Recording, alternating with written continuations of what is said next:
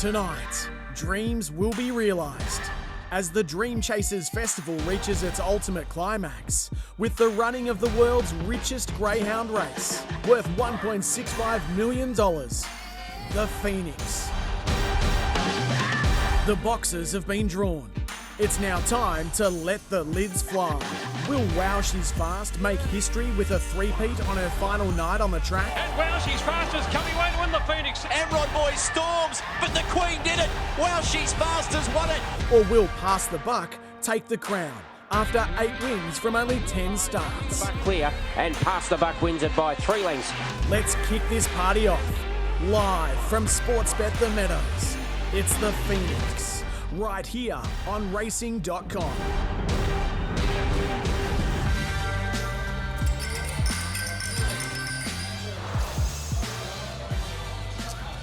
Good evening, welcome to the coverage here on Racing.com of Phoenix Night. Look at that shot of the Sportsbet Meadows complex. What a night it promises to be. It's the third ever running of the Phoenix. It's now the world's richest greyhound race, worth $1.65 million. It's greyhound racing like you've never seen before. This place will be rocking tonight. It's like a party atmosphere. It's like you're in a football match. And these greyhounds will be doing battle to try and win this big prize purse of $1.65 million. The crowd is starting to roll in. You can hear probably the music in the background. It's going to be some night. Look at those pictures. Everybody will be having one hell of a time tonight as I welcome in the team Georgie Farrugia and also Mitchie Abaya. Georgie, welcome to our coverage here of the Phoenix. This race, it's in its third running, and this might be a big call. And some say I might be a little bit biased, but I think this might just be the biggest race in greyhound racing, definitely the biggest night. This atmosphere here tonight is electric. Yeah, obviously it's young in its existence, but the way it's grown, Gareth, over the 3 years has been unbelievable. And it's always in the storyline, isn't it? It's there for 4 months in advance when we know the slot holders. We had a big box draw last week. Cannot wait for the night. And we've had 3 big nights and the weather's holding up beautifully. Yeah, I'm dressed in blue tonight. I'm with the team Sportsbet team because, well, she's fast representing them for the 3rd year running. She's won the first 2 Phoenixes, Mitchie Abaya, and this would be some feat if she can do it tonight. Yeah, obviously her final race, and wouldn't it be fitting if she could somehow defy the odds? I know a lot of people are against her and give her absolutely no chance, and I think the punters are the same. She's around $15 at the moment. So that trial the other day, I know many think that you can't replicate that, but boy, oh boy, I was speaking to Dan Hibbard before. If she finds the front, this place will absolutely erupt. I'm telling you right now. And James Vandermark, once again, he's been doing a stellar job right throughout the Dream Chasers Festival here for us at Racing.com, and he'll be out and about catching up with the participants, and he loves a little bit of DJ work, and he loves to get onto that dance floor, and I've got no doubt a little later on in the night Big Jim Bob Vandermark will be dancing. Hello to you. Hello, G Hall. Absolutely pumped to be here, mate. And I tell you what, I completely agree with what you said a moment ago. This is becoming the greatest race in greyhound racing and by far the biggest night in greyhound racing. Look at the crowd. Look at the atmosphere. We're still 20, 30 minutes away from race number 1. I've never gone to the races, to the greyhounds of late, driven in and struggled to get a car park an hour before race number 1, but that was it tonight. This is becoming the pinnacle of the great sport of greyhound racing, the Phoenix. I can't wait to see how this race is going to play out. Will Hector Fawley get the right run? Will it be Wow She's Fast to make it an incredible 3? Tune in to find out. It's going to be a ripping night here at the Meadows. Yeah, there's James Vandermark. And just quickly before we have a look at some of the highlights already of the Dream Chasers Festival, Georgie, it is a little bit different. And well done to the Melbourne Racing Club and Greyhound Racing Victoria, because to grow a sport, you need to innovate, and that's what they've been able to do here with the Phoenix, with this slot race, and it's worked a treat, because this will be something special here tonight, because I think it can fit about 3,000 or 4,000 the Meadows, but you won't be able to move a little later on. Yeah, look, the marquees are full, hospitality sold out weeks in advance, and you're right about innovation. You need to try different things. We've had free-to-air coverage for this great sport to showcase our fantastic athletes and also the great trainers behind them. Yeah, and we've also had the sport transcended in a way with free-to-air coverage. It's been on Channel 9 News, Channel 7 News. It's been all throughout the newspapers as well. So that means that race, or this race, is working because it's able to do that, Georgie. Oh, absolutely. It's been fantastic. And there were a couple of naysayers when it first can you believe when that? it first came out, and the race has just absolutely exploded. I just think it's been fantastic, Mitch. We've had a champion win it for the first 2 years. Can she do it again for the third? But I just love the way this race has evolved. Yeah, I think the thing that separates it from most other races or all other races is the preference or the box draws, pulling the names out, and then you get to choose where you want to be in the run. I reckon, and I know I don't want to spoil anything, but I reckon that should come in to some other big feature race as well. Like imagine a Melbourne Cup. Obviously we saw you go and you lift your number, but imagine you got to choose where you want it to be. There's a huge day, huge build-up surrounding that box draw day, and I know it's for the Phoenix, but geez, I'd love to see it a bit more. Let's have a look at some of the highlights of the Dream Chasers Festival already, and we kick off on the opening night, and this greyhound will play a major part tonight, you would imagine, in the Phoenix. I speak of Hector Fawley. He was dominant over the 600 metres. It was an excellent performance to win that night. In fact, this is Hector Fawley doing the job on this particular night, mate. Oh, look, he absolutely loves the Meadows. His win was absolutely fantastic because he didn't get things his own way. He won the race there, Gareth, as we're seeing on TV, by railing underneath. He can run fast over 400, 500, 600 metres. He's a jet. Yeah, he'll be scraping the paint again like that tonight. I tell you what, there'll be a few nervous participants, owners, slot holders if he finds a position near the rail there. And I know that some people wouldn't know his trial at Geelong the other day, but for those that do, I was talking to you on the phone about it. 22.06. Like, I don't know if half this field could get near that on their day. So that is absolutely humming for a dog that's a middle distance dog we saw win the Hume. To give you a gauge, that's probably a length outside the track record, and that's over 400 metres. I mean, and he gets better as he goes further, so he's in prime form. History tells you with these slot races, it doesn't matter what code it is. Usually the last dog or horse picked out usually wins these big slot races. So Hector Fawley was the final dog selected in this year's Phoenix.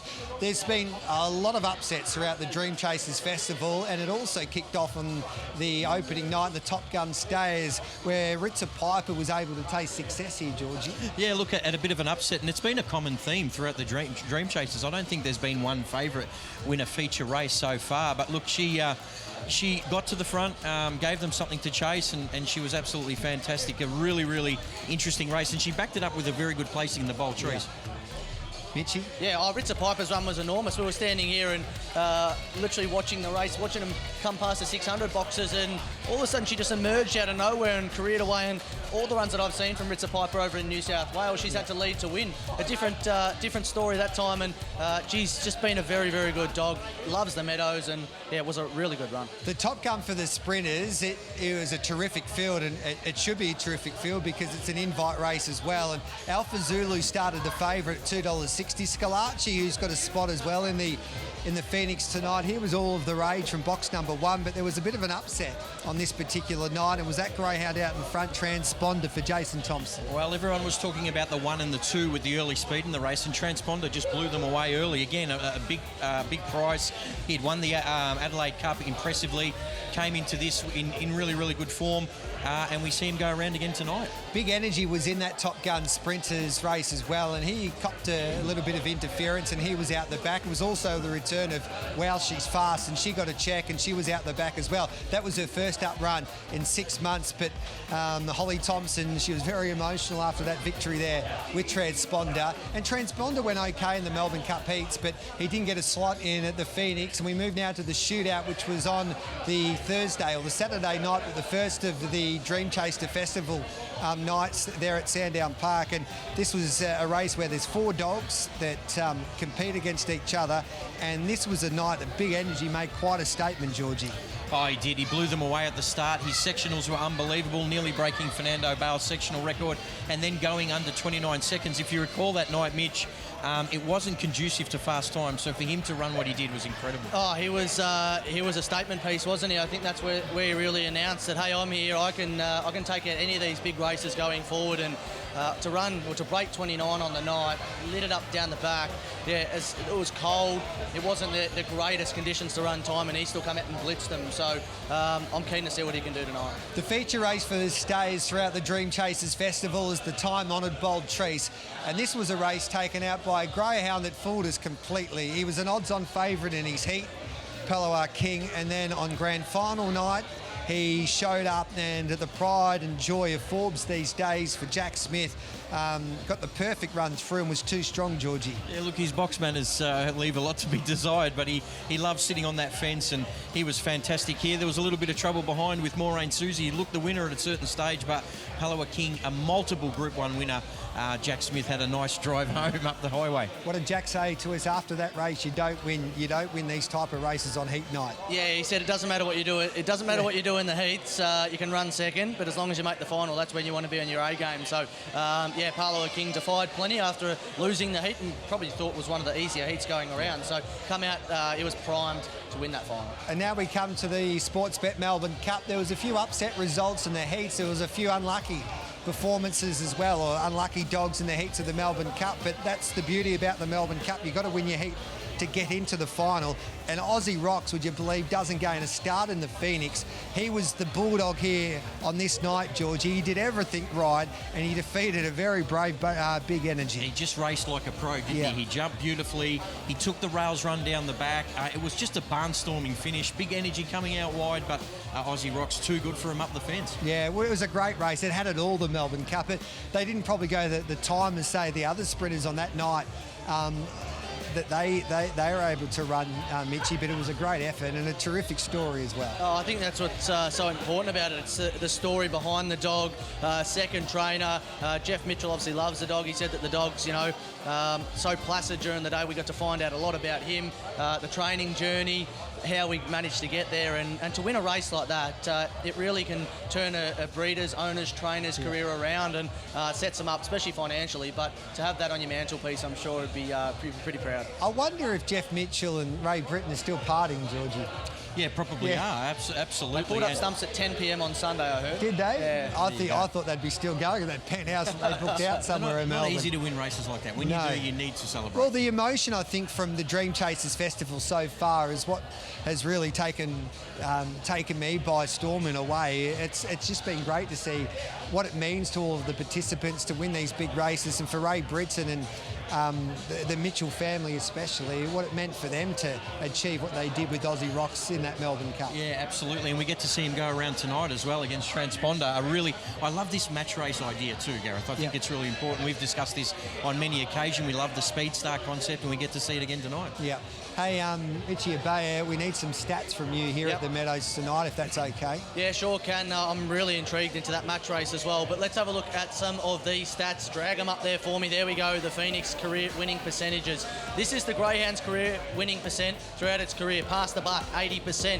Hector Fawley, 40%. But don't forget, he's been in a lot of Ben Start races or racing earlier on in his career over shorter trips. Alpha Zulu, 65%. Postman Pat, 68%.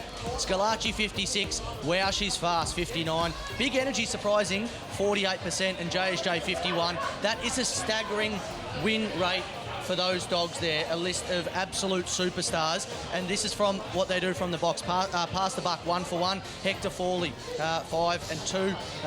Alpha Zulu, he's got a 50% win rate off box 3. Postman Pat, box 4. Who would have thought? Probably not the greatest draw. They would have rather a bit closer to the fence, but at 100%. Scalacci, 66%. Wow, she's fast. Hasn't lost off box 6. Last year here, the Phoenix was that occasion. Big Energy, 66%. And JSJ, probably the worst drawn dog based on those statistics and percentages there, off box 8. But what a field we have assembled. Chances are you're about to lose. For free and confidential support, call the 1-800 number on screen or visit Gambling Help online. And there's my best bets. Get a look at these for the Phoenix tonight.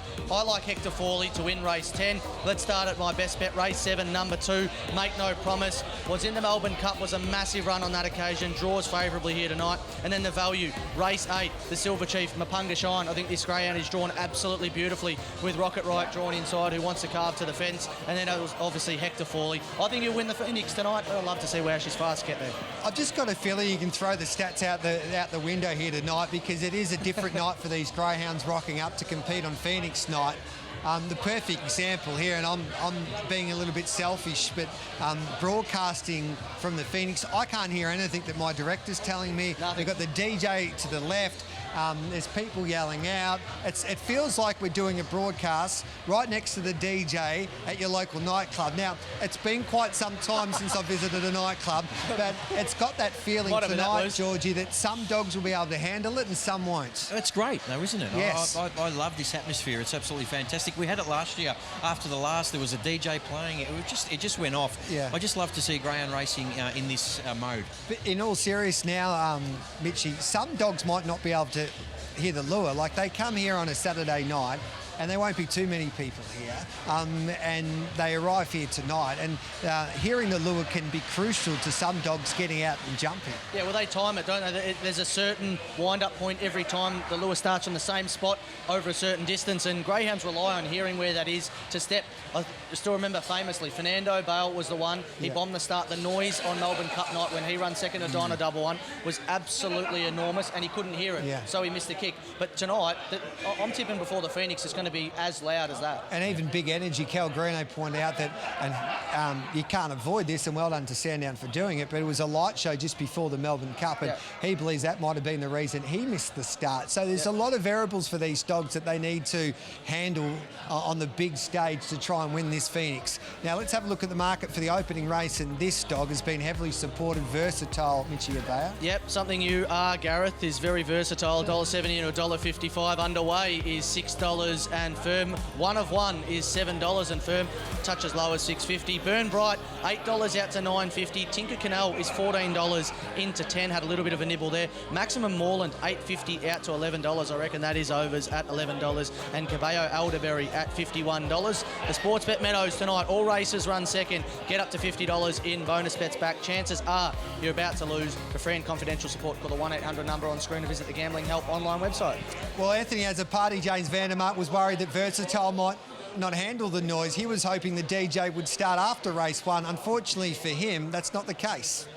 A close eye on how Versatile goes, but before we get there, I'm with Jordan Cooper, and Jordan, we'll wander through to the parade yard now, mate, but before we chat about this runner, we saw you get pretty emotional on the racing.com coverage with the Cup Night Sprint. Greyhound Crackerjack Bull, he comes out then wins the Hobart 1000. Talk me through that. Yeah, no, I'm still on a good ride at the moment. It's such a thrill, and yeah, the emotions of it's just because we just love what we do. So yeah, it's like they say, the dream chase, and that's what it was, you know. So it's exactly what you've been doing of late, haven't you? You've been chasing the dream. You've been having a throw at the big races. We'll move on to tonight. Maximum Moreland, drawn box number 1.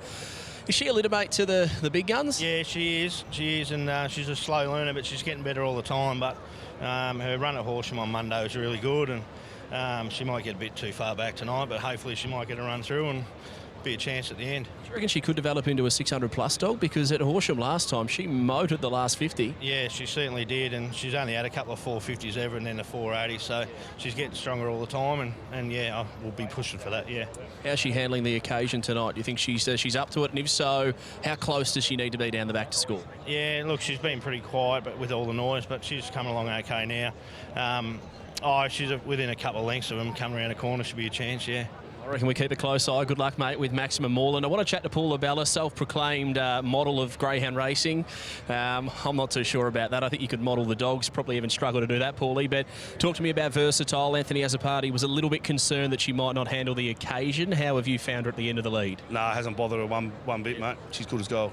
Is that because she's got such a confident handler handling her tonight? Yeah, Anthony had to go sign autographs, he reckons. So he goes, mate, you go do the job, I'll speak to the people, and good luck. Hey, wouldn't it be nice to be like Anthony Azzopardi, where you can get other people to do your dogs because you want to sit up there and enjoy an amazing experience like he's going to tonight? I'll have a look at him up there, just stand up there, just giving the orders. Now he's right and ready to go. Hey, do you know he'd pass the buck and win the Phoenix? 100%, mate, get on. I like that, bit of confidence. Well, there we go. Confidence from Team Azzopardi through Paul Abella with the big one, but I'm with Versatile here on top number 4. I think drawn to run a big race. If Maximum Moreland's close, we'll absolutely power home. I'm 4-1-5-8 in race number 1. For the start for the first, Mitchie Abaya and Georgie Ferrugi, your selections here. I'm with the 1. I like Maximum Moreland here. I reckon it's going to get a nice run. The 2 wants to push off the track. I reckon it's going to get a real nice run at him at double-figure price. I'm happy to take it. Yeah, I like Versatile Ollie because of its good early speed in its last couple of starts, and I think it continually is improving. 29.42 last start, being a good one in Silent Bullet, so my numbers are 4-6-2-5. So they're heading to the start here for the first on Phoenix Night. We'll do the drill once again, gambling responsibly, of course. $20 you get to spend on each and every race. You can have Quinellas, trifectas, same race multi, straight out, place, whatever you like. I'm keeping a tally, so is Mum, who's watching tonight. That's right. Give me $20 to win on Maximum Mall and to get the night off to a ripper. Yes.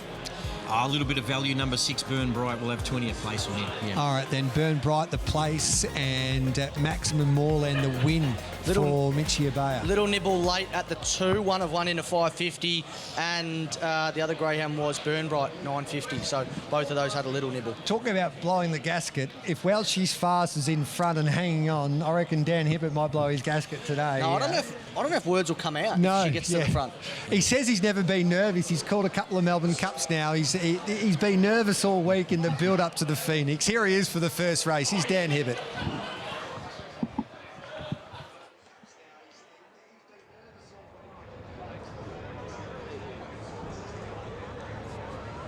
Thanks, Gareth. Runners at the start for the first of the night. This is the Welcome to the Phoenix Mix 6 and 7.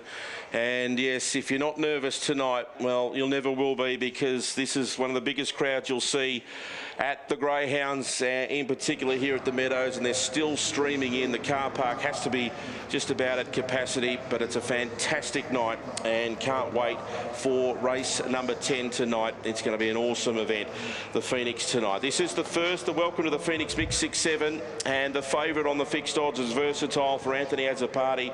It's won 2 of 10, comes here for the first time, but has been racing very well. Was a good winner at Sandown in 29 and 42.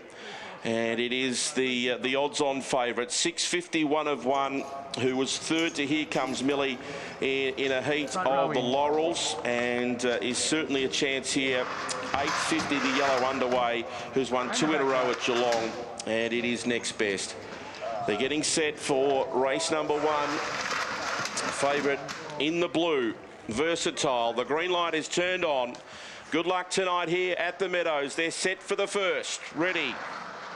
Racing, Versatile began well from 4, is going to lead. Out after it was 1 of 1 and underway. Trying to push forward was Tinker Connell, and railing through was Maximum Moreland. Out the back was Burn Bright, and last Cabello Elderberry, but the favourite Versatile leads out by 3.5 on underway. Up to third was 1 of 1, trying hard Maximum Moreland, then Tinker Connell, but off the back they come, and Versatile's away, and the first favourite is home. Versatile won it by about 5 lengths on Maximum Moreland and underway. 1 of 1 ran 4th. Next in was Tinker Connell. Further back in, it was further back in the field with Cabello Elderberry, and the time on the first is quick, 29 and 78. Well, maybe, just maybe, we've seen a Phoenix dog for 2024, Paulie. Nice win from a greyhound who's showing a really good motor in Versatile. Yeah, Anthony's real wrapped with this little bitch, so she's getting better and better. Mate, on these big nights, the big trainers stand up and tell me that Anthony's dogs are ready to rumble tonight. On that run, how quick can pass the buck go a little bit later on? Just watch, mate. There'll be just fire behind him, and I'm telling you, he'll be 3 in front of that corner. Yeah, I like the confidence from the team. Talk me through that race. You're not connected to that greyhound, but you're obviously pretty close with Anth, and you really enjoyed that ride just then. I was watching you, sort of cheering her home the whole way. You're a pretty passionate greyhound man, aren't you? No, I love Anthony, mate. He's one of my best mates, and no one sees what we do behind the scenes, and Anthony helps me out a lot. I help him a lot to make our life a bit easier. And on these nights, it's just a big thing to win a race. What about a bit later on, Isla's Entity you've got in? She's low flying at the moment. Yeah, but she's gone from box 3 to 7, so that makes it hard from out here. So we'll see how we go. Hey, enjoy the ride. Well done. You've kicked off with a nice start for the boss. Nah, he'll be happy now. Good on you, mate. There we go. Winner of race number 1, Versatile. 5:07, 17:70. Run home 12:09. I'm telling you now, that could be Phoenix material for 2024. Goes off early. We've been saying that some of the slot holders might have went a bit too early with their greyhound selection this year, and Jim Bob's going out 12 months for next year's Phoenix. But that was a great performance, and by the winner, of course, which unfortunately for you, Mitchie Abaya, definitely wasn't Maximum Moreland. No, but look at its route. Run it down to 6 or 7 lengths, and it's had trouble twice in the run.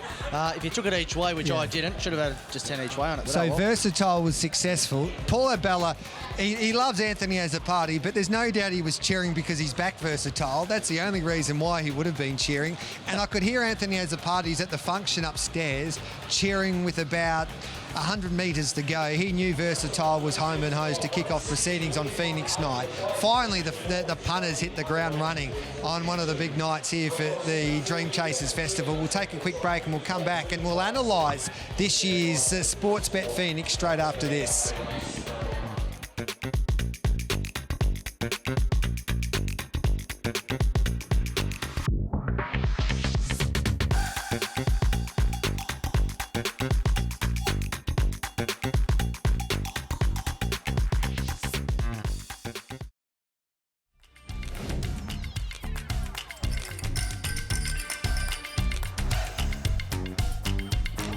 Welcome back to our coverage of Sportsbet Phoenix night at the Meadows. The Meadows is absolutely pumping tonight, and the first favourite win, so the punters are happy. Versatile jumped straight to the front and led them a merry dance into $1.60. Paid better to place, $1.80. Maximum Moreland second, $2.80. Underway was third. Maximum Moreland was a big effort. Fourth was the 2-1 of 1. Well, Mitchie Abay, you were mentioning at the start of the broadcast that you want these box draws done like we do the Phoenix, because what happens with the Phoenix box draw, it's done a little bit differently. So the dog is chosen out of a barrel by the steward, and then the connections have to go up on stage and pick their own box. Now, this year was pretty straightforward in the early part, Georgie Ferrugia, because everybody really wanted an inside draw because it's such a competitive race and it's a evenly matched field. But then it got a little bit tactical towards the back end of the draw. Past the buck was pretty easy for Anthony Azzopardi. If he didn't draw one, he was in a little bit of trouble, I think, Georgie. Yeah, and Hector Fawley wanted to draw a low hole as well, which he did in box 2, which was fantastic. But you're right, they all sort of went in sequential order until J mixed it up, didn't he, by going box 8, because Mick Zammit didn't want him sort of squeezed in the middle. He ran from box 8 in the Top Gun and ran second. I thought it was a great idea just to throw the notes out the window in a sense and say, oh, we're not going to be the same as everyone else and just draw the next one closest to the rail. We'll go wide and we'll just hope that the race pans out, that we get a nice card across and can feature and stay out of some trouble, because there could be some interference here early on. Did we cop a tip in a way from Cal Greeno when he went up and picked box 7 for Big Energy instead of box number 6, Georgie? Yeah, mainly because I think he knows he pretty much stays in a straight line, and if it was the other way around, he sort of didn't want, if Wow She's Fast began, he probably didn't see a way on how she was going to cross Big Energy, especially after their trials. He went about half a length quicker to the first corner, so I think that was in his reasoning. So what did that tell us in your eyes, Mitchie? Well, he was having a chat to Shannon Tremelin there, who is a man from Sportsbet who picked Wow She's Fast, but I think you could read into it a few different ways. That if Big Energy runs his 495 or 490 odd and carves across, that he creates a bit of space there for Wow She's Fast. If he misses the kick or steps evenly, he holds the line and he doesn't cut her off. But if he chose inside of Wow She's Fast, that she might have actually got Big Energy on the way to the rail. So I reckon it was a pretty smart move the way they picked it. I think the key to this race is Past the Buck, because he's got this X factor about him. We haven't seen him at all throughout the Dream Chasers Festival because he was injured earlier on in the season and he had to come back, and he come back a different way, and the tab decided they'll take a punt on Past the Buck. And Anthony Azzopardi, he's got an important job handling this dog, and he told us on Sunday at the box draw he'll be talking to him throughout the stir-up procedure and also when they head out onto the track, because he needs to try and make this dog as calm as possible before the start here, Georgie. Yeah, look, it's a unique situation. 99% of the times, Mitch, when they're racing, there's not crowds like this. It's really quiet before a race. All they really hear is the lure. So, yeah, it's a different situation. I'd love to see how Past the Buck goes, because this is a massive rising class for him. But I suppose it was a massive rising class for Wow She's Fast in the first Phoenix too. So. I can't wait for Well She's Fast, because there's the Sportsbet tent down there and punters have been chosen by Sportsbet. If she wins tonight, there's about $7,000 or $8,000 that goes straight into her account. So you can imagine the jubilation once they find out that that's the case, and there's the tent there. And then obviously they love Welsh She's Fast, because in the first ever running, and I don't know if we can show those pictures once again, there's that white picket fence, and they were right there at the front of the marquee, and that picket fence actually nearly went out onto the track. And I seen a bloke clear it. Yes. Absolutely cleared it clean. Yeah, it was stacked. Well, we were set up over there last time for the broadcast. We were right amongst it. Yeah. And I tell you, I've never seen so much liquid and alcohol flying through the air. Responsibly. Yeah. Yes. It was fine, but that just felt like having a shower. But the alcohol was absolutely going. The people going off their head. I had people come and jump fences, and they were giving me a hug. And Tommy Connolly, he was up and about. I've never seen him jump that fence before. But it was like your footy team winning a grand final with the kick after the siren, the jubilation there. There's the great stick, Stephen Kernahan. Joel Selwood's going to be there as well as an ambassador for Sportsbet. And Jackie Greeno loves that because she's a big Geelong fan. And so it's going to be a lot of fun in that tent. And I think Welsh She's Fast is a big time player. She understands that they're all here to see her, and I think she'll jump tonight. Whether she can cross, time will tell, but I think she'll put on some show as we say farewell to one of the superstars of the sport. Now let's have a look at race number 2 on the program here from the Meadows tonight, and we've got another pretty short price favourite, Dragon In, Money O's at $3, Cindy's Charm at $4.50, and the 4 Come On Kilkenny at $6. Has there been any big goes since these markets open, Mitchie Abaya? Cindy's Charm is probably the one that's had the most of a nibble around that 460, and touched 440 back out to 450. It was a massive run in the heat the other day, huge. Come On Kilkenny, 7 into 6, little move there. Gucci Girls out the gate, 14 to 16. Earletta Bale, something at the long odds, 23 into 21, and Swift Vodka, I'm sure there'll be a few here that'll be on those tonight, 34s into 27. Jack Disney, somewhat of a go into 35s, but the Black Book,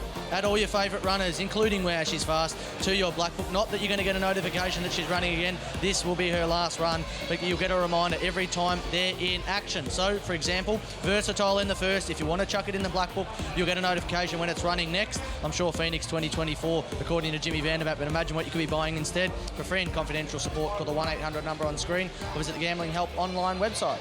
Georgie, what about the speed map here for race number 2? The all-important speed map ahead of the second. Yeah, absolutely. Look, a little bit of speed drawn closer to the fence, obviously. There's a lot of speed in this race, actually. There's a few greyhounds that can get out okay, but we're going to highlight a video of Dragon In, who started his career here and ran 29.76. He's drawn box 3 here. He's a greyhound with good early speed and does his best racing when he can begin cleanly. He can be a little bit hit or miss at box rise, Mitch. That's the only concern I have, and where he sits with the one in the race. Yeah, I reckon that he would rather draw box 8. He's a greyhound that wants off the track. And I tell you, sometimes I like to make a few outlandish calls at times, but this dog, if he doesn't get it all his own way, I don't know how well he's going to go in this field with a bit of speed. He can turn it up at times, but at the same time, he can come out and run the hands off the clock. So I think he's riskily drawn down near the fence, and I wouldn't like the $2.50 on offer. All right then, James Vandermart's not far away. We might get your selections here, Georgie. Yeah, look, I like number 1, Money O's. I think his record off box 1 is absolutely fantastic. He's racing really well. He's got a good record here. And what Mitchie said about Dragon In should give him a little bit of room. So my numbers are 1 to beat 2, 4 and 5. Yeah, I'm 1 to beat 3, 2 and 7. I think the 1 is beautifully drawn. I think the 3's a real smoky here. Huge run the other day. If it misses the kick and gets right up on the rail behind the 1, if the 2 does fan off, I reckon it could be a huge show. And Earletta Bale at 20s. I tipped it on radio at 40s the other day. It went down by a head, and I couldn't leave it out of my numbers. Let's head to James Vandermark, catching up with the participants as they head to the start for the second here at the Meadows. Yeah, 64 starts, 27 wins. That yells at me a very good greyhound. I'm with Greg Berry, trainer at Money O's, mate. He's taking you on a ride, this boy. Yeah, he's bloody switched on now. He was playing up earlier and spell and then come back and beat some good dogs. He's a greyhound that he's always thereabouts. How do you see the race playing tonight? You'd be pretty happy with box 1, I'd imagine. Oh, brilliant, mate. Yeah, if he's just got to jump and hold that rail around the back, and he should go okay. How quick do you reckon he can go around here? He's broken 30 a few times, I think. What can he do? He can do that. Yeah. Confident? Mate, if I win, I'm happy. Good on you, Greg. Thanks, mate. And we'll drop back to Dragon In, a greyhound with a massive motor, drawn box number 2. How do you see this race, I guess, rolling out for your boy? If he jumps like he can, like he normally trials 5.15 to the first split, if he can do that tonight, he's in with a show. He's just got to get himself into the race. But the last couple of races, he's been doing 5.25, so it's all about the start with him. You know, and he's got the motor to run home strong. So.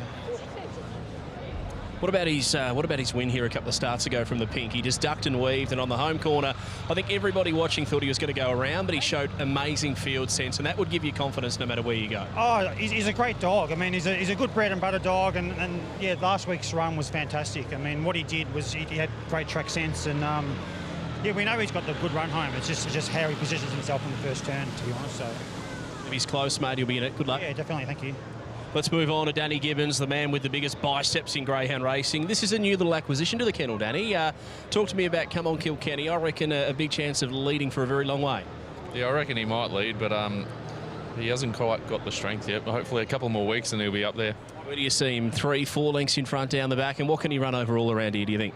I reckon he can get close to 30, but yeah, like I said, I think he needs a few more runs over the 500 to really get that strength up.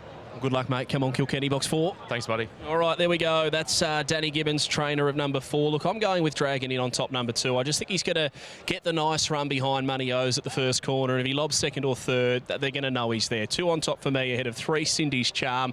I didn't catch up with Tony Tufo, but I've got a lot of time for Cindy's Charm. I think she'll run well. She'll be strong. Money O's for 3rd, and Come On Kilkenny in for 4th. I think box draws really important in this race. Second event, I'm with number 2 on top, Dragon in. Richie Bay and Market, then recap your tips and your $20 play here, please. Yeah, Money O's is into $2.90 as we speak. Dragon in out to $2.70. Cindy's Charm out to $5. Come On Kilkenny $6 out to $7. Gucci Girls drifted all the way out to 21s, and Earletter Bale out to 26s. If you like Jack Disney or Swift Vodka, $31.34s. But Dragon in just favourite at the moment. I wouldn't be surprised if Money O's overtakes it in the next couple of minutes. Chance over about to lose. For free and confidential support, call the 1-800 number on screen or visit the Gambling Help online website. $20. $20 on 1 and 3 Quinella. Georgie?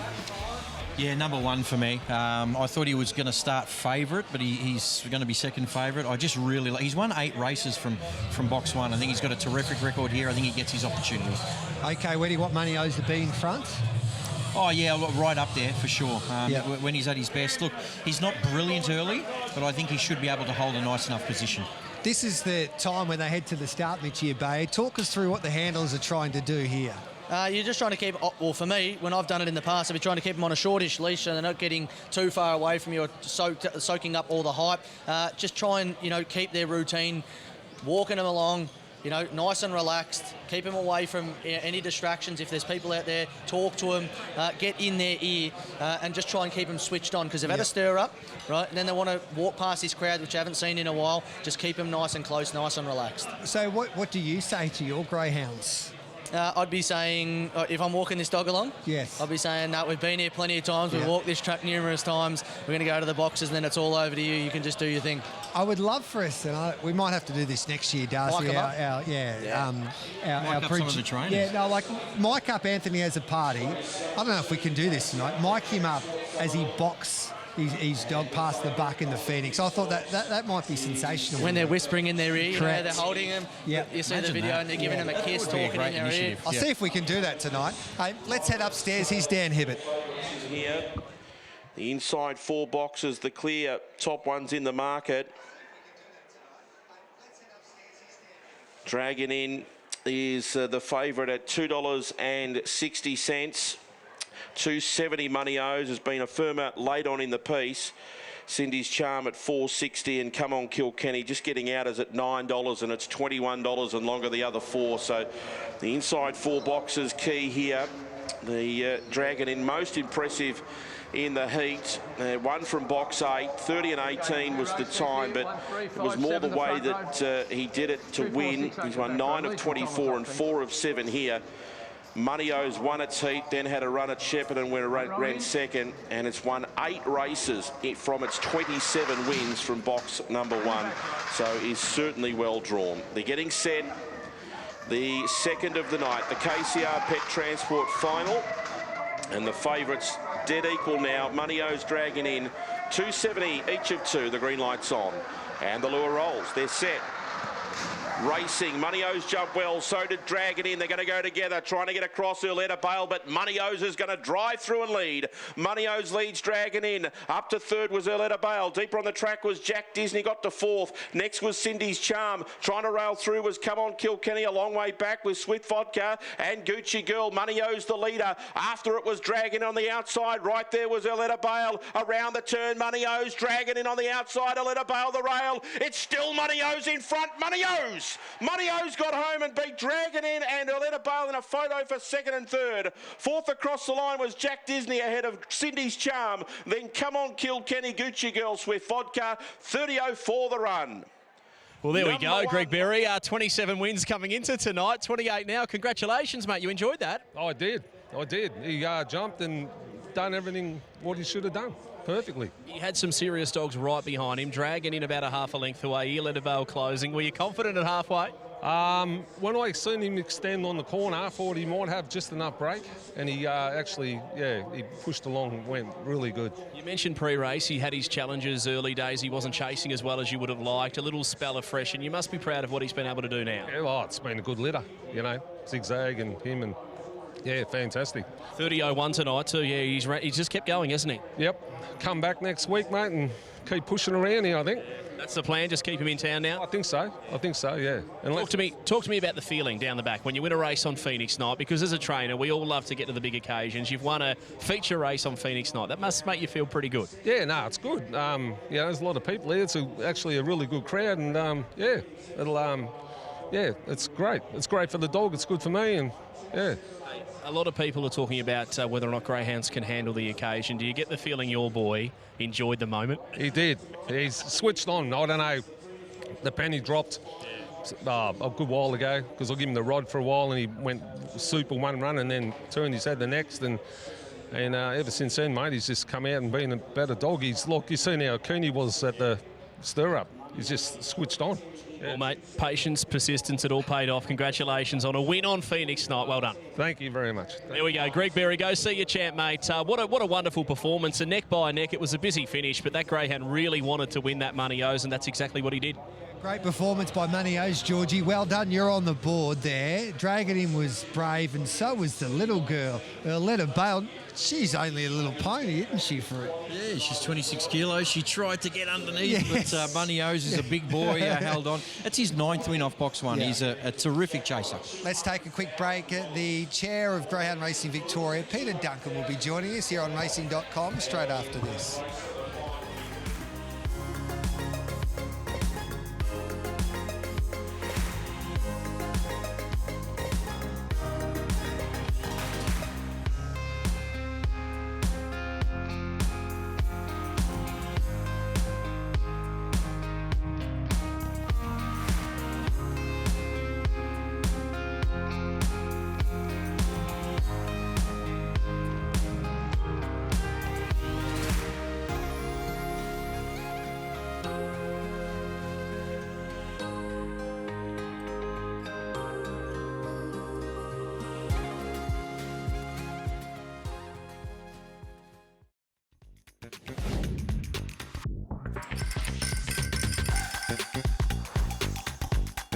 Welcome back tonight, or the final night of the Dream Chasers Festival. This is Sportsbet Phoenix Night, and the favourites.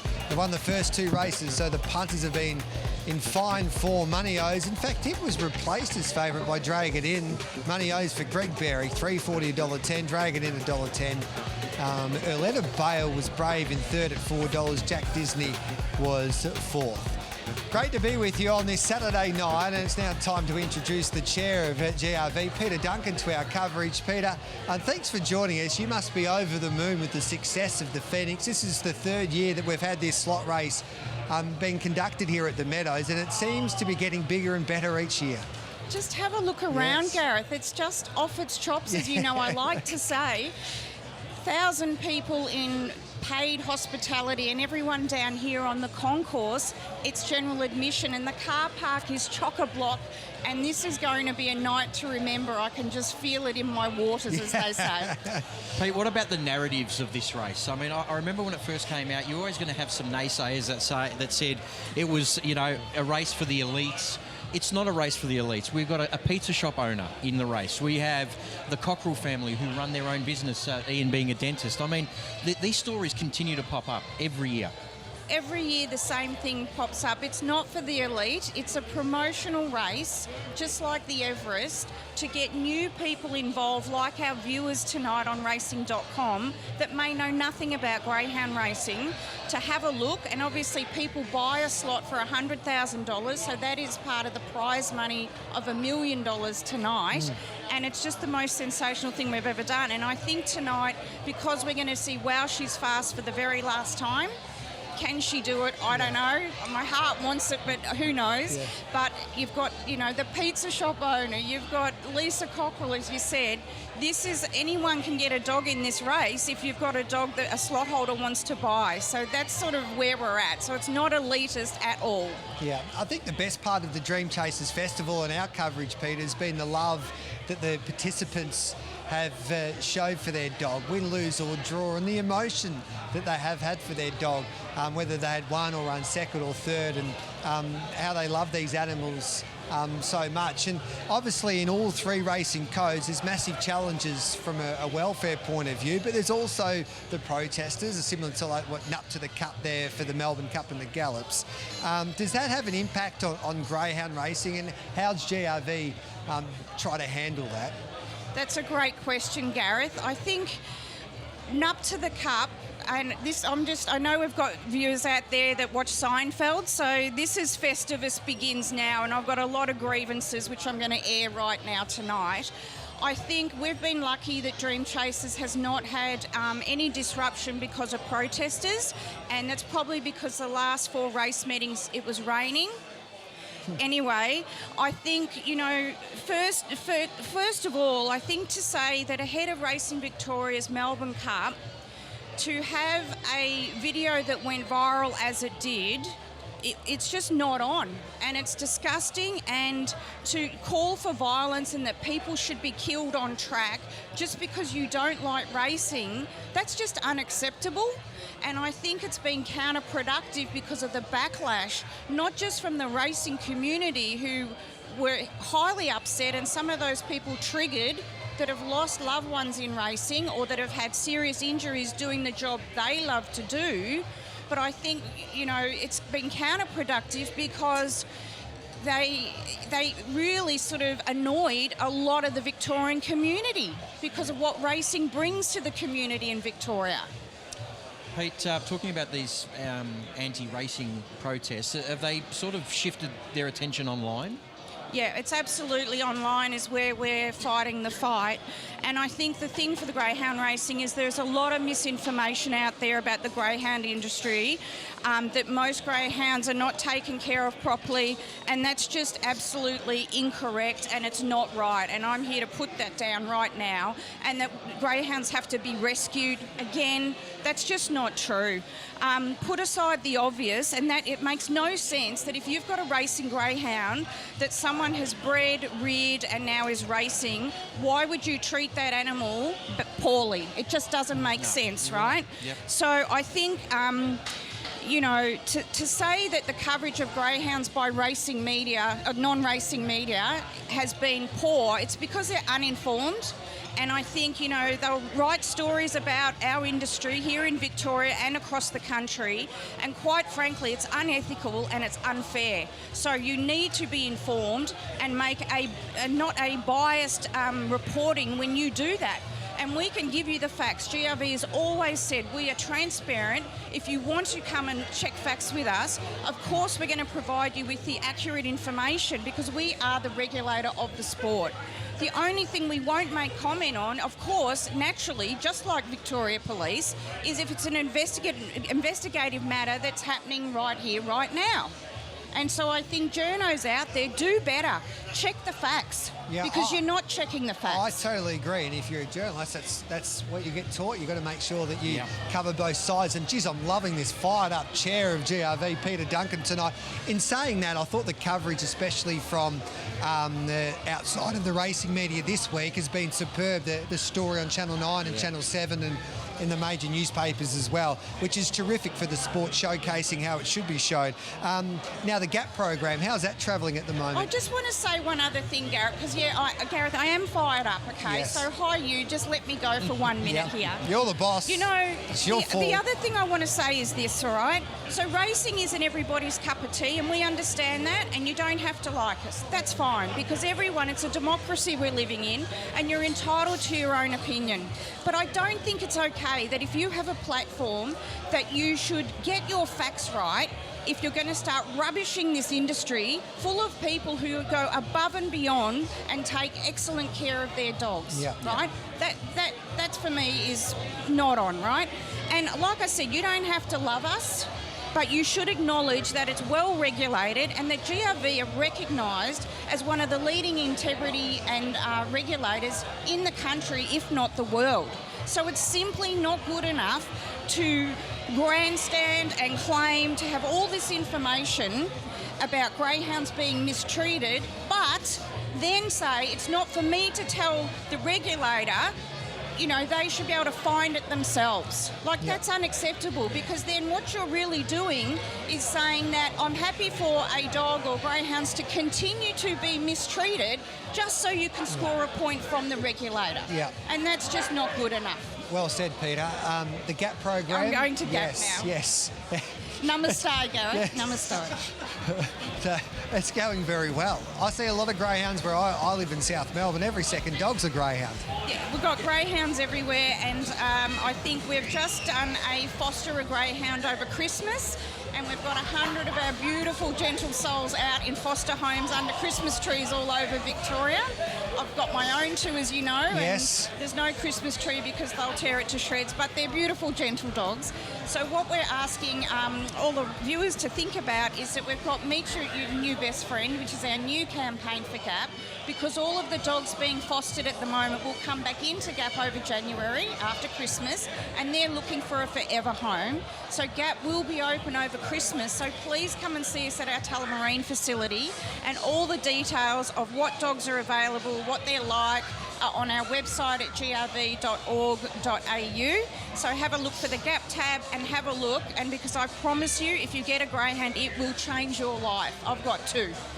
Geez, I've thoroughly enjoyed your passion. You've spoken so well tonight, Peter. Now Thank you go you. and have a nice Chardonnay, calm down a little bit, and enjoy Phoenix Night. I feel like I need to do a mic drop after that, but it had to be said, Yes. and it's about my participants in Victoria, but also across the country, because I know people in other states are watching. Have a great night It's and your good show. tipping. It's your show. You may as well throw to Jihad Talji, of course, because he's about to catch up with James Vandermart, and he's got that greyhound Scalacci. Yes, and he is our pizza man. So Yes. thank you so much for having me on, and have a great night. Yep, and here's the pizza man with James Vandermart. Yeah, check out the location we're at the moment, right in front of the pizza vans. I'm not too sure if our special guest here, Jihad Talji, approves of them with his son Jackson, but Talj, you're probably not as pumped up as the chair Peter Duncan was on set just a moment ago, but you must be pretty excited. I am very excited, James. So yeah, just itching at the bit and can't wait. Hey, the build-up to this race has been immense. What about this? Scalacci hats being made. Jackson, you must be proud of what this boy,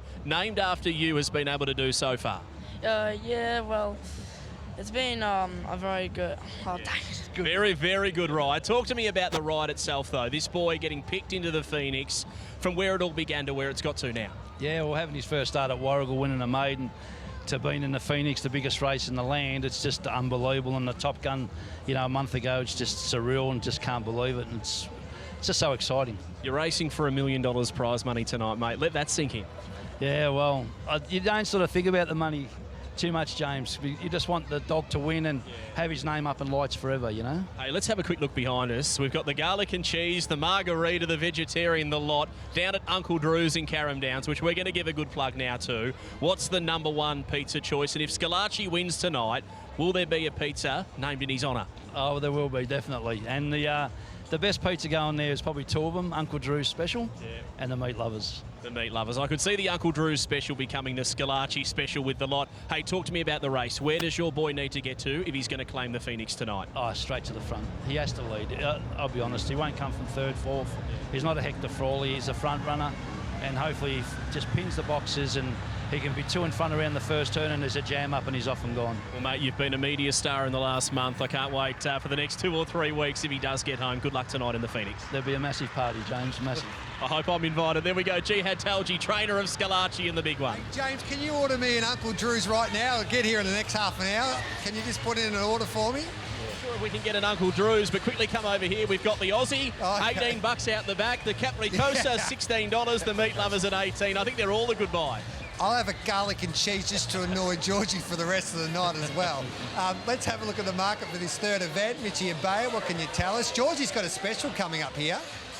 Can we get a Jimmy Van that little vegetarian pizza? I think that's the go. Aston Luciano is the greyhound that I am keen on in this one, and it's been well supported with Sportsbet. $3.80 into $3 off box 8. Isles Entity in some good form, $3.80 into $3.30. Crimson Cannon, $4.20 out to $4.50. Lizzie Malishi was a good win here last time out, 11s into $7.50, blessed with blistering early speed. Mapunga Robin, $11 and firm. Perfect Blend gets a run off box 2, $21, touches low as $11. I think this greyhound is a great each-way play off the draw.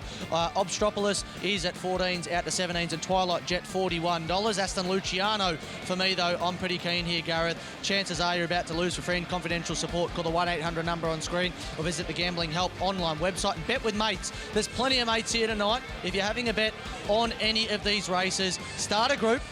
It's never been easier. Chances are you are about to lose, but start a group. It's great fun. Good on you, Mitchie. Still one of the greatest revelations on our Dream Chasers Festival throughout our coverage over the last 6 weeks was that James Vandermark was a vegetarian. I did not know that. No, that blew me away. You learn something every day. You do. But he still did admit that he doesn't mind a Big Mac from time to time. Just quietly, though. Just quietly. Yes. Let's have a look at your tips here in the third event, Georgie. Yeah, look, I really like Aston Luciano. I like where it's drawn. Solid record off the wide draw. I think it'll win. I know its last couple of starts, it's found trouble. It's been beaten by Hector Fawley and Amaron Dan more recently. If it can get into a nice enough position early, Mitch, I think this greyhound should be winning. Yeah, I'm super keen on it. I had a bloke come up and ask me earlier. He said, one bet tonight, who do you like? I said Aston Luciano.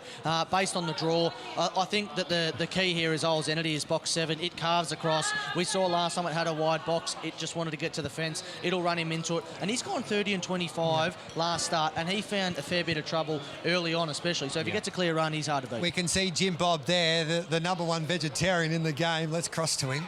Man who is not a vegetarian, Nathan Rooney, loves to tuck into a Big Mac, they tell me.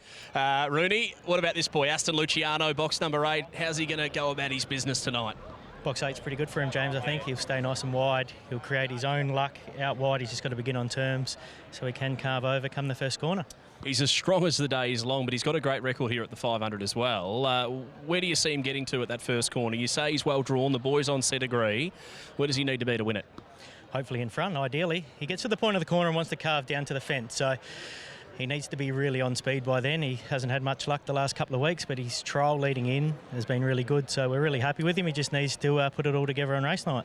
Better check under your arms, mate. You're oozing out confidence as we speak. Hey, just before I let you go, form expert, you came on the #1 Greyhound Racing podcast, Green Light On, Racing and Sport podcast, and you gave a top 8 in the Phoenix. Do you remember what they were? Yeah, of course I do. What are they? Big Energy. Yeah. Postman Pat. Yeah. Then we go Hector Frawley. Yeah. Pass the buck. Yeah. Jay is Jay. Keep going. You want me to keep going? You've done it, mate. That's good enough. Good on you, Rooney. Thanks, bud. Dale Chapman with number 3, Crimson Cannon. Can live up to the name, does have explosive early speed. Yeah, he does. He's broken 5 here the first split once before, so just a matter of how he comes out, I guess. But if he gets that clear area for the first 5-10 metres, he'll take off and he'll take a bit of holding out, that's for sure. He's got a lot of pace. Good luck. I want to find Paul Labella and then I'll throw it back to the boys. He snuck out the back here, Paul Labella, but he's in good form. He's one handle down. He's one win down. And if he wins this, there's a big chance there's a good modelling contract coming his way. Paulie, we spoke a little bit about her earlier, Isla's Entity. Where does she need to get to from 7? And are you confident going in? Not as confident as last week from going from the inside to the outside. She's got to do everything right, and she's got a bad map on her. 3 and 5, they want off, so she's got to clear them because they run off at the first corner. Hey, I forgot, who was your tip in the Phoenix? The buck. Good on you, Anth. Good on you, Anth. There you go, Paulie. All right, race number 3. I need to straighten this up here. 7, 8, 3, 4, my numbers. I'm with Isla's Entity. I think she's got the speed to cross, and if she's in front, I think she'll win. So James Vandermark taking on you two lads. You scared of him? Look, the last two wins of Isles Entity have been outstanding, 29-28, 29-30. She's got the ability, but I just like Aston Luciano where he's drawn. Interesting to see where Crimson Cannon is on that first corner. As we heard from the handler there, his win, Dale, 4 starts ago at the Meadows, went 5:03, 30:07. So got a bit of early speed. Yep. Mark it, Mitch. Aston Luciano into $2.90. Isles Entity out to $3.60. Crimson Cannon out to $5. Lizzie Malici touches low as $7.50 out to $8.50. Perfect Blend continues to have admirers into $10 from the opening 21. Punga Robin $12. Obstropolis is at $17 and Twilight Jet $35. But they want Aston Luciano. I've got it on top. My numbers were 8, 5, 10 and 7. I think that Aston Luciano is one of the better bets on the program. Chances are you're about to lose. Friend confidential support, call the 1-800 number that was on screen. $20 on the 8 for you then? Please. Yep, you're down 40. You're up 20, Georgie. Yeah, same. I'm going to go the 8 as well. I like where it's drawn. This and the next race, I think, are two of the better bets of the night. Here's Dan Hibbert for the call. Luciano best back, $3.60 Isles Entity, $5 Crimson Cannon, and then out to $7 for Lizzie Malici, 10 for Mapunga Robin is next best, and then out to $10 for Perfect Blend, who's the second reserve, gets the run from box number 2. But Aston Luciano's been best backed into $2.80 from the outside draw. Comes off a 4th here behind All Talent in a heat of the Silver Chief. Before that was run out in the final of the Hume Cup after winning its heat of that series. It's won 10 of 27, 3 of 12 over this trip, and has won 3 races from box number 8. $3.60 for Isles End. He's been in ripping form at Sandown, but draws wide tonight. And $5 for Crimson Cannon, who was 3rd to Jack Disney in a heat of the 5th grade, the final, which was the previous race. It's won 4 of 23, 2 of 10 with 5 minors here at the Meadows. Getting set. Crowd still filing in here to the Meadows. It's an unbelievable sight from the broadcast box. Great to see a lot of people about. This is the 3rd of the night. They're set to go. Ready? Racing, great speed out. Isles Entity wants to carve straight to the rail and will lead. Isles Entity's out by 2 and the rest of them found bother. Twilight Jet got through to 2nd. Aston Luciano up to 3rd. Obstropolis was 4th, but this might be all over. Mapunga Robin was next, followed by Crimson Cannon. Lizzie Malici 2nd last, and last was Perfect Blend. But Isles Entity is a minute in front. It is a dozen clear. Aston Luciano run to 2nd, but this was over when they went out of the straight. Isles Entity by about 7, 2nd Aston Luciano, 3rd across the line, I think Twilight Jet just ahead of Mapunga Robin. Next in was Crimson Cannon, followed up by Obstropolis, Lizzie Malici and Perfect Blend, and it's a fast run of 29 and 82. 29.79, how about that? I've worked out our great mate Paul Abella. When the camera's on, his dogs absolutely bloody fly. Nah, it's great, mate. 2 down, 1 to go, and that's the only one that matters tonight, to be honest. Hey, this girl, Isles Entity, always showed immense ability. You said she went up to New South Wales, almost made the $1 million chase. She's come back to Melbourne, taken a few runs, and she is low flying at the moment. 17.56 down the back is airborne. Yeah, she could have done about 6 weeks ago, I reckon. Then we might have had to go to the Melbourne Cup, but well, to win on Phoenix night, it's a great night. So what's the plan with her, mate? She's gone 5.05, crossed from box 7, done that with ease, and then ran the section of a Group 1 dog, and she's hit the line strong too, really. Yeah, there's nothing on at the moment. She's hit the form at really the wrong time, to be honest. So yeah, just not much on, so we'll just keep going around and hopefully win a few more. Hey, mate, you love the camera on you. Do you want to jump behind box 7 and show us what it's like for Isles Entity to jump out? Mate, I'll get stuck in there, mate, trust me. Good on you, Paulie. Thanks, buddy. There we go. Isles Entity too good, and I get one up on the boys. That, James, there'll be a delay to the Phoenix as we try and get Paul Abella out of the boxes. Look at him. Look at that swagger as he heads to give his greyhound Isles Entity a kiss, because she's led all the way, Georgie. Fair enough. Racing in amazing form. 2 really big wins at Sandown and now easily breaking 30 here at the Meadows. Aston Luciano was a good run, but you can't give good dogs starts like that. Let's take a quick break. We'll catch up with the Greenos straight after this.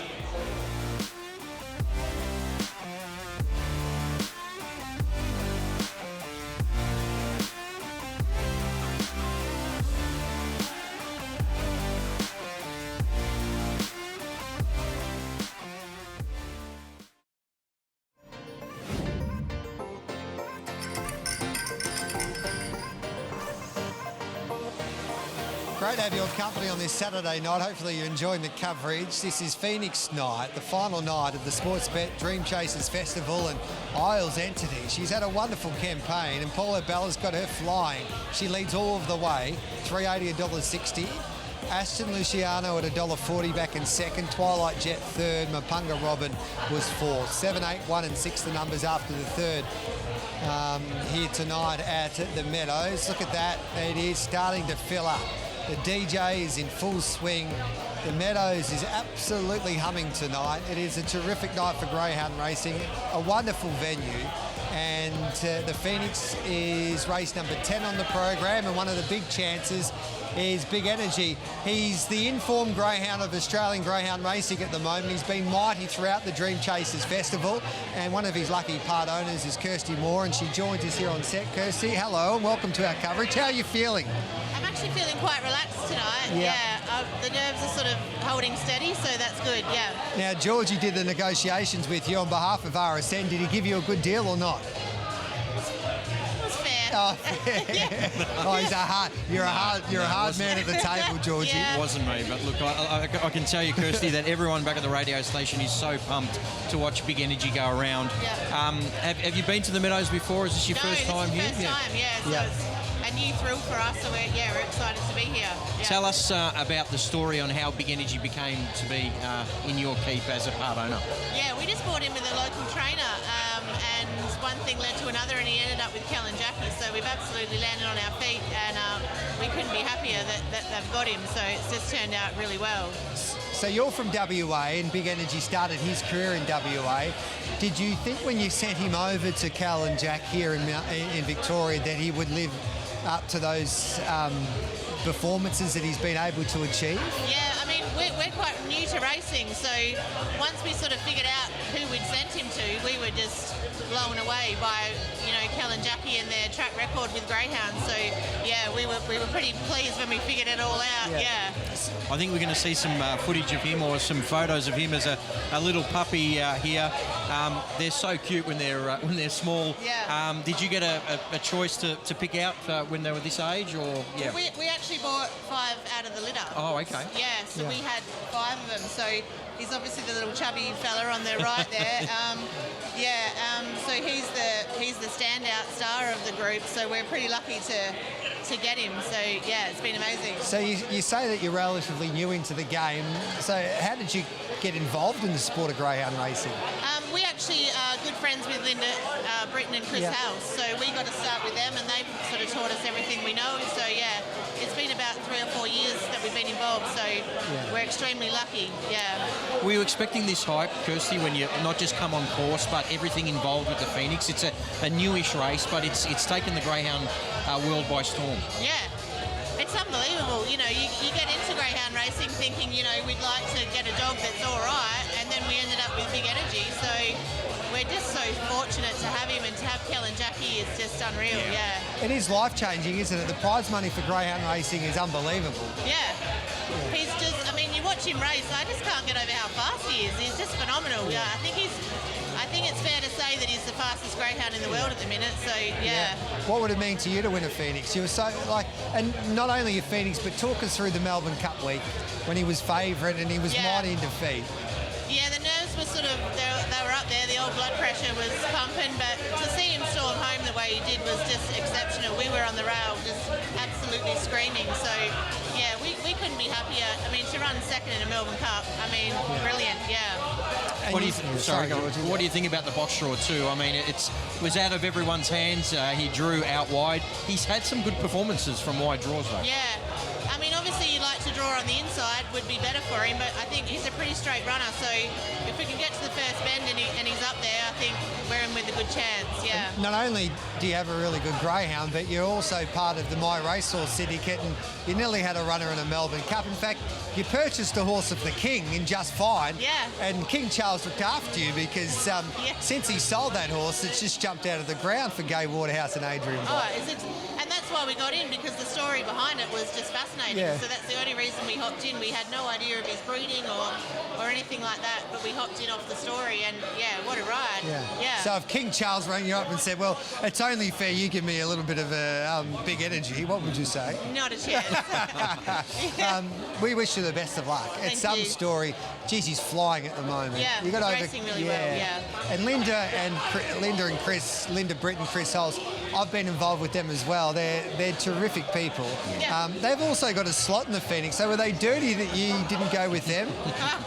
No, I think we're all on each other's teams. You know, we support each other, and we've got good friendships. So we're happy that they're involved as well, and we've just caught up with them for a couple of drinks. So yeah, it's good they're here as well. Well, Kirsty, we wish you the best of luck with Big Energy and RSN tonight in the Phoenix, and hopefully he stays out of trouble and runs a big race. Yeah, thank you so much. Good luck. There we Appreciate go. it. Cheers. Kirsty Moore, what a story that is. Just involved in greyhound racing, gets a litter and has the 5 dogs, and one of those is Big Energy.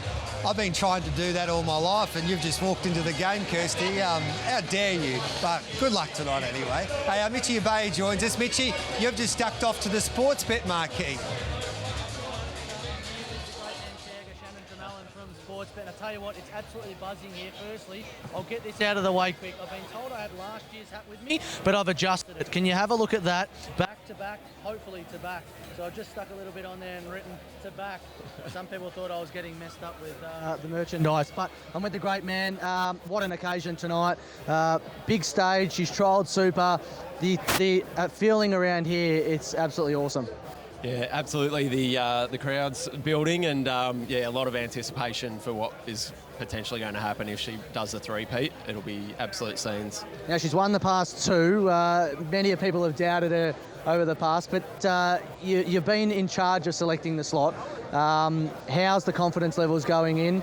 The price is at $15 or thereabouts. It's a crazy price, I think, for a dog with her ability. Look, yeah, the box draw obviously puts her out to a double-figure quote, but we know the speeds in the legs. Wouldn't have wanted to come in with any other greyhound. Yeah, now there's some big names in this marquee. I see Styx Kernahan over there, Jolie Selwood, Jonathan Brown. What's the party going to be like if she manages to get up? Will we see you for a few days? It will be epic. Has been the last 2 years, and Styx Kernahan apparently can really party hard. I have seen With one arm? With one arm. He's in a sling at the moment for those that can't see. Yeah, there's a bit of a shoulder, I hear. So, but he looks like he's ready to get into good form if she wins. Well, hopefully for your sake and connections of Sportsbet. I'm on Team Sportsbet. I'm with Wow She's Fast. The atmosphere down here is absolutely amazing. Thanks, Shan, for a chat, and good luck going into the Phoenix. Hopefully Wow She's Fast can go back to back to back. Good on you, Mitchie. You're not the only one on the bandwagon. I'm on the bandwagon too. Well, she's fast to do the three-peat, Georgie. Where's your T-shirt? Imagine. I'm trying to get an RSN one floating around, but they haven't given me one. I like that. How good jacket. is it? Look at it, the three-peat. They've done well, because some of the great sporting moments, the three-peats, Chicago Bull, and they did a wonderful promotional video once they announced that she was going to the Phoenix for the 3rd time. So what are the Chicago Bulls? I think the Hawks were there. The Brisbane Lions. Yes. Who else was there? Mackay Diva, They 3 definitely straight had Melbourne Hawthorn Cups. there. I Yeah, they remember did. it. They did. Yeah, but, I think the Cats as well. The Cats they didn't go didn't. 3, did they? No. Well, she's fast. As I said at the start of the night, she hit the ground running. We're about to show her debut effort 3 or 4 years back, and she nearly broke the Sandown track record on this Sunday afternoon, Georgie. She did. I know we were on radio together and we discussed this race, and she just burst onto the scene, Gareth, as a young pup. Just have a look at what she does to her rivals in this race. It's just incredible. You couldn't find a more aptly named greyhound, could you, Gareth, to be fair? And she had everybody talking, didn't she? Because this was just before the first of the Phoenixes, and there was talk straight away that this dog, trained by Cal and Jackie Greeno, give her a slot in the Phoenix after the 1 start. And credit to Sportsbet, they jumped on really quickly, didn't they? Yeah. For a young greyhound, it's not an easy thing. We're watching her win I was on course this night. This is when she won the Sapphire Crown and nearly broke the Sandown track record, running 28.81. And again, this is the beauty about Wow She's Fast, Gareth. She's done it from awkward draws her whole life. Yeah. She's won big races from 4, 5, 6, no problem. When she's at her best, she's absolutely flying. They'll go in with a bit of confidence because of the trial. And she won this, and this was a sensational effort, of course, in the Laurels. But let's have a look at her couple of brilliant victories in the Phoenix. And she was about 12-1 on her first Phoenix victory, and she drew box 4. And she didn't lead on this occasion. No, she didn't. She hunted up on the fence, as we're seeing here. This was the crucial part of the race. She just had a bit of a bumping jaw, but got clear.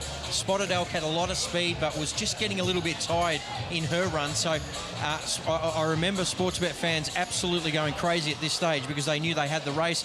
Remember, Jungle Juice was in it, Aston Rupee. She beat some very, very good greyhounds first up. And Spotted Elk, the Queensland greyhound, ran a big race for Racing Queensland on that night, and she surprised a few with her box speed, and she probably won well. She's fast that race that night. Yeah, she did. She's actually had a litter of pups herself, Spotted she? Elk too, and I think that's what will happen. We're seeing some of the scenes here on track to win her first. And what about when she wins the second one? Yeah. This is from box 6 here. Begins in a really good spot. Again, doesn't lead. She's a Pearl led, the champion from New South Wales. You'd be very, very confident right here, Gareth, because you know she's going to be stronger than She's a Pearl. She run her down a couple of weeks earlier in the shootout. Just an incredible effort. This is when I think the Meadows was just about to rumble at this stage. Emron Boy, the 4 dog, was coming quickly. He was the informed dog at that time. And she just does what she does, hangs on to win. It was an amazing performance. Yeah. And I think that's nearly her greatest performance for mine, when she did have her back against the wall. Look at that. Yeah, look, she had a couple of unplaced efforts in the lead up to that. So for her to do what she did on that night, maybe she just senses the occasion, Gareth, and rises to it. I think she'll sense the occasion once again. And I'm so happy. There was so much debate whether the Green Oats would go again and go for a third Phoenix. And she was first up for 6 months on Top Gun night at the start of the Dream Chasers Festival. Look at that. And this is why she deserves to have a farewell run tonight, because a lot of those punters are here tonight once again, and she has got a great affinity with a lot of punters around the country, and so she deserves to have her farewell on such a big night like this. And win, lose or draw, we can send her off like the way that she deserves to be sent off, as one of the all-time greats of the sport. After her injury in this year's Sapphire Crown, I thought she was 100-1 to be starting here tonight. So the fact that the Greenos have got her back have been unbelievable. They're great trainers. And now they've got 2 greyhounds in the race this year, so it's incredible. Yeah, let's have a look at the market now for this upcoming race number 4 at the Meadows tonight. Mitchie, what can you tell us? I love that shirt on you, Gareth. That looks fantastic. All we need now is my hat that I've customised as well. I'll bring that up later on, but let's have a look at race 4 over the 600. Had a nice little play here for Tinker Fran down at long odds as well. I'll speak about that in a second, but Shimmer Stella is your favourite and well supported, $2.50 into $2. Jigglypuff, the other daily runner, $3.70 out to $3.80. Osprey Storm is $8 into $6. Quest for Dreams, $14 into $10. Tinker Fran, this greyhound here, $10 and firm, but there's been a bet of around $300 on her at that $10. Sir Melville, 18 into 13, and Deep Fever is $13. But Shimmer Stella, all the rage here. Don't forget, take a sec before you bet. Set a deposit limit. Chances are you're about to lose. For free and confidential support, call the 1-800 number on screen or visit the Gambling Help online website. Good on you, Mitchie. Let's have a look at the speed map here for this upcoming race. And I think you're keen on one once again, Georgie. Yeah, I am. Look, I'm keen on the greyhound in box 7, Shimmer Stella. And I think we're just seeing the speed map here, but I think we're going to see a replay of her. This is her from box 7, shows some really good speed. And she goes 8.97 early, which is a nice little split. She gets beaten in this race by Stomping, who's obviously a very good greyhound. I think he's in a heat of the Sale Cup. She still runs around 34.50, and I think that'll be enough, Mitch, to win this race. Yeah, no doubt. And that 8.97, she had to try and cross 2 greyhounds holding her out as well. So I reckon she could probably go a tad quicker. Stomping, I rate as one of the best 600-metre dogs around. This dog is absolutely airborne, and I tipped it for the Sale Cup at around $15. It's into 4s now, so that just shows what kind of run that was on that occasion for Shimmer Stella. But box draw, drawn well, calves across, has to be hard to beat. All right, then, so you're happy with the price, Georgie? Yeah, look, we don't want it much shorter, to be honest, especially from the box draw, but happy to take the $2. Okay. She was one of my best in the program. James Vandermart's ready to go once again as he talks to the connections as they head to the start here for race 4. Yeah, I'm with Brad, the handler of number 1, Quest for Dreams. Drawn nicely off the inside, a greyhound who can hit the starter. The confidence level's high. Yeah, she's got to come out running. A bit of luck and pinch a bit of a break and see how she goes. Is there a bit of confidence from the kennel going into tonight's race with the good draw? Yeah, she loves the red, so we'll see how she handles it. Yeah. It's a nice field, so yeah. Good luck, mate. Drawn the inside, the place to be. We'll roll a few back and we'll catch up with number 6, Nick Britton, Osprey Storm this time. Nick, we've had a fair few nights of chatter on this Racing.com coverage. What do you make of this boy, drawn box number 6 tonight? Well, obviously the draw's not ideal, but he's a big dog. If he can bars through the gap with the vacant box outside him, and then get into a decent position around that first bend, should be in the race. I'm just going through his stats. He's only had 2 goes, surprisingly, over the 600 here. He racked up a win in 34.75. Are you confident from the kennel he can repeat something like that? Oh, well, he's definitely raced a bit more over 700 over here, and he's definitely run a pretty good time over there. But, yeah, he's just coming off a spell pretty much. So I reckon the 600 will suit him a lot better than the 700 would. So we'll see what happens, mate. Good luck with Osprey Storm, drawn box number 6. We'll roll back to Team Daly. They're side by side here.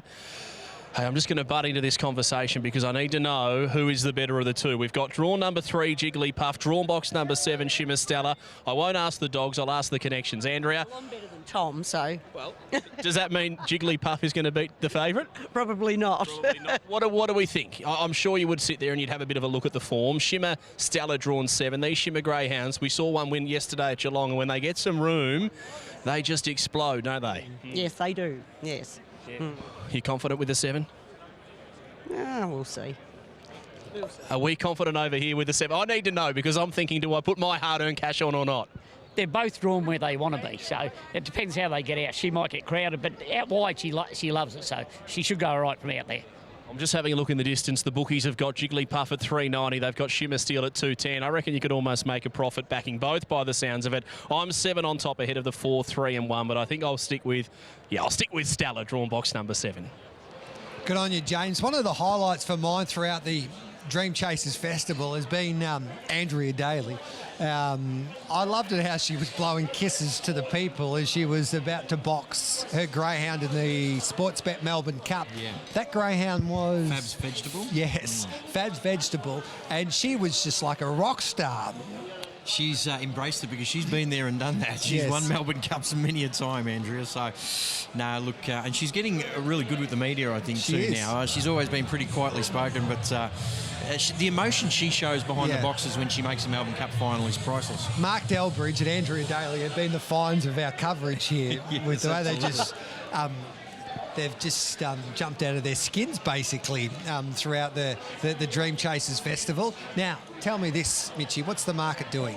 Shimmer Stella is all the rage still into $1.95, now $1.90. So Jigglypuff out to $4, Osprey Storm touches lower $6.50, back out to $8. Quest for Dreams and Tinker Fran at $11, and Deep Fever $13, Sir Melville $14. Shimmer Stella is the one that they're best backed, and they keep continuing to back it. So based on the push from the dailies, that they're both well drawn, I reckon they're a big chance at Cronullaring this. Chances are you are about to lose. For free and confidential support, call the 1-800 number on screen or visit the Gambling Help online website. All right, $20 here, Georgie. You're back to even.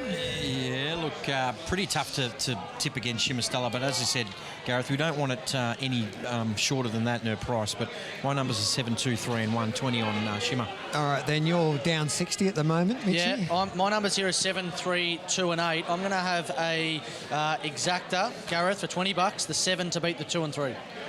So the exacta, the 7 to win from the 2 and the 3. That's me. Just to make it a little bit more complicated. Yeah, so what's that? 10? You get the exacta 10 times, basically. Yep. I didn't go that well, and I still miss it. I don't know, Mrs. Who was my maths teacher? It's been that long ago. One of her great disappointments. Mrs. Chandler it was. So this is the story as they head to the start. Build up for the Phoenix is quite like it's. You can see a few of the connections walking around. There's a lot of nerves. The tension's building. As you would, absolutely. Well, she's fast. So she would have the. If you were talking about who's got the most fans here, she's clearly the people's dog tonight, Georgie. Yeah, absolutely, for sure. Look, it's there's big crowds upstairs too with some of the slot holders as well. I know Ladbrokes is up there as well, so it's going to be massive, mate. Imagine if Scolacci jumps to the front. Oh, he's had his knockers. Tell you what, anyone that's hungry, there'll be pizzas flying left, right, and centre. It'll be unbelievable. Yeah. Did you get a pizza yet, Mitch? A couple over there. All right, see you later. We better get to Dan Hibbert for the call. 14 for Sir Melville is the outsider of the field. About to get set for the fourth of the night. Fernando Mick at stud mix 4 and 5. Field of 7, the scratching of the 5, Warringah Bale, who has made it into the next race as a reserve, getting a run in the final of the next race, the first leg of the quaddie. Don't forget your quaddies. Big jackpot pool in the quaddie tonight. It'll be a massive pool by the time we jump. And race number 5, the first leg, at 6 minutes after 8 o'clock. Favourite for the fourth is Shimmer Stella for Tom Daly. Has been backed into 175 now on the fixed odds. Comes off a fourth behind Willa Bale. And is the shorty here ahead of Jigglypuff, who was a winner here last start in 35.07. Moving in, race number 4. The Fernando Mick stud, and they're just about set to go. 180 last look at the board for the favourite Shimmer Stella from box 7. The green light is on and the lure rolls. They're set to run. Ready. Racing. Shimmer Stella fair to go. There was good speed out from Tinker Fran. Getting over was Shimmer Stella up nice and handy. And Deep Fever zooms up on the outside to take the lead. Favourite just a little check as Deep Fever ran to the lead, but Shimmer Stella's right there. 3 lengths to Jigglypuff. Around the outside, Osprey Storm got past Tinker Fran. On the inside was Sir Melville. Last of all was Quest for Dreams, but the favourite took the lead. Shimmer Stella goes for home. Put 4 lengths on Deep Fever. The inside Jigglypuff. Running on was Osprey Storm, but it's all Stella. Shimmer Stella won it by 5, beat Jigglypuff and Osprey Storm. Deep Fever fourth from Tinker Fran, Quest for Dreams and Sir Melville, and it's a slashing gallop of 34 and 56. Well, 34.56. We're just wandering out from the 600-metre boxes, and I said I want to stop both of them from Team Daly. Hey, I think we all owe you a bit of a high five. One there, one there. You said they were going to run the Quinella. Well, we were hoping. Hey, you must be pretty pumped. Big training operation, Team Daly, but you always seem to produce winner after winner. How do you do it? Just put a bit of work in. Everyone I know in the greyhound racing game, they say the Dalys work as hard as anyone, if not harder. Is that the key to success in this great sport of greyhound racing? Yeah, and one other thing, a dog that can run. Dogs that can run. What do you reckon? Where's Fab's Vegetable, your great boy? I know you were very emotional after that Melbourne Cup run. How did the race go for you? The Melbourne Cup? Yeah. Oh, don't even ask. Don't even ask. No luck, but a great thrill to be there. Oh, it was, yeah. I was just really proud of him that he got in there. You didn't get a chance to rewind the racing.com coverage from last week, did you? Because I phantom called the Melbourne Cup that I reckon was the greatest Melbourne Cup of all time. Any guess which one it might have been? Just the one where Donna Double One beats Fernando Bale, ring a bell? Oh, yeah. I know, Double One wasn't supposed to win that, but...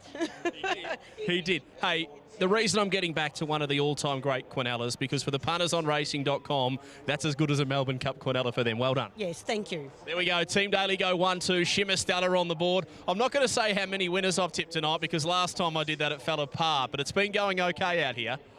Yes, Jimmy. I never met anyone that's put himself into so many of himself into conversations. Do you remember that race call I did last week, Andrea? No, we love you, Jimmy. Andrea Daly's been sensational. $1.40 Shimmer Stella. The punters just jumped on the Georgie Ferrugia, Mitchie Abaya, and James Vandermark bandwagon. Look at that, $1.40 on the Super Tab. Jigglypuff second, but she never looked like getting beat tonight. No, look, she was a class above them.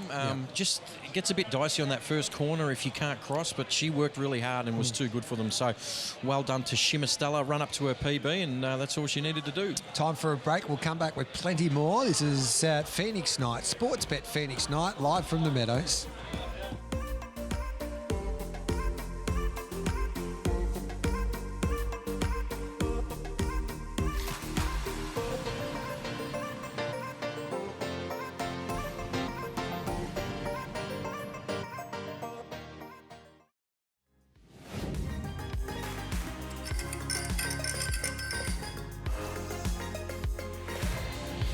I've got to stop Georgie from dancing. He just can't help himself because he was dancing. He was dancing to victory there with the odds-on favourite going bang, leading from box number 7. And she was far too strong in the end. And she gave a great display, Shimmer Stella in front for the Daly family, $1.40, $1.10. Jigglypuff, $2.20. Osprey Storm was next best, and then Deep Fever was back in third there. So that's the story after race number 4. Welcome back to our coverage. Shane O'Hare from Total Container Solutions is our next guest, because Shane's got a slot in the Phoenix, and your slot, Shane, as I say hello to you, you just had to keep everyone on their toes, and the suspense was killing us because you didn't choose your greyhound until about a couple of weeks ago. Is that right? Yeah, it's true. We could have. Everyone's got a fast dog out of the boxes to the first corner. Why go the same as everyone else? Let's go something different and get one to come over the end. Yeah.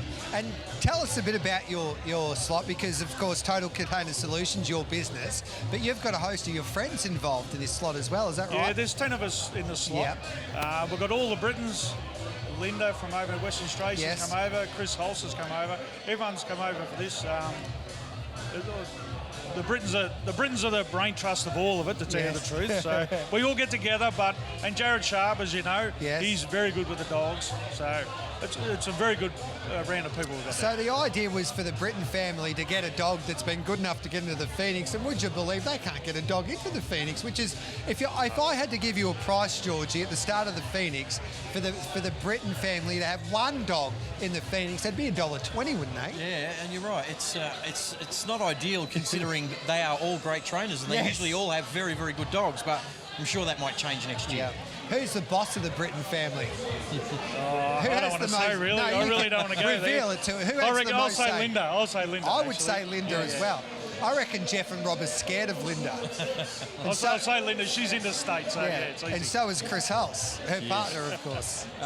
Shane, amazing selection, Hector Fawley, because he's captured the imagination of this dog. He won a Group 1 Hume Cup. As you said, he's an unbelievable finisher. But the one thing I love about the dog, he's such a hard chaser.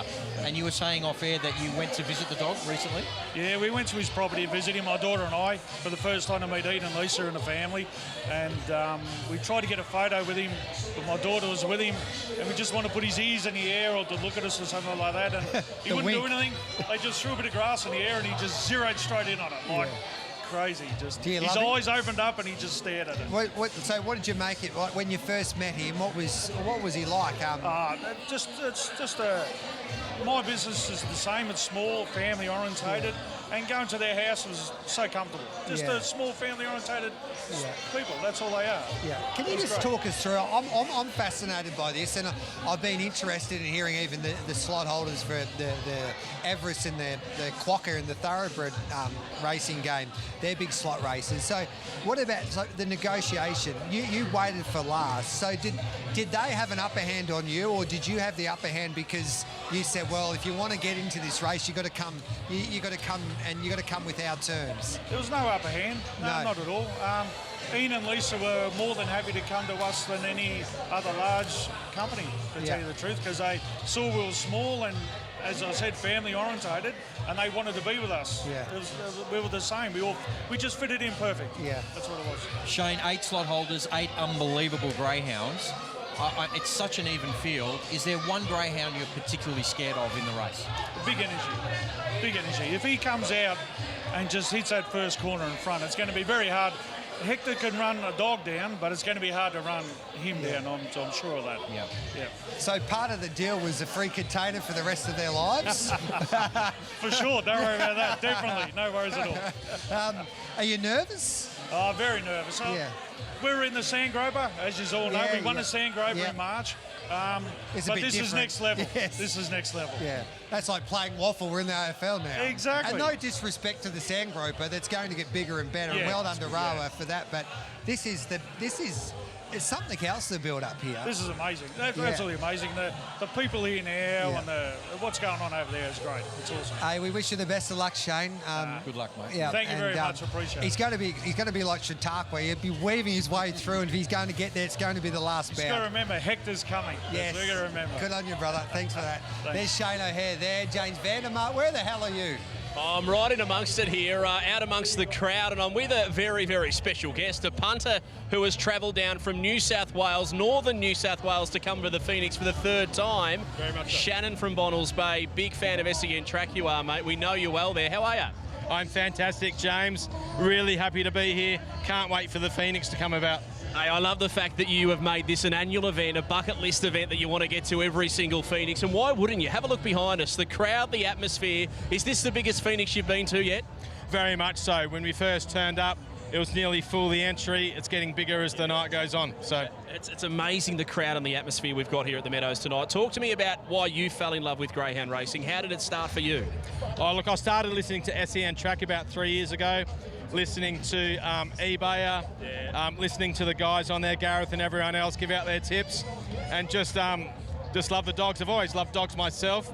I'd love to get into dog ownership, but just absolutely love it. It's fantastic. I'm going to ask a controversial question, all right? Back on set, we've got Mitch Ebeyer. We've got Gareth Hall, you mentioned. I also do a little bit on SEN Track. Who's the number one person on SEN Track, do you think? Oh, look, when Toddy Gray's on, Toddy Gray's elite. If you follow Mitchie's value tips and only his value tips, you're up a long way. Yeah, I like that. Hey, you're a punter. You love having a responsible wager. Talk to me about the Phoenix tonight and how you think as a punter the race is going to be ran. Look, here at the Meadows, you've got to be in the first three on the first bend. The winner of the Phoenix isn't going to be coming from the back. So whoever lands in the first three is going to win. Okay, well, this is your chance as a race caller to call the last 25 metres of the Phoenix. Take it away. Oh, look, coming round from the back is Scalacci. It's my brother's nickname as a kid. Scalacci round the corner. Scalacci over the top. Scalacci! It's a one-dog race, the Phoenix. Scalacci wins it. Well done. James, where is Shannon going to the beach after this? They reckon you're off to the beach after this. Well done, mate. That was brilliant. He's dressed to impress. I love that shirt. Yeah, I love that shirt. Yeah. The Tags has just texted me. He's disappointed. He never got a mention. And Mitchie Abayas, I go to you. Toddy Gray's outclassed you there, according to Shannon. No, I'll have a chat to Shannon after. I'll tell you what, I reckon I know where I stand in the pecking order, and might not have got a mention, but he's a great fella. It's great to see him getting out here supporting greyhound racing and the Phoenix. This is the second year he was here. Last year, obviously, with SEN Track and the Marquee. But well done to Shan and a couple of other listeners as well for getting down. Scalacci has gone outside the box there, but let's have a look at this race. I think race 5 coming up now. Sportsbet Bet with Mates final. Exploded 240 is your favourite. Hasn't really varied too much on the price. Savage on the drift 270 out to 310. Redeemer Blue $6.50 and Firm. Our Girls Shout $6 out to $6.50. Apache Shout $10 into $9. Warringah Bale gets a run off box 1. Is your likely leader. $12 out to 14. Now Vega Black. I've got a lot of time for this dog. It's double figures. $26 into 23. A good little each way play. And Starburst Candy at $46. But Exploded is all the rage off box 8. The same race multi. Combined runners in the same race for bigger odds. Pick multiple greyhounds to finish anywhere in the top 4 and get a fixed odds price before the jump. Chances are you're about to lose. For free and confidential support, call the 1-800 number on screen or visit the Gambling Help online website. Thank you, Mitchie. Now, just before we get to the speed map, I reckon we should have a quaddie tonight because it might pay big. There's a jackpot with the quaddie. Mitchie Bay sent through his numbers for me. Now, I'll read them out, Georgie, and if you want to add one, just let us know.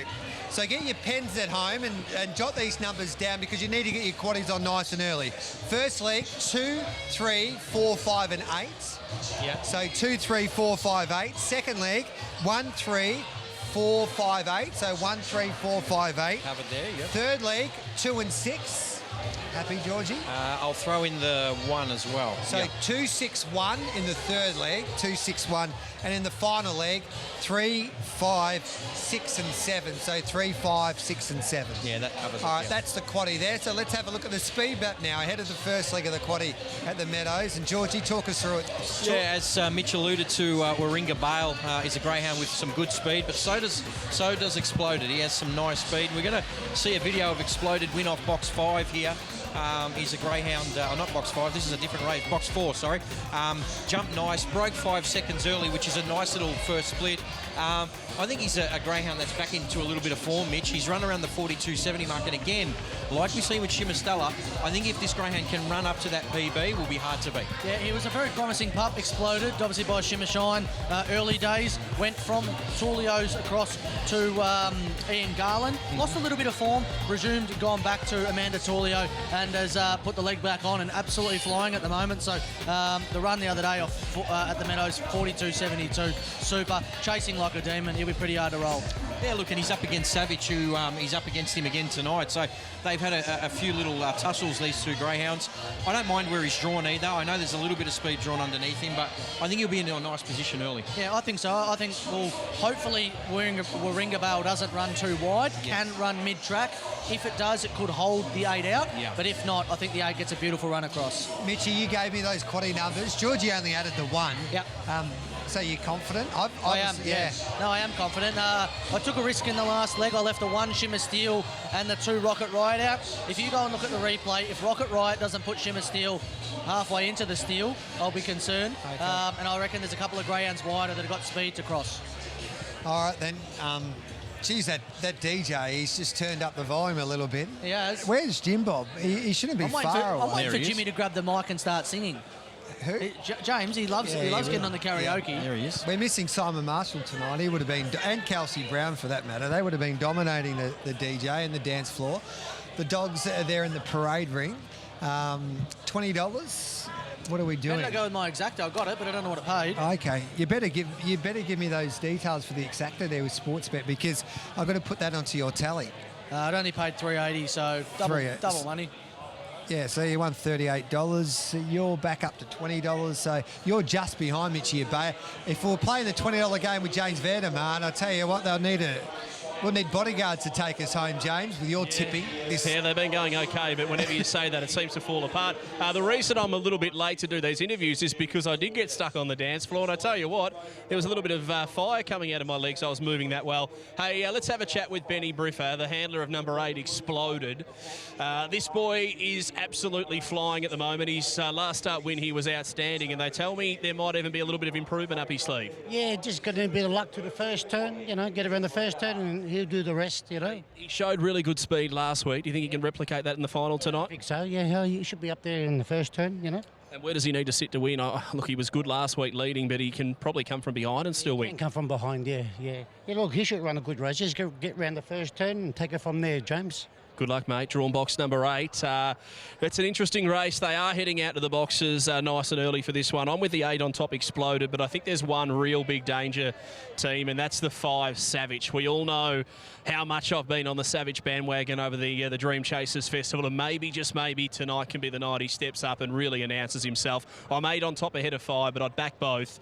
7, Our Girl Shout, who was eye-catchingly strong last week in the heats, and Vega Black number 2 to round out my top 4. This is the Sportsbet Bet with Mates final over the 730 metres. My numbers 8, 5, 7 and 2.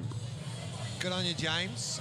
Now, your $20, what are you doing here, Mitchie Abaya? I'm going real rough here. I'm $10 each way on the 2 Vega Black. I've got a lot of time for the dog. I've actually got it on top, so my numbers are 2, 5, 8 and 3. I just think it's going to get a nice run under the 9. What's our best result for the quaddie? Oh, that. $34, that is. I don't know if we can get a shot there. I know the dogs are heading to their boxes, but look at Georgie Ferrugi. He's just dressed up in his RSN Hang on kit. a second. I might have to get the old bit of... Yeah, he's got the RSN 927. Good. The rival. Where's your hat? He's meant the sandwich with us. The hat, SEN didn't have a the hat was a bit this year, small. My head gets a bit bulbous at times with the grill cream wouldn't handle the hat. I knew that was coming out. $20 for you, mate.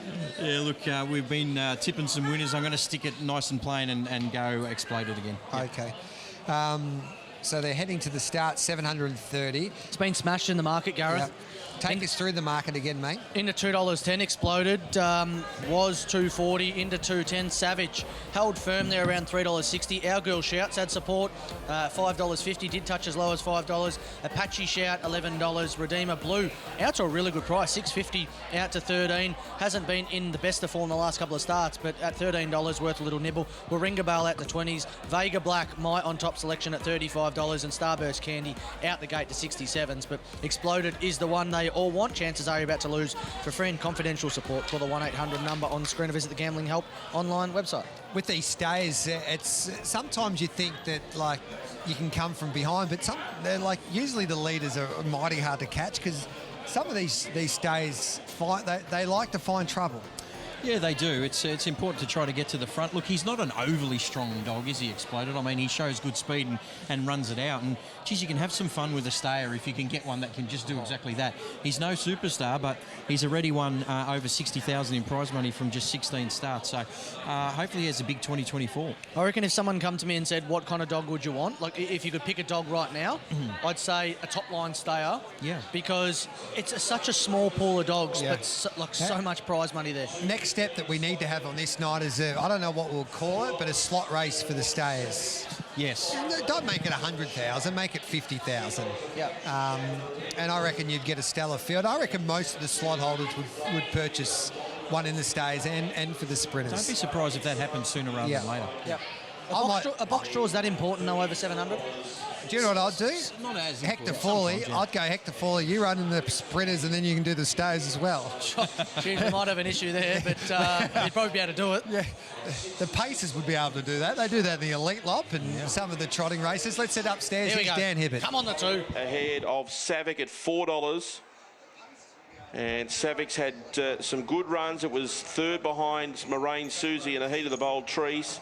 And then seventh in the listed Cup Night stayers after that. Second in the heat of this series last week behind Exploded. $5 Our Girl Shout, who was third in that race. So the top three in the market all come out of the same heat. Apache Shout won the other heat in 43.25. And it is a $10 chance. Green light, first leg of the quaddie. Good luck with your quaddies tonight. They're set. And they're away. Beginning well on the inside, Warringah Bale is going to fire out to lead. Exploded's carving over to get to second and pushes on hard. But going behind them was Redeemer Blue, and on the inside was Apache Shout. Further back in the field then to Vega Black, Our Girl Shout, and Savick was last. Well, Exploded's got the rail, gets up underneath of Warringah Bale to take the lead. Apache Shout closes in strongly. Behind them was Starburst Candy running on. Next in the field was Vega Black, Redeemer Blue, Our Girl Shout, and last of all was Savick, but going to the lead was Exploded. It leads out by 4. Trying hard was Warringah Bale, and battling away was Apache Shout, but Exploded race clear to win. Won it by 5.5, 6 lengths. Redeemer Blue second. Our Girl Shout got up for third. Fourth across the line was Warringah Bale. Next in was Apache Shout. Savick never in it. Then came Vega Black and Starburst Candy, and it's 42.80. Well, there we go, 42.80 from Exploded. Benny, you got the job done, mate, on the collar and lead. Well done. Yeah, thanks for that, James. You know, he's just a good young chasing dog. Eh? Yeah. He's got loads of ability. Now, he did have a little stint up with Ian Garland. Ian decided he wasn't just working out for him, which is a credit to Ian to then move him back on. And the kennel have just got him flying. Yeah, he does. Yeah, look, probably misses home. yeah. Well, they're so well looked after, mate. On the way home, is it McDonald's on the way home for the boy? Yeah, he gets a thick shake. He does. He likes his vanilla shake, you know. Mate, I always ask trainers, what's the key to success? And you're telling me it's a McDonald's thick shake. Is that right? Well, he likes to be rewarded, you know, and I think it's a good mental thing too, you know. Dogs are pretty smart, you know, James. Yeah. Well, talk to me about this dog, because look, the connections have been really keen to step him up in distance from almost the moment he started. Was he showing a lot, do you know, in the kennels that just said, I want 700 metres? Yeah, he showed it straight away. He's just a born stayer. You know, like 18 months old, he won here in 42.90. I mean, 18 months old, he's just a baby, you know. Then 19 months, he won the Pink Diamond. He knows how to come from behind. He's just 19 months old to win Pink Diamond. That's a good effort for him, you know, yeah. Hey, the guys on the set are saying maybe, just maybe, they should be running a Phoenix-type slot race for the stayers next year. It's scary to think this boy probably won't hit his peak until then.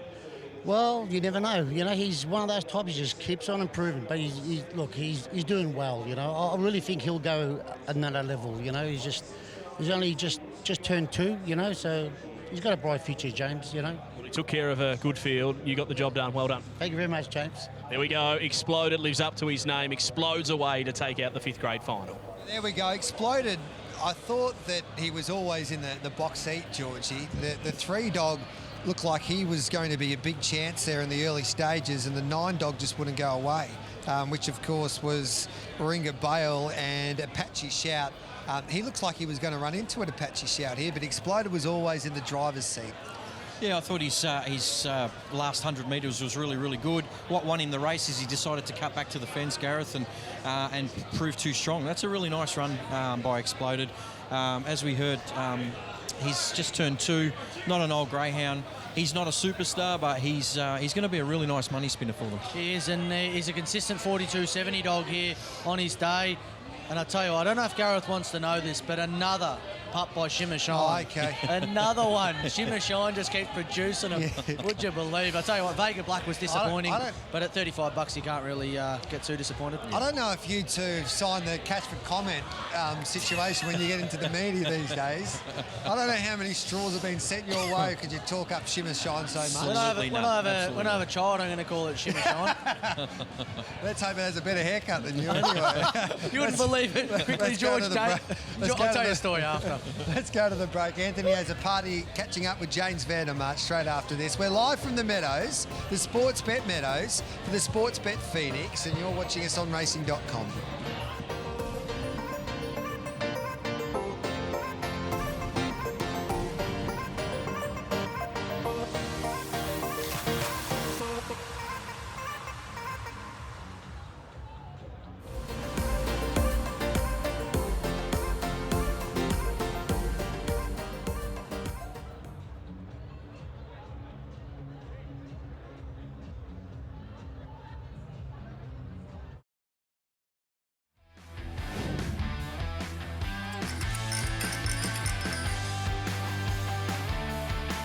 Here we are in the parade yard, counting down to the Phoenix. But before we get to that great race, it's time for another great race, the Whiskey Ride Classic here at the Meadows. And this race was named after Whiskey Ride, who was an absolute superstar, trained by this man, Anthony Azzopardi. Hey, it must be special having a race named after your boy who won a Melbourne Cup. Yeah, most definitely, James.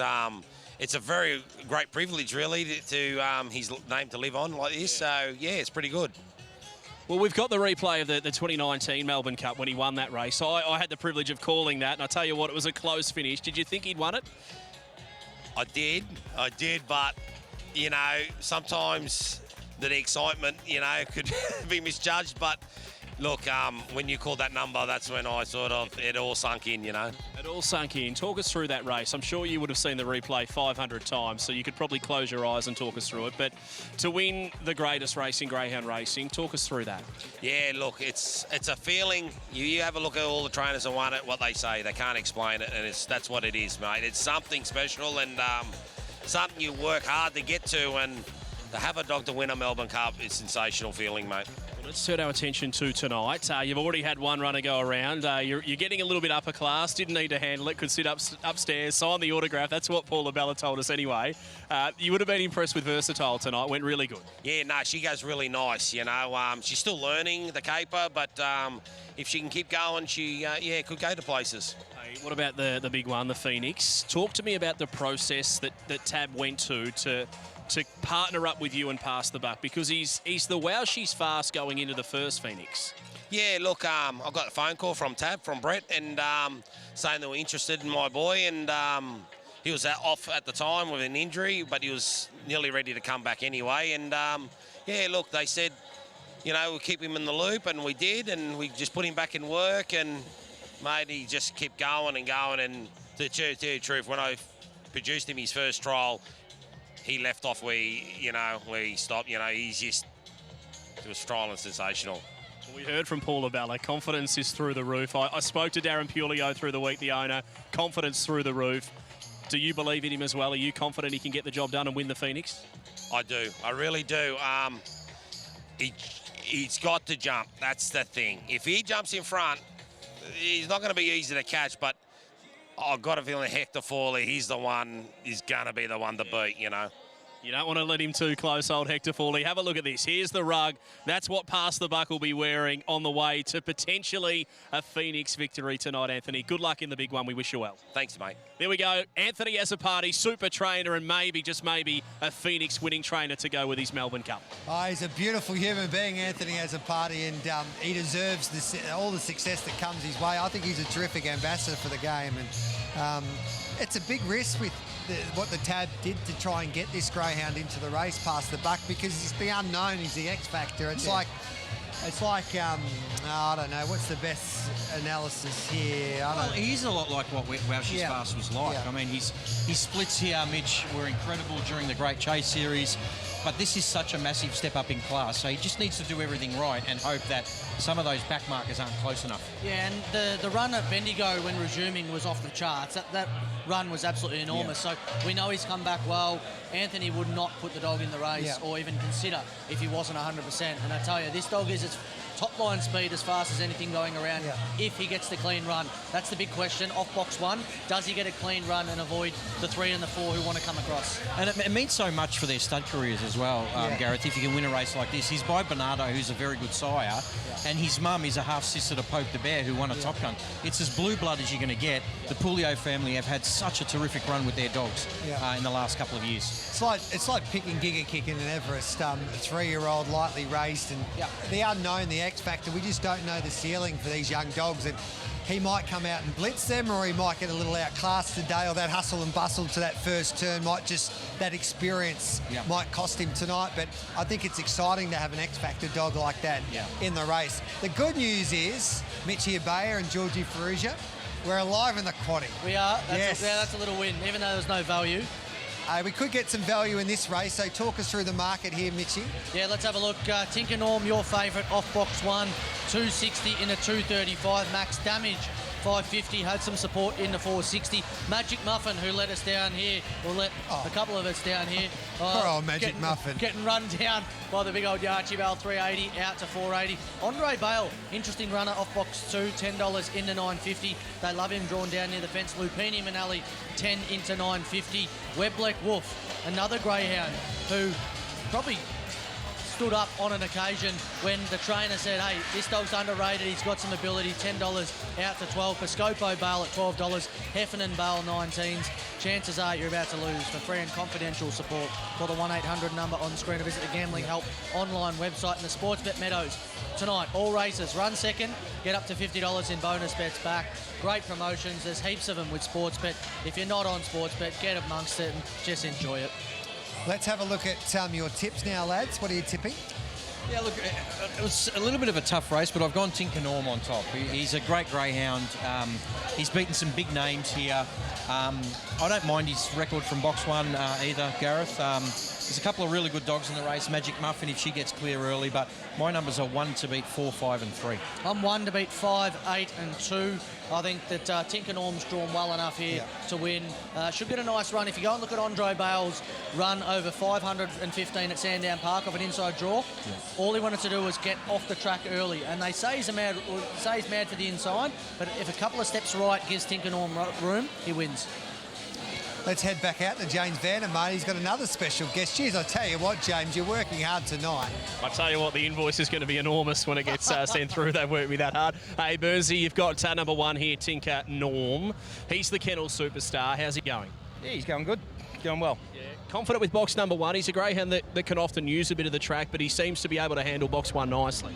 I think it's more a case of if he steps, he'll drive. His GPS normally works pretty good, but look, we do like him out wide because if he makes a mistake, he's certainly got the room to sort of wind up. But yeah, look, I think he's feeling well. He's looking well. So let's just hope he puts his nose down and gets out under the lids. And here at the Meadows, he's got a great record. He loves this joint, doesn't he? Yeah, he's never been unplaced, and he's only ever really raced in either finals, group heats, or group finals. So let's hope we maintain that order tonight. Where does he get to from box number 1? Are you hopeful that he bounces, leads and wins? Yeah, look, I think he can certainly come from behind, but it'd be nice to get on the bunny tonight. The track seems to be running good, so yeah, let's hope let's drop 5:10 early and 17:60 up the back would be nice. Good luck, Craig Burns there with number 1. We'll catch up with the 8, Christine Shields, all of the way from Meetung. I'm actually holidaying down there over the New Year break. Max Damage, he's got explosive speed. He almost won a Melbourne Cup. Talk me through that. Oh, yeah, it was pretty exciting for us. We knew that he'd have to kind of ping the lids on Melbourne Cup night to kind of end up anywhere, but yeah, he come out not too bad, and yeah, we're pretty stoked with it. Did it surprise you just how well he fought on? Like, he didn't get the lead in the Melbourne Cup, but she was gritty. No, it didn't. that's one of his biggest assets, is that he tries his heart out every single time. So I don't think he's ever put in a race where we've been disappointed with his run. So he always tries 100%. That tells me there's a little bit of confidence then that he can run a big race tonight from the pink. Yeah, he needs to cross to the rail, which he has done here before. So yeah, hopefully he can jump and cross and hang on. Well, good luck, Max Damage off box 8. Thank you. Well, there we go. 1 on the 8. I'm not going to go too far into form here because I've had a couple of trainers come up to me and say, please don't interview me because every time you've interviewed me, my dog's missed the kick. So I'm going to keep it at that. 1, 2, 5, 8, my numbers. I'm with Tinker Norm on top. I just think he's the class runner. If he gets a look in, I think he'll prove too good for them in the Whiskey Ride. Media ban already on Jim Bob. Unbelievable, Georgie. That's all right. We're on our last night of the Dream Chasers, mate, so hopefully they forget by next year. This is a good little race. This Weblek Wolf has had a good Dream Chasers series as well, and Lupini Manelli can show some good speed. So there's some speed drawn in the middle of the track. It's just whether Tinker Norm can hold them out on that first corner. $20 here, boys. 20 to win on the 1. Yeah, please. Same again. Yeah, no, we're doing okay just doing that, so we're going to stick with it. All right, then, $20 on Tinker Norm. We're not getting, that's the super tab price there with the tote, $4.20. Yep. What price are we getting now with Sportsbet with the last look at the market? $2.40, I think he was. Tinker Norm, as my app decides it wants to not work. But yeah, around that $2.40 mark, Tinker Norm. He's really well drawn off box 1. He gets cover from the 2 Andre Bale, and he's a class runner. He's been in so many good group races. I think this is his race to just come out and stamp his authority. Don't be surprised if he runs 29.70 or 80 either. Okay, so they are heading to the start here for race number 6. We might head upstairs. Let's catch up with Dan Hibbert once again.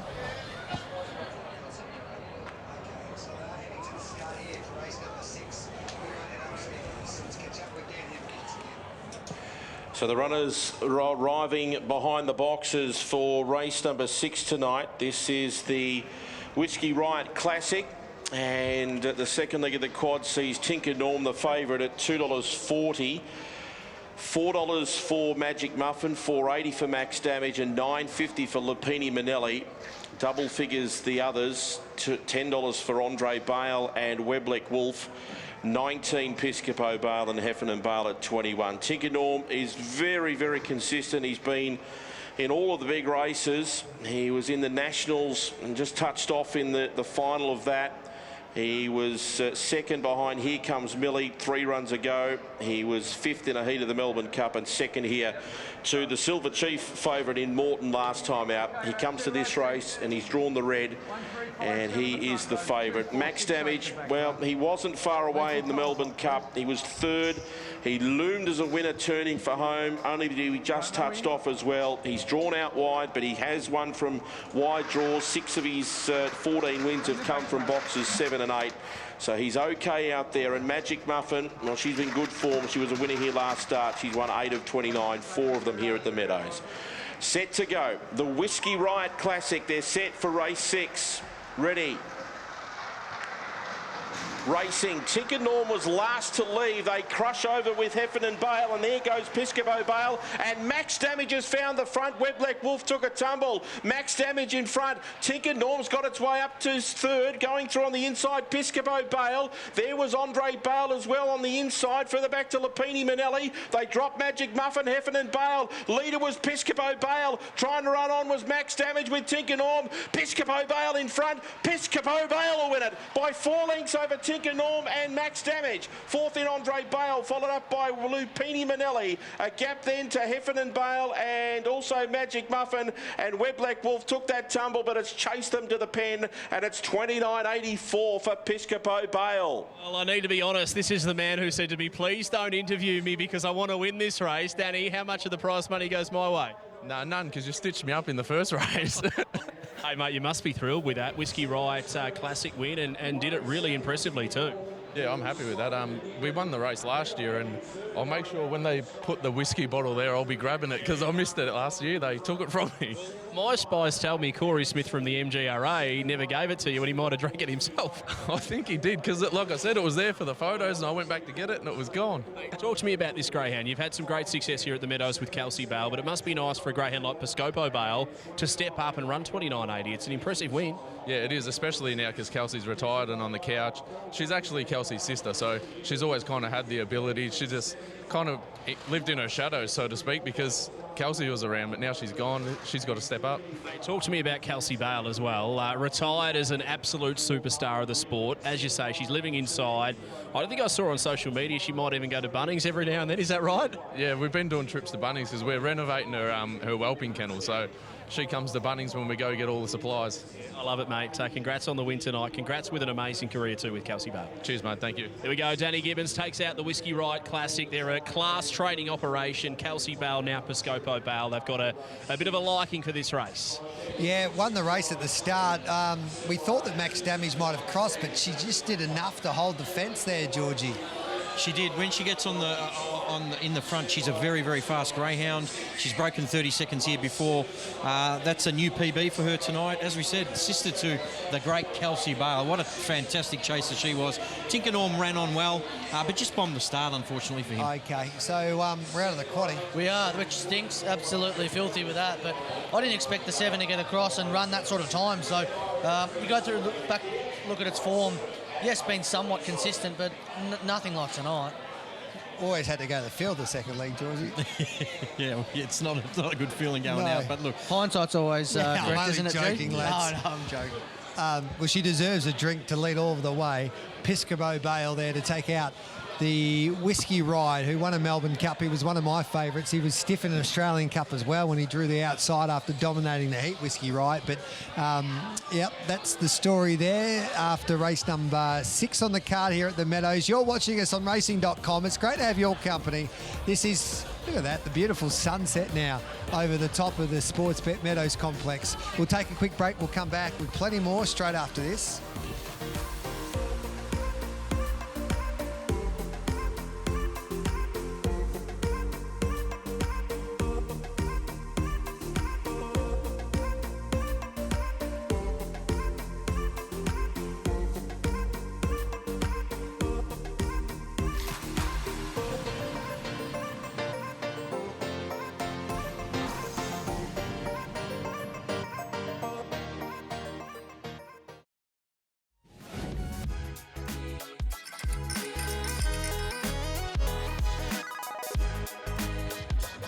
Welcome back to our coverage here on racing.com. We're live at the Sportsbet Meadows for the running of the Sportsbet Phoenix, and we decided to go for a bit of a walk, Georgie, to just capture the atmosphere here at the Meadows on Phoenix night, get amongst the crowd. And I'll tell you what, geez, it's a lot of fun out here, and the crowd has turned up.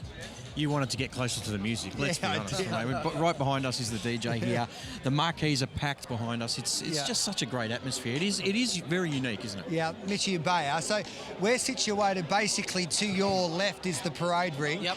So the dogs will walk up from the kennel area. Yep. They'll have the stir up, and then they'll come down here for the Phoenix. And I'll give you a tip here. There'll be punters yelling out, cheering on their favourite greyhounds. It will be something a little bit different for these dogs tonight. Yeah, well, I'd want to try and get an early spot down near the parade yard if you're wanting to go and check them out, because if you're small like me, you want a nice little front row seat. Otherwise, you're not going to see the greyhounds. Yeah. But as you're right, they'll all be yelling out. They'll all be asking the trainers bits of advice. You know, how's the dog going to go? You know, when was it last time it went to the toilet? All this sort of stuff that they've got their own little theories in their mind. So, a great little viewing spot down here. And just that, you can see down the back there's the Sportsbet tent, and that's been the highlight so far for the two Phoenixes. The Sportsbet team absolutely going, as Peter Dunk would like to say, off their chops once. Well, she's fast, as in she led there the other. She hasn't led a Phoenix, but she's been in the first couple. Yeah, she has, and they've had reason to go off, Gareth, because they've won both of them really, really impressively. Seriously, I worry for the foundations of this track if she wins a third one. Sure, there's a lap. Sure, everyone's running a lap. Just going around with the trophies and just do a little lap of honour. I just can't tell you how great it is to see her finish her career on a race that she's made her own. I think it's perfect. No, I think she'll get the perfect send-off, a bit like Damien Oliver at Ascot today. Will carry well. She's fast off the track tonight. On our shoulders, you two can go out there and carry her off. I think that'd be great. Well, not many people will get a good view at her because we've got Duck's disease. Both of us She's not far off the ground then.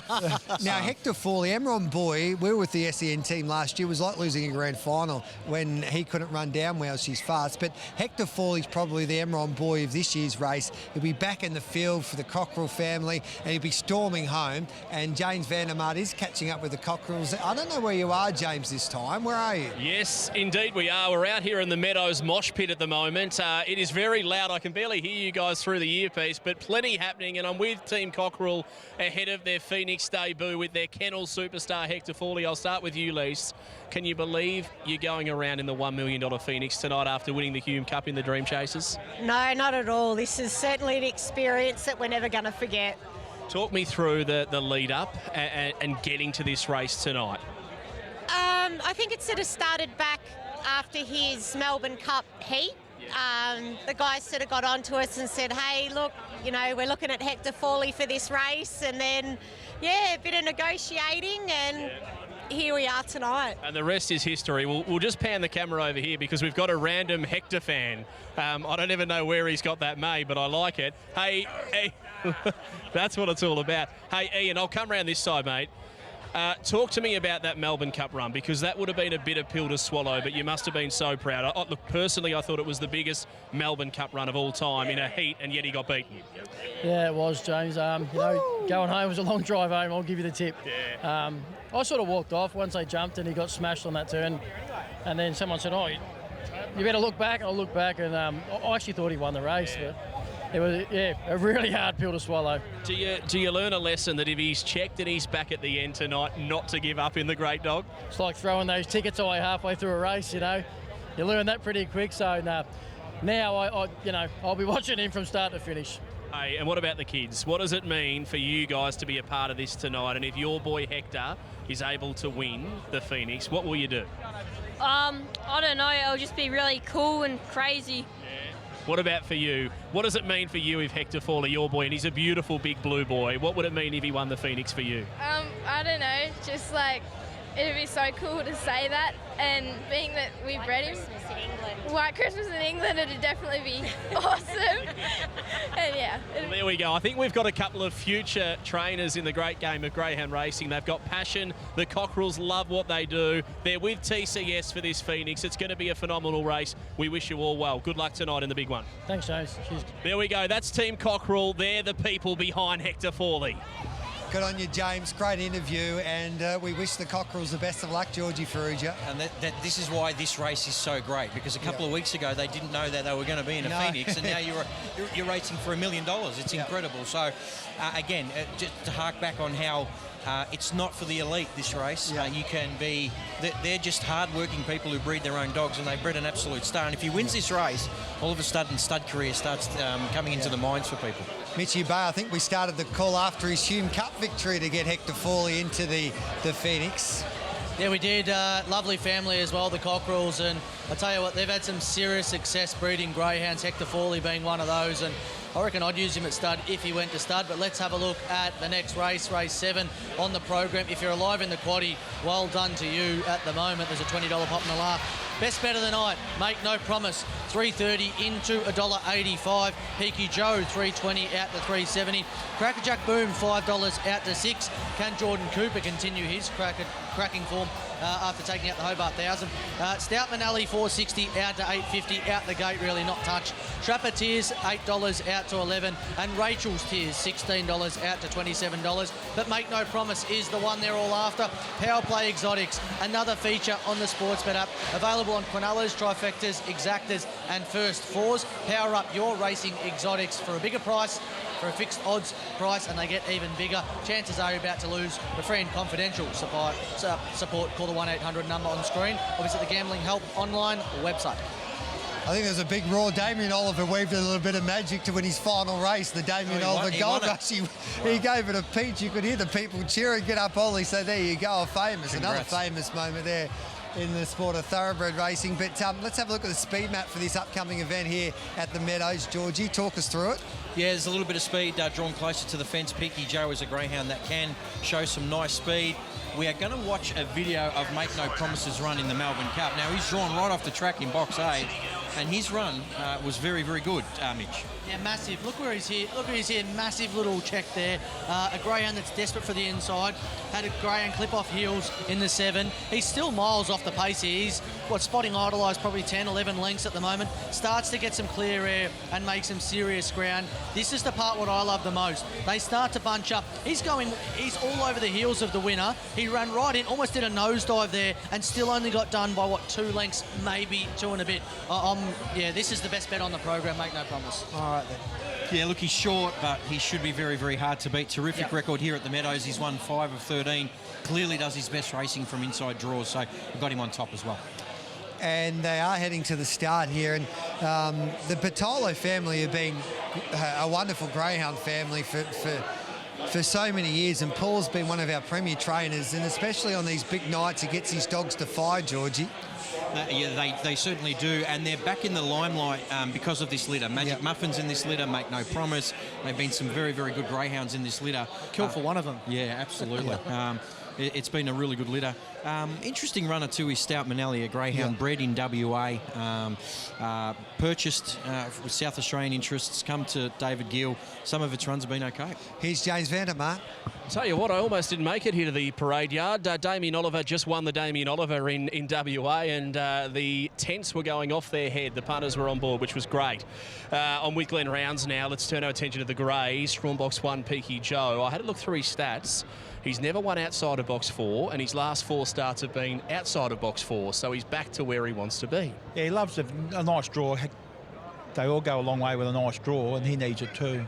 How's the race going to play out tonight, do you think, for him from box number 1, and who do you see as the danger? Make No Promise was good in the Melbourne Cup. Yeah, for sure, probably the 2, but he just needs to do what he does, and if the 2 gets him, he gets him. How quick can your boy go around here, do you think? Under 30, I'm sure.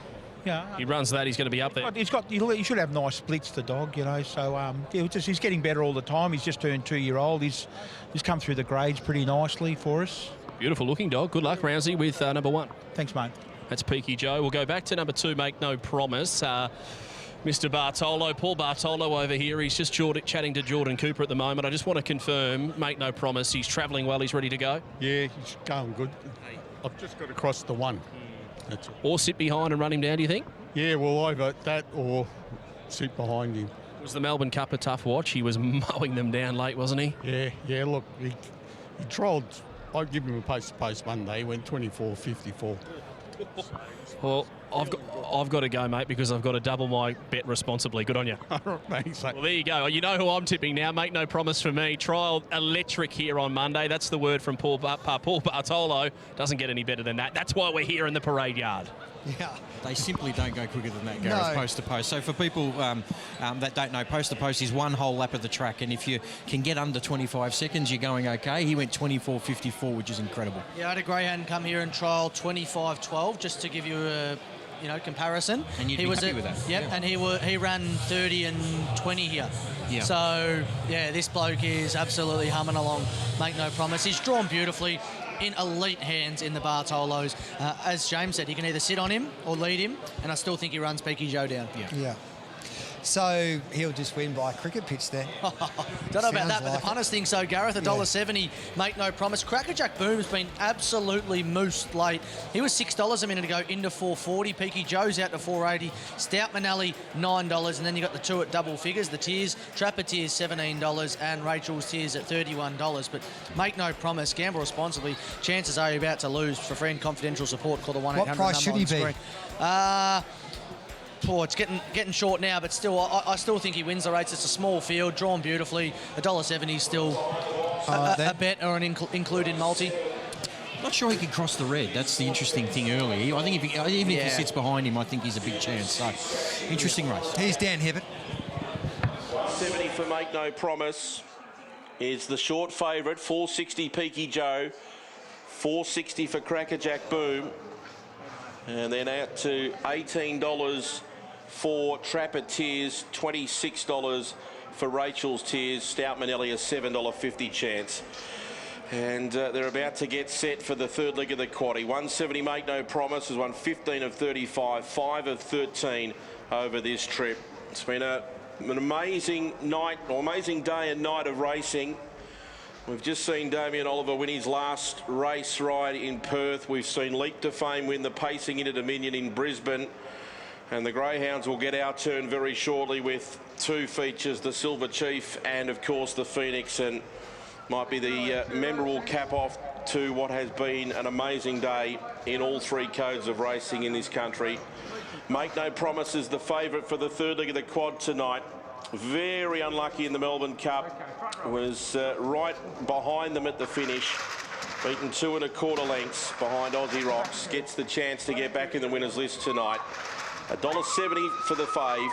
$4.40 Peaky Joe, second hit of All Talent last week in a heat of the Silver Chief. Set to run, third leg of the quad. They're set, ready, racing. Make No Promise flew out from 2, goes up to take the lead. Wide out was Rachel's Tears. A line of 6 into the turn, and the favourite got to the lead. Make No Promise clear from Trapper Tears up to second. They're 4 lengths in front of Crackerjack Boom, who's around Peaky Joe. Next was Stout Manelli, and last was Rachel Tears, but the leader got away. Make No Promise out by 4. Trapper Tears is trying hard. Crackerjack Boom's eating up the ground, but it is all Make No Promise. Make No Promise won it by 4.5 over Crackerjack Boom and Trapper Tears. 6 away to Rachel's Tears, who ran 4th from Stout Manelli and Peaky Joe. It was a bit tight and willing into that first turn, but the fave got home. Make No Promise in 29.667. Oh, I tell you what, the punters on racing.com are sitting at home and they want to thank you. Well done. Geez, flying, didn't I? Yeah, he's just feeling that good the last month. But, you know, when your odds on, you're under pressure. Yeah. Well, I tell you now, mate, I did the form and I thought the Red would hold you out, but you seem pretty confident from day dot that he could lead, cross and do what he did. Yeah, well, he's been jumping good. Yeah. And, you know what, he's just feeling that good. Yeah. I was confident. You look pretty happy with that. 5.13, 17.73, 29.66. Where does he head to now? Feature racing done and dusted over 500. He maybe looks like he could go further. Yeah, but we don't want to put him over further just yet. Not till after the Australian Cup. Yeah, so that's the plan. Yeah. Oz Cup 500. Then what's the long-term plan? Have you got anything in there up the sleeve? No, I haven't. Well, you did enough tonight. You've kept the punters happy. Well done, Paul Bartolo. A brilliant win with Make No Promise. Thank you. There we go. That was a fabulous run, straight to the front, game, set, match, and that was probably the easiest watch of the night if you had a punt on that one. Georgie. Yeah, that trial was really good. We thought he was boxed well here today, and once he crossed the red, it was all over. Terrific greyhound he's been. He's won almost $200,000. He's run very, very fast time. We're getting closer to the big one. It's not far off. Race number 10 on the program. Still 3 more races to go. This fella would have been competitive. Yeah, absolutely. Yeah. Absolutely. It's a good little race, and we've also got the Silver Chief to come up too. Yes, the Group 1 Silver Chief, and I love how the Silver Chief's on this night as well. Yeah. Let's take a break. We'll come back with plenty more. Make No Promise. He delivered the goods on this big night to lead all of the way in a sizzling time for the third leg of the quaddie.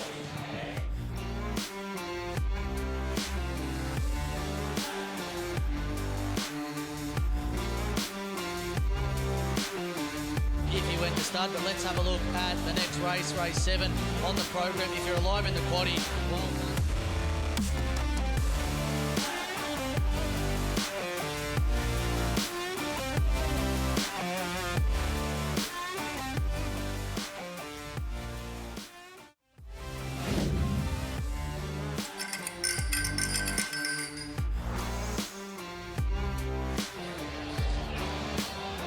So Make No Promise goes bang and leads all of the way and dominates that race for Paul Bartolo, $1.70, $1.20. Crackerjack Boom second, Trapper Tears third, Rachel Tears was fourth.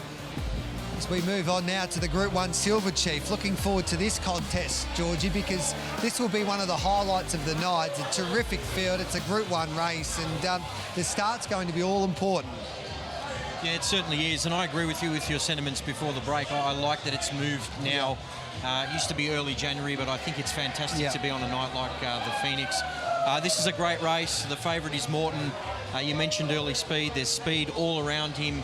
He's going to have to be on his A game. He hasn't put a foot wrong here at the Meadows. He's won 7 out of 9 and he's understandably the favourite. Yeah, Morton, there was talk that they desperately wanted to get into the Phoenix. He could be a dog this time next year that we're talking about. Oh, yeah, absolutely. Look, how old is he? He's just turned 2. Yeah. So he's only a young greyhound, got lots of ability. He's ran the fastest time here for the year in 29.55. If you take away Welsh's fast trial, obviously not under race conditions. So he's got lots of ability. Out of Tommy Shelby, the great Tommy Shelby, who won an Australian Cup here. So really well bred. We've had so many highlights throughout the Dream Chasers Festival with the competition. I still think it's one of the funniest moments I've ever seen on TV when Simon Marshall tried to pick up that lucky man from Meetung, I think he was. He won the Mitsubishi. Won the car, yeah. I think he did a muscle in his back after that. He looks a bit stiff, SD, on telly today, didn't he? Yeah. I don't think there's any car to give away tonight, but Mitchie Abaya, we've sent him down to catch up with the lucky... Have we got a winner yet, or we have got a winner, Mitchie? So who's the lucky winner? Well, these are the contestants who are going to be fighting out for the Dream, Chase the Dream promotion. There's a $10,000 prize still available. The running of the race will be the Silver Chief. And let's have a chat runner by runner. Number 1, your name, please. Joe. And coming out to the Meadows on a night like tonight, have you been to the Greyhounds much, or is this your first time? A couple of times, yeah. Yeah, come out a couple of times. Yeah, it's a good night, and obviously the Phoenix is a big night, so yeah, decided to come with a few of the boys. Yeah. Atmosphere's buzzing down here, $10,000 in the pocket if won. Where would that be going? Yeah, on the mortgage probably, yeah. I don't know, Christmas presents, yeah. Good answer. Let's go to number 2. Good luck. Number 2, your name, please, mate. Gauchi. And first time at the Greyhounds, I've been here plenty of times. Couple of times. Yep. The atmosphere around here is absolutely electric. Whereabouts are you going to be watching the race from? It's anywhere down the middle. Anywhere you can see it. Close to the fence for guys like our height. So $10,000 cash, still available under one of those doors over there. Where would it go? I go Crown, put on the black. I love it. There you go. Go to Crown. Let's go Mapunga Shine, number 3. Your name, please, mate? Hayden.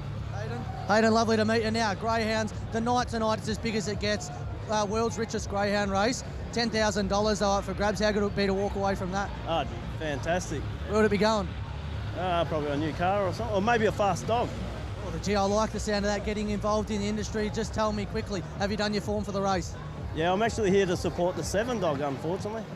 A mate of mine, Johnny Barbara's trains that, so... Oh, geez, okay, so you're virtually cheering a couple home. Yeah, well, I'm going to go for the 3 now. I like it. All right, good luck. Number 4, Smooth, playing around the $9 mark. Your name, please? Penny. Penny, is this your first time at the Dogs? No, second time. Second time? So my sister, we come last week and my sister won the $1,000. Won the $1,000? Yeah. Well, you got a chance to win $10,000 tonight. Where would that be going if won? Holiday.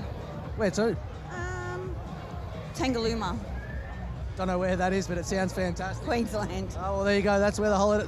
You'll be jumping on Flight Centre and booking flights after you get the win here. So, well done. Congratulations. Your name, mate? Lee Oakley, mate. Mitch, there's a big chance you're going to be winning this race with Morton, the favourite. Have you done your form for the race? Not yet, but I'm sure I'll be there. Well, you've got the favourite in the race, so that's a nice little positive. My brother's catching it as well, so... Your brother's catching the greyhound.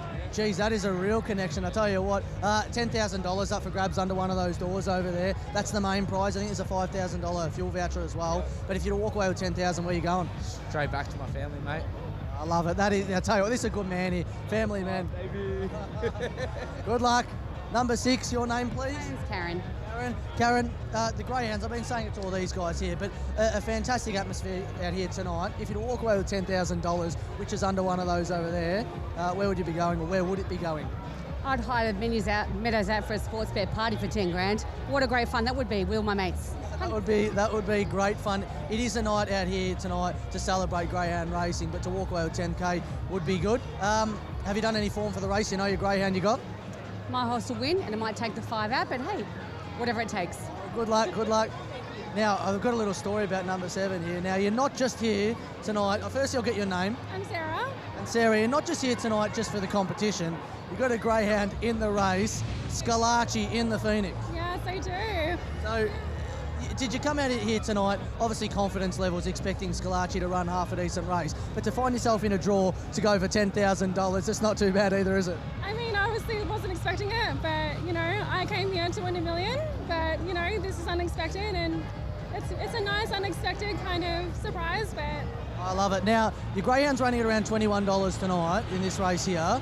How much form have you done for this race? I reckon there's only one race you would have looked at, and it would have been the Phoenix. Yeah, that's the only race I've been focusing on for like the last month or so. So, yeah, I didn't really know who else was racing tonight. Oh, my main focus has been Scalacci. So, yeah. I love it. Well, good luck. Hopefully you can walk away with the $10,000, which is under one of those doors over there. But good luck with Scalacci. It's going to be one to watch. And lucky last, number 8. This greyhound's going around at $46, Oregon Durant.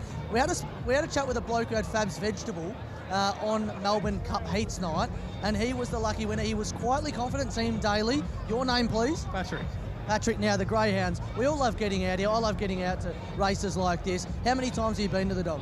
A few times, yep, but didn't expect this tonight, that's for sure. What draws you out on a night like tonight? Not just the $10,000 giveaway?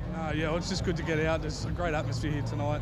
I'm just here with my old man who's just over there. He loves it as well, so yeah. He obviously knows you're involved in this competition now. $10,000 cash under one of those over there. I think there's a $5,000 fuel voucher and maybe $1,000 fruit and veg voucher as well. But 10 grand would be pretty handy right about now. It'd be amazing, especially this time of the year. We know it's all ramping up to Christie, so it'd be unbelievable.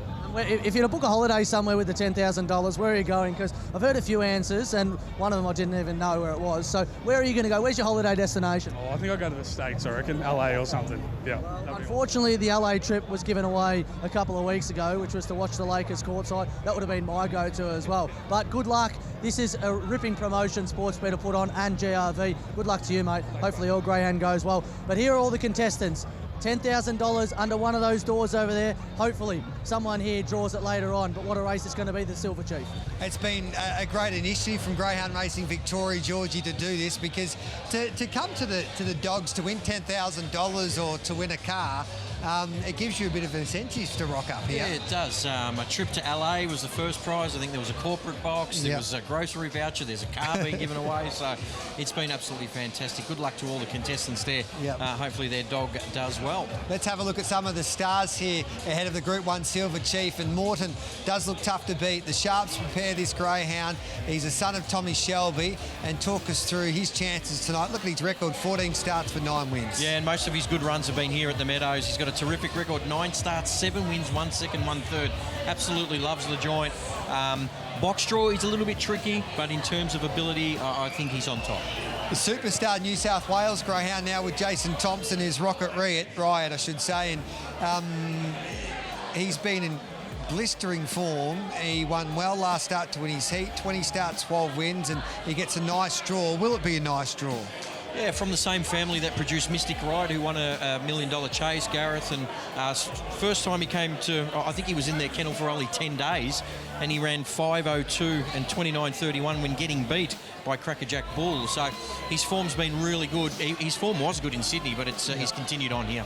Shimmer Shine begins like he did, or Shimmer Steel, of course, the son of Shimmer Shine. If he begins like he did last week, he'll be mighty, mighty hard to catch. Yeah, look, his form has been a little bit patchy. He's owned by, part owned by Dave Gleeson, who also owns Shimmer Shine. These were one of the pups he bought. He's won 2 out of 12. Solid record from inside draws, must be considered. And what about the other shine in this race, Mapunga Shine? Jeffrey Britton trains, Hall of Famer, owned by Barry Smith, and he's another lightly raced, exciting dog. Yeah, absolutely. 7 starts, 11 wins. He was good behind Shimmer Steel here last week, showed good speed. I think he's a greyhound on the rise. Ollie had the 11 starts, as you mentioned, so he's got a big future, win, lose or draw. Let's have a look at the market for this upcoming Group 1 race, and let's catch up with Mitchie Abaya once again. Mitchie, I think this is a fascinating race, and you're taking on these 2 favourites. Yeah, I am, Gareth. This is a ripping race, and I tell you what, there's some absolute superstars amongst these. These are going to go and headline the industry for a long, long time. But let's have a look at the market. Race 8, last leg of the quaddie, the Sportsbet Silver Chief. Morton, the greyhound we've all spoke about. Many think he could be unlucky not to be running in the Phoenix tonight. 260 out to 290. Mapunga Shine, the greyhound, I'm super keen on. 450 out to 480. Rocket Riot, drawn well down near the fence, but has to step clean and clear the one. Otherwise, they could find themselves in a bumping duel. 440 out to $5. Shimmer Steel for Team Daly, drawn beautifully in box 1. Has to avoid the 2 at box rise as well. 450 out to $6. Fernando Phil for Michelle Mallia is absolutely flying at the moment. 850. Smooth Plane, big move here. $15 into $9. All Talent, 26 out to 27. And Oregon Durant, $46. But Morton is not, I'm not saying all the rage, but slightly on the drift, but he's the one that's holding firm. And I think the 3, Mapunga Shine, is the greyhound that they're wanting the most. So gamble responsibly. For free and confidential support, call the 1-800 number on the screen or visit the Gambling Help online website. Number 3 for me, Gareth. All right, then, what are you doing here, Georgie? I'm going for a little bit of value in the race, Fernando Phil, because he's got a lot of early speed. There is a lot of early speed in this race, though, so from box 6 is going to be a bit of a challenge, but he's stepped up to the mark in his last couple of starts. He ran 29.20 at Sandown, which is very fast. His heat win last week was very, very good, so we're looking at a bit of value at around the $9 mark. All right, then, and the start's going to be all important as well. As you were talking about the speed map before, here's the speed map here. Talk us through this. There is just so much speed everywhere you look in this race, so just those box manners are really, really important. We're actually, the greyhound that I'm tipping on top, Fernando Phil, we're going to watch a replay of him winning from box 5 at Sandown. Just really good manners out of the boxes. He's done that in his last couple of starts. He split here at 5:03, Mitch. It was a good run, 29.25 overall. He's a greyhound on the rise for sure. Oh, no doubt about it. And that run at Sandown really said, hey, I'm a class animal. I need to be taken seriously. Comes out the Meadows, 29.84, 5:07 early. Just consistent beginner of late. And that's what you want to be doing in races like this. You've got to get to the front or you've got to find a forward position. There's no use trying to weave your way through them. They're just too quality animals to try and get through. So he's in some really good touch, Fernando Phil, and what a good time to be finding some form. He plays a really critical part in this race as well, because he's drawn next to Morton, who does like to use a bit of the track.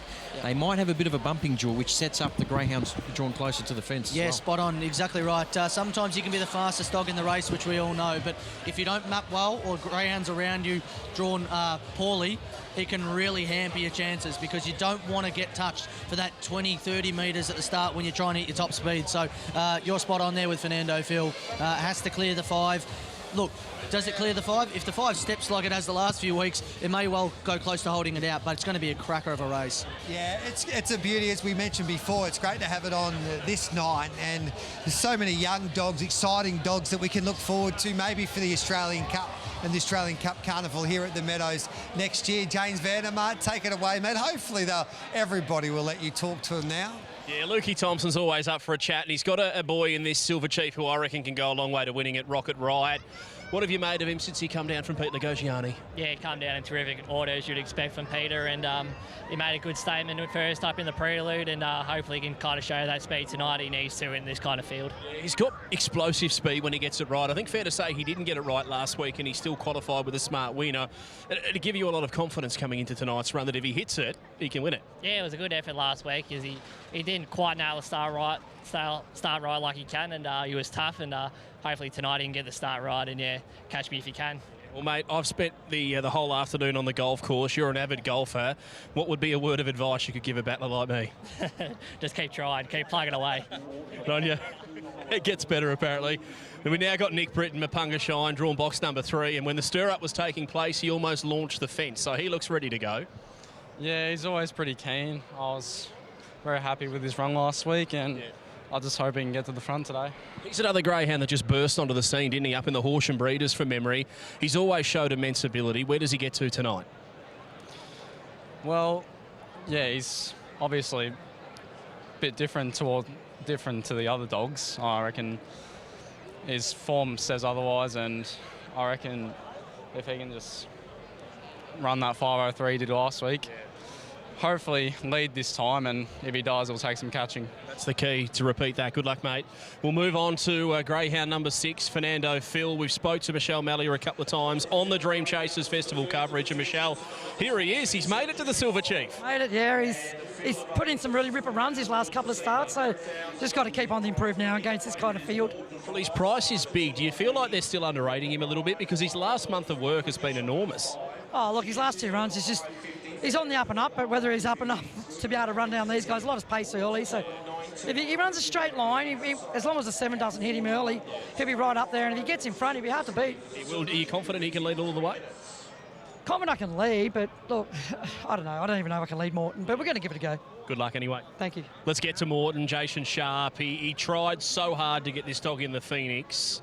Sharpie, you didn't quite make the Phoenix, mate. You were on the fringe, but I'd imagine you'd still be pretty nervous, pretty excited about a Group 1 Silver Chief that you're in here. Oh, definitely. Definitely want to win a Group 1. Yeah. How does the race play out in your opinion? Your boy can't draw a box, but he is the rising star of the sport. Yeah, just got to step. Do you know what I mean? Didn't matter what box he got tonight, still would have to step in this field. So, yeah. And here at the Meadows, he just loves the joint. Do you sometimes scoop up a bit of sand and just pop it in his kennel because he seems to love it here? I don't know. He does. He just, yeah, I don't know. I don't know if there's any dogs gone as good as him here. So, yeah, it's great. Well, mate, he's the fastest dog on the racetrack here in the last 12 months. I guess if he comes out and runs 29.40, you'll say to the slot holders, we told you so. Wow. Good on you, Sharpie. We'll see. There we go. Jason Sharp, trainer of Morton. Look, I'm finding this really hard to tip. I've gone with Morton, maybe my heart over my head, to beat 2 Rocket Riot. I think he's drawn to run a really big race, and then I couldn't split Fernando Phil and Mapunga Shine. So it's the 5 for me, Morton. He was on the fringe of the Phoenix. He deserves to win the Silver Chief. Well, you can't leave the TV screen now here on racing.com because we've got the Silver Chief final.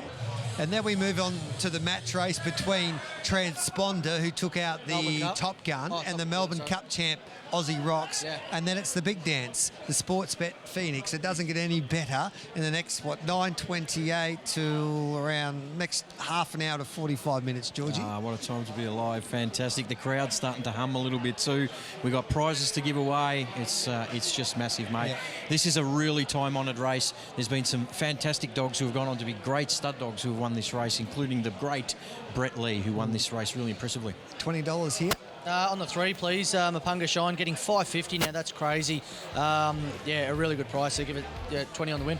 10 each way for Fernando Phil. I think at really nice value. So what do you think will happen at the start here, Mitch? So box 2 Rocket Riot, when it had box 3 at Sandown Park, all it wanted to do was get hard to the fence and early. It will literally want to have the running rail hard up against its left shoulder. So it will collide with Shimmer Steel, and there will be an absolute paddock of room there for the 3 if it steps clean enough to outmuster them. It could almost get straight on the fence, the 3, if it steps well. All right, here's Daniel Hibbert for the first of the Group 1s. This is a beauty. And, of course, the Silver Chief moved to tonight from January. What a stellar field of rising star dogs doing battle here. Is at $34, is the outsider of the field. Brilliant race, the Silver Chief Group 1. And Morton, the favourite, has just firmed in late on into 270. Was nearly touched $3 on the fixed. He comes back to 270. He is the favourite. He's coming off a heat win in 29.71. He's won 9 of 14. His record here is impeccable. He's had 9 starts, 7 wins, a second and a third. He's got the yellow to deal with tonight, but he is the favourite. And then Rocket Riot and Mapunga Shine having a good battle for second favouritism. Rocket Riot won its heat in 29.98, and Mapunga Shine finished second in 29.92 to Shimmer Steel. Getting set for the Group 1, the Sportsbet Silver Chief final. The favourite Morton in box 5 in the yellow. And good luck to the Chase Your Dream contestants. Hope it all goes well for you in this race. They're set for race 8, the Silver Chief final. They're ready to run. Set. racing. Morton was only fair to begin. There was good speed. Mapunga Shine. Shimmer still tries to drive through. Smooth Plane gets it into third. Railing through now was Rocket Riot. On the inside was Morton trying to get clear from Fernando Phil. Well back Oregon Durant. And last of all was All Talent. But Mapunga Shine the leader by 3 lengths on Rocket Riot. Next in the field, Shimmer Steel. Morton can't get off the rail. Then came Smooth Plane. But Mapunga Shine roared away in the Silver Chief and won it by 3 lengths over Rocket Riot. Morton rattled home for third, Shimmer Steel fourth. Next in was Fernando Phil from Oregon Durant, Smooth Plane and All Talent, and the time on the final is 29.79. It's a massive statement. Mapunga Shine sets the track alight. 5 flat to the mark, 17.61, 29.76. They are flying sections on the way to a Group 1 win, and he does have pace. Oh, yeah, absolutely. He didn't really show it in his first couple of starts, but now he's got the jump right, he's able to run those first splits, and that's absolutely fine. I'm stoked. Yeah, well, Barry Smith, the Mapunga name, synonymous with greyhounds who hit the line like jets. They're not always super quick early. This boy bucks the trend a little bit. Yeah, well, Barry's been great for us through the years. Always gives us our star dogs, really, and what does this mean for you and the family to win the Group 1 Silver Chief, time-honoured race? Have you had this kind of success as a handler before? Well, I'd still say the Sandown Cup's better than this, but, you know, it's very rare that trainers like my parents win a Group 1 over the 500 distance. You know, you've got to have very, very good dogs to win these sort of races, so, well, they'll be over the moon. Hey, we can just see how much this means to you as a handler too. Talk us through the race itself. What did it feel like when he bounced straight to the front? Oh, mate, I'm still shaking. I saw the 1 and the 2 sort of missed it when, you know, usually they just ping out, and I thought he's got a chance here. Stay in the middle of the track, and I was just praying he'd get around that 1 properly. Now, the back, I knew he'd take some catching. I'm very happy. Good on you, mate. Nick Britton, the handler, part of the team down there with Mapunga Shine, and what a fabulous win that was. Just bounce, run, take luck out of the equation. You just missed out. He's actually doing these ones after a big Group 1 win. Good on you, James. And I tell you what, Mitchie Abeya was over the moon because he backed this dog. And Georgie, you got a tear in your eye because you bred this dog. Well done, mate. Nah, it's great. Barry's one of the great people in the sport, and to see him win a Group 1 with this dog, I'm wrapped for them. I'm wrapped for him. That was a really, really professional win. I'm wrapped for you.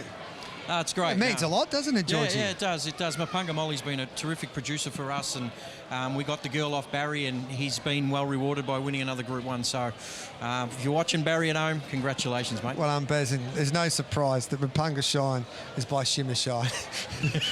And another one. Talking them up. Let's take a break. We'll come back with this match race. It's the Melbourne Cup champ, Aussie Rocks, taking on Transponder, the Top Gun champ of this year's Dreams Chasers Festival. Don't go anywhere. We've still got this match race and, of course, the Phoenix to come.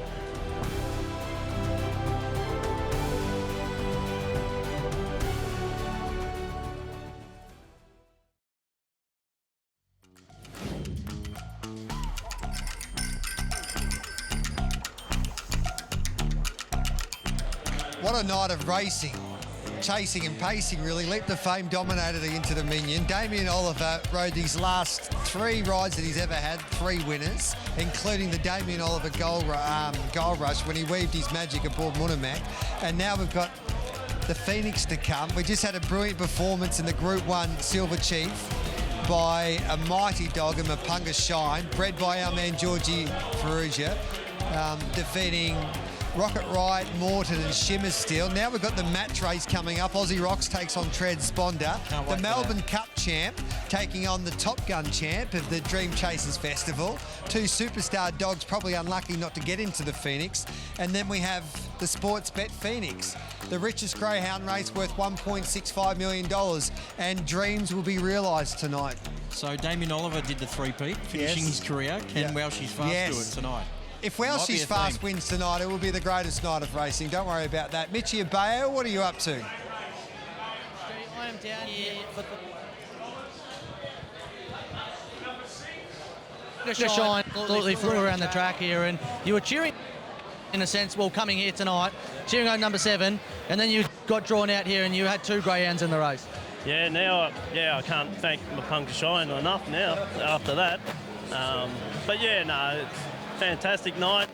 I don't know what to say. I'm speechless, really. Well, there's $10,000 under one of these, right? So numbers 2, 4, 6 and 7 have been taken out.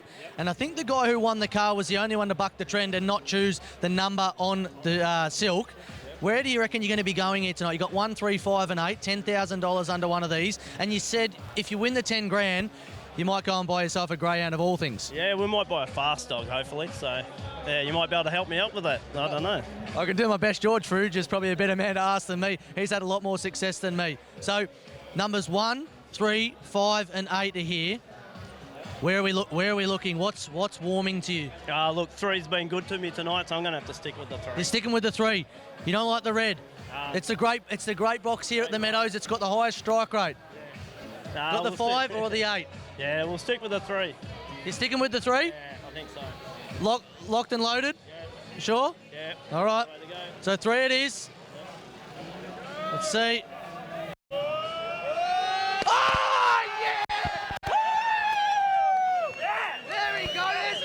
There's a new greyhound. I tell you what, this man has come here tonight. He's had a little bit of luck on that first turn over there, but here's a 10 grand check.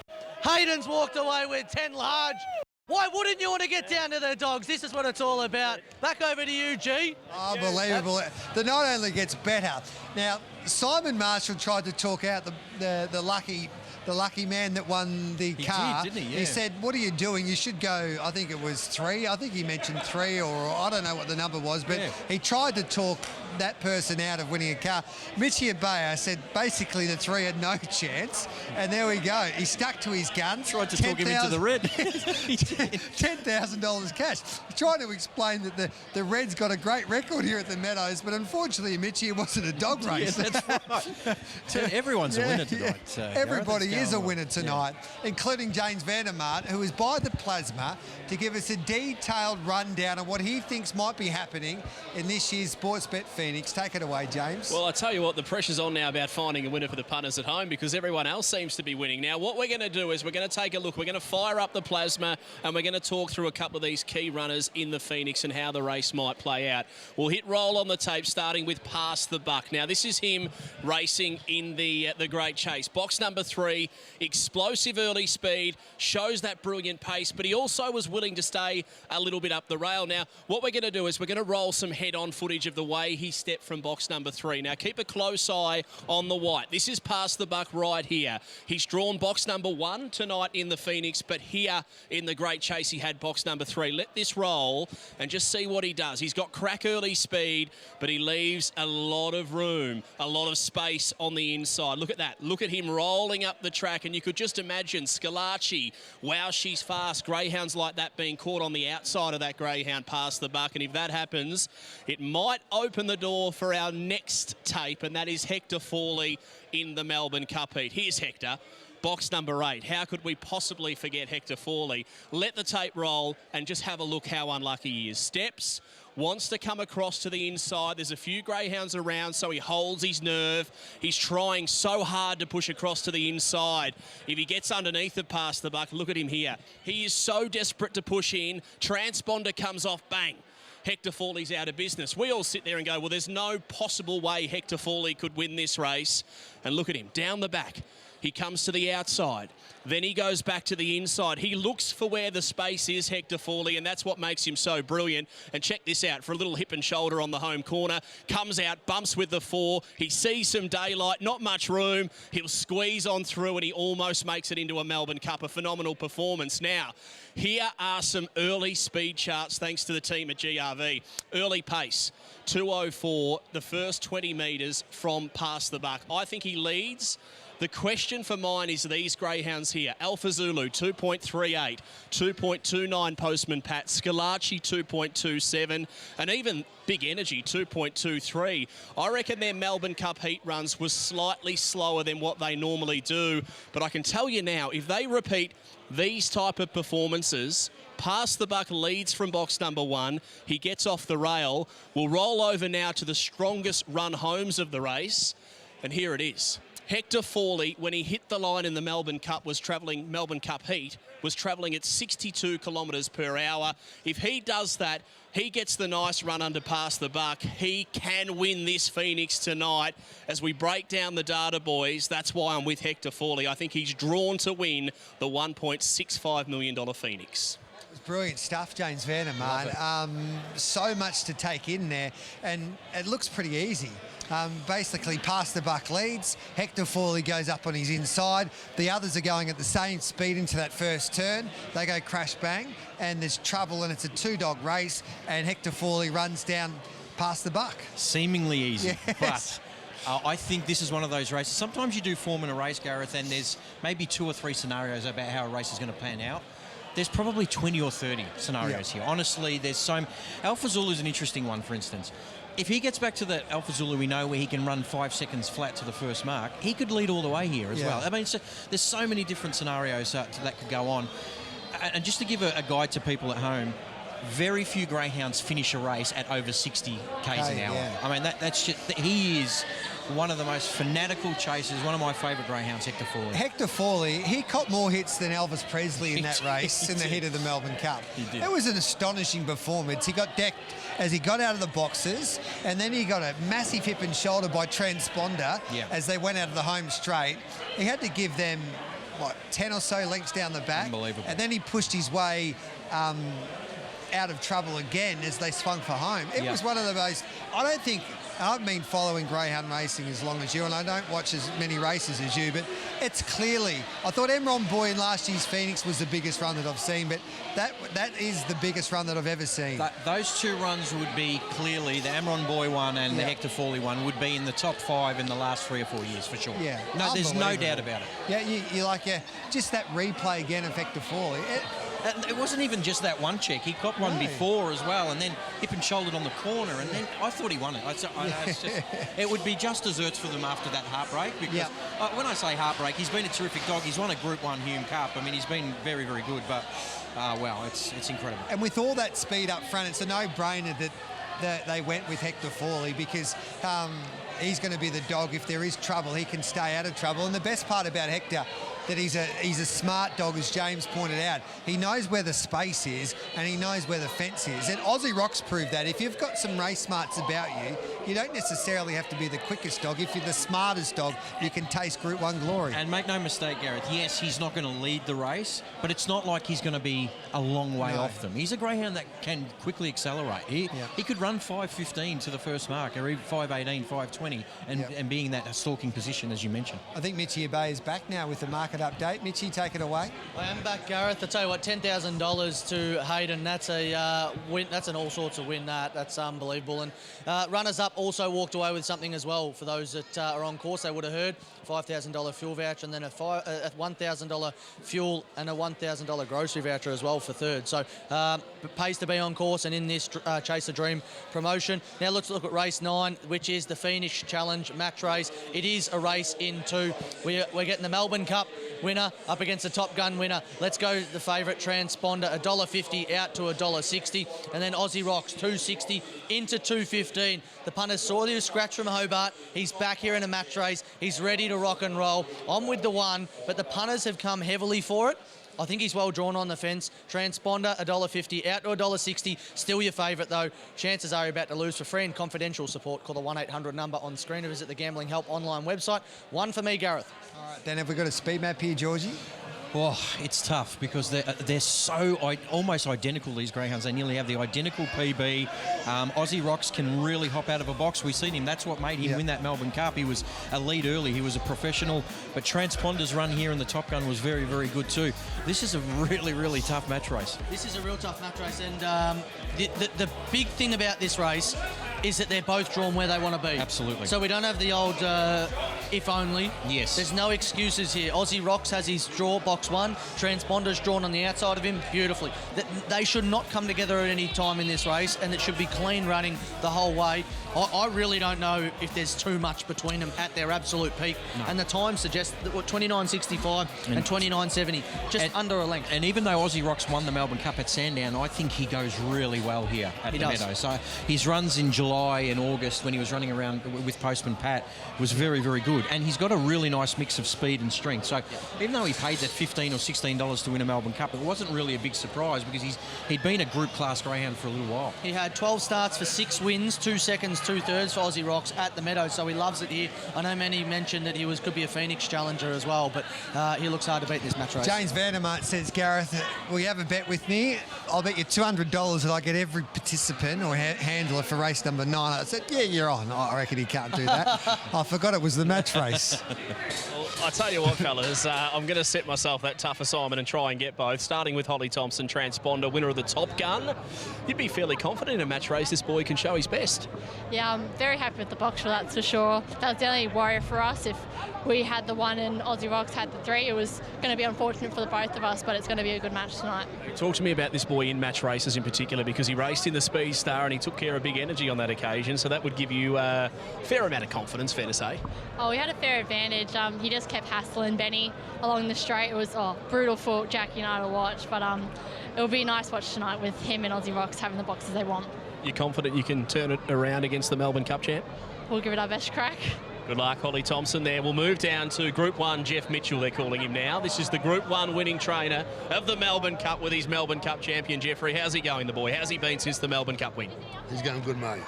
He had a couple of hit outs up the straight there last week. He had a trial there Monday. He went super. So we'll see how we go tonight. Talk to me about the feeling of winning the Melbourne Cup, mate. Has it sunk in a couple of weeks later? No, it hasn't. I'm still going now. The buzz is still there. As I said, hard to win the Melbourne Cup and hard to get there first. Not easy to win a match race like this either. Are you confident going in you can take care of Transponder? Oh, hope so. We'll see what happens. Good luck, mate. Box number 1 for Aussie Rocks. Well, I'll tell you what, Gareth, I don't like tipping on match races because I never find the winner, so I'm going to call a dead heat. I reckon it's going to be a draw in the match race. I'm going to sit on the fence. Well, now look at this for a market. And then equal favourites, are they here, Mitch? No, Aussie Rocks 230, Transponder $1.60. That's might be the tote prices there. But yeah, the late drift for Aussie Rocks. Jimmy Vandermaat sitting on the fence. Come on, that's absolute. Yeah, Jimmy.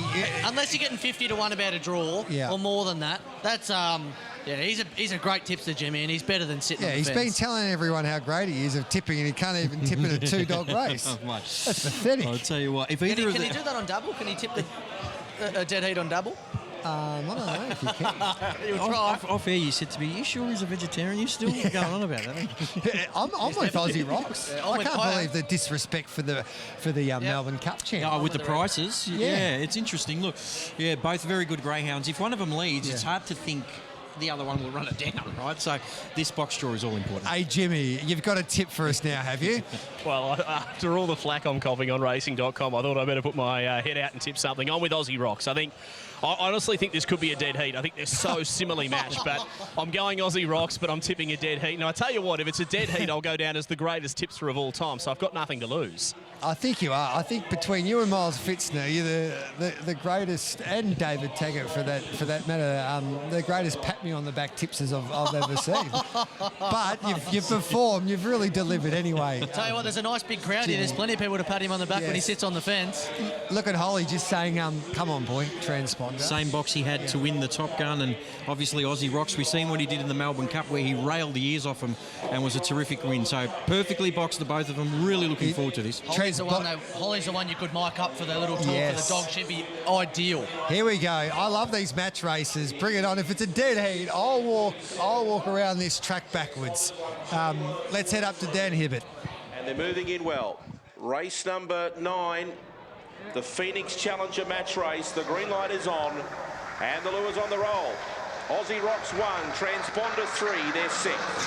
racing. Aussie Rocks and Transponder, they both jump pretty well. Transponder's got the best speed though, and he crossed over and he got clear. He's a length and a half in front. They went 5.07 to the first mark, and Transponder took off. He is 4 lengths in front of Aussie Rocks, who's got a lift. They come off the back straight in 17 and 50. Transponder is flying. Aussie Rocks cannot keep up with him. Transponder raced into the straight clear by 5, and he wins the match race easily.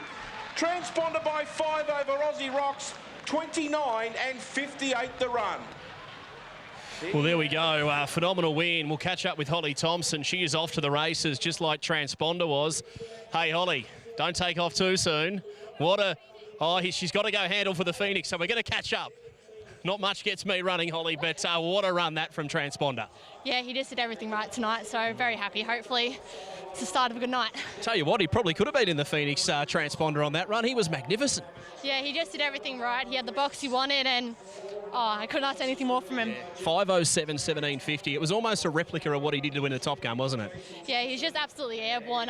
It's actually funny enough, Dad was thinking about giving him some time off right after the Top Gun, but this dog just wants to keep running. Yeah, well, you can see why. 29.55. Well done. Phenomenal. Thank you. There we go. Holly Thompson, the handler, part of Team Thompson, with a phenomenal run. 29.55. They'll be all out going quicker than that in the Phoenix. Big win for Transponder. So they've gone 29.58 in a match race. Aussie Rocks, the Melbourne Cup champ. That just proves you don't have to necessarily be the best dog in a Melbourne Cup. Yep. But if you do all of the right things and be the smartest dog, you can win our greatest race. But Transponder's very good when he can do that.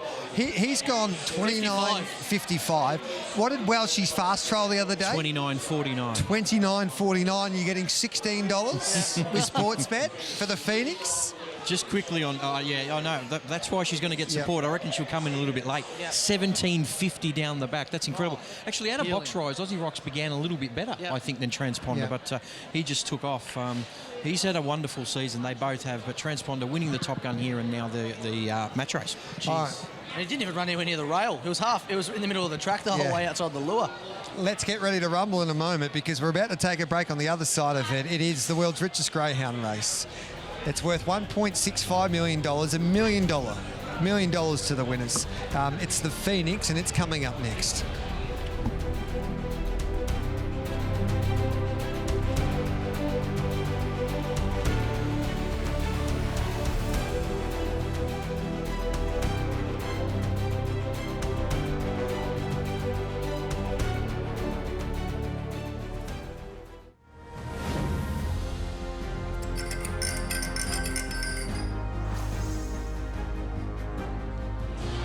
What a performance. Look at that, the Meadows. Forget any nightclub in Melbourne. Get here right now. The DJ's flying.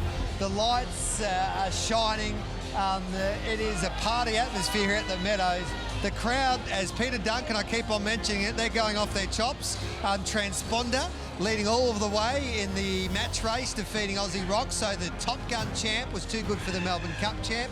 And now the big dance has arrived. The world's richest greyhound race worth $1.65 million. Yes, a greyhound race worth $1.65 million, $1 million to the winner. Let's have a look at the market now for the great race in Michia Bay. You take it away with some of the market moves. Here it is. Your favourite is Past the Buck. $4.50 into $3.90. Big Energy. It's been a big move at $6 into $4.60. Hector Forley, $4.50 out to $5. You're getting a nice price with Hector. Alpha Zulu, $4.20 out to $6. One of Team Thompson's runners, Postman Pat. I had a chat with a couple of people earlier. They reckon Postman Pat is a huge chance to take this out. $6 and firm. Wow, she's fast. $13. Opened at 10s. Crazy price considering the time they've just gone in the last and what she trialled the other day. JSJ, 14 out to 16. And Scalacci, I tell you what, there'll be pizzas flying left, right, and centre. And I'm still a hungry man, so I wouldn't mind Scalacci getting up at $23. Chances are you're about to lose. For free and confidential support, call the 1-800 number that was on your screen or visit the Gambling Help online website. I don't think I've ever been to a greyhound meeting where there's been this atmosphere. It's absolutely electric here at the Meadows. It's loose, isn't it? It's as loose as it comes. Let's have a look at Pass the Buck, representing the Tab, and Anthony has a party. He's the X factor in this race, Georgie Ferrugia. Look at his record. He's only had the 10 starts and just won over $30,000. He could be a millionaire after tonight. Yeah, look, in his 2 starts at the Meadows, he's gone 5.02 to the mark and 4.97. Absolutely elite. That's the question mark for me. 2 things, actually.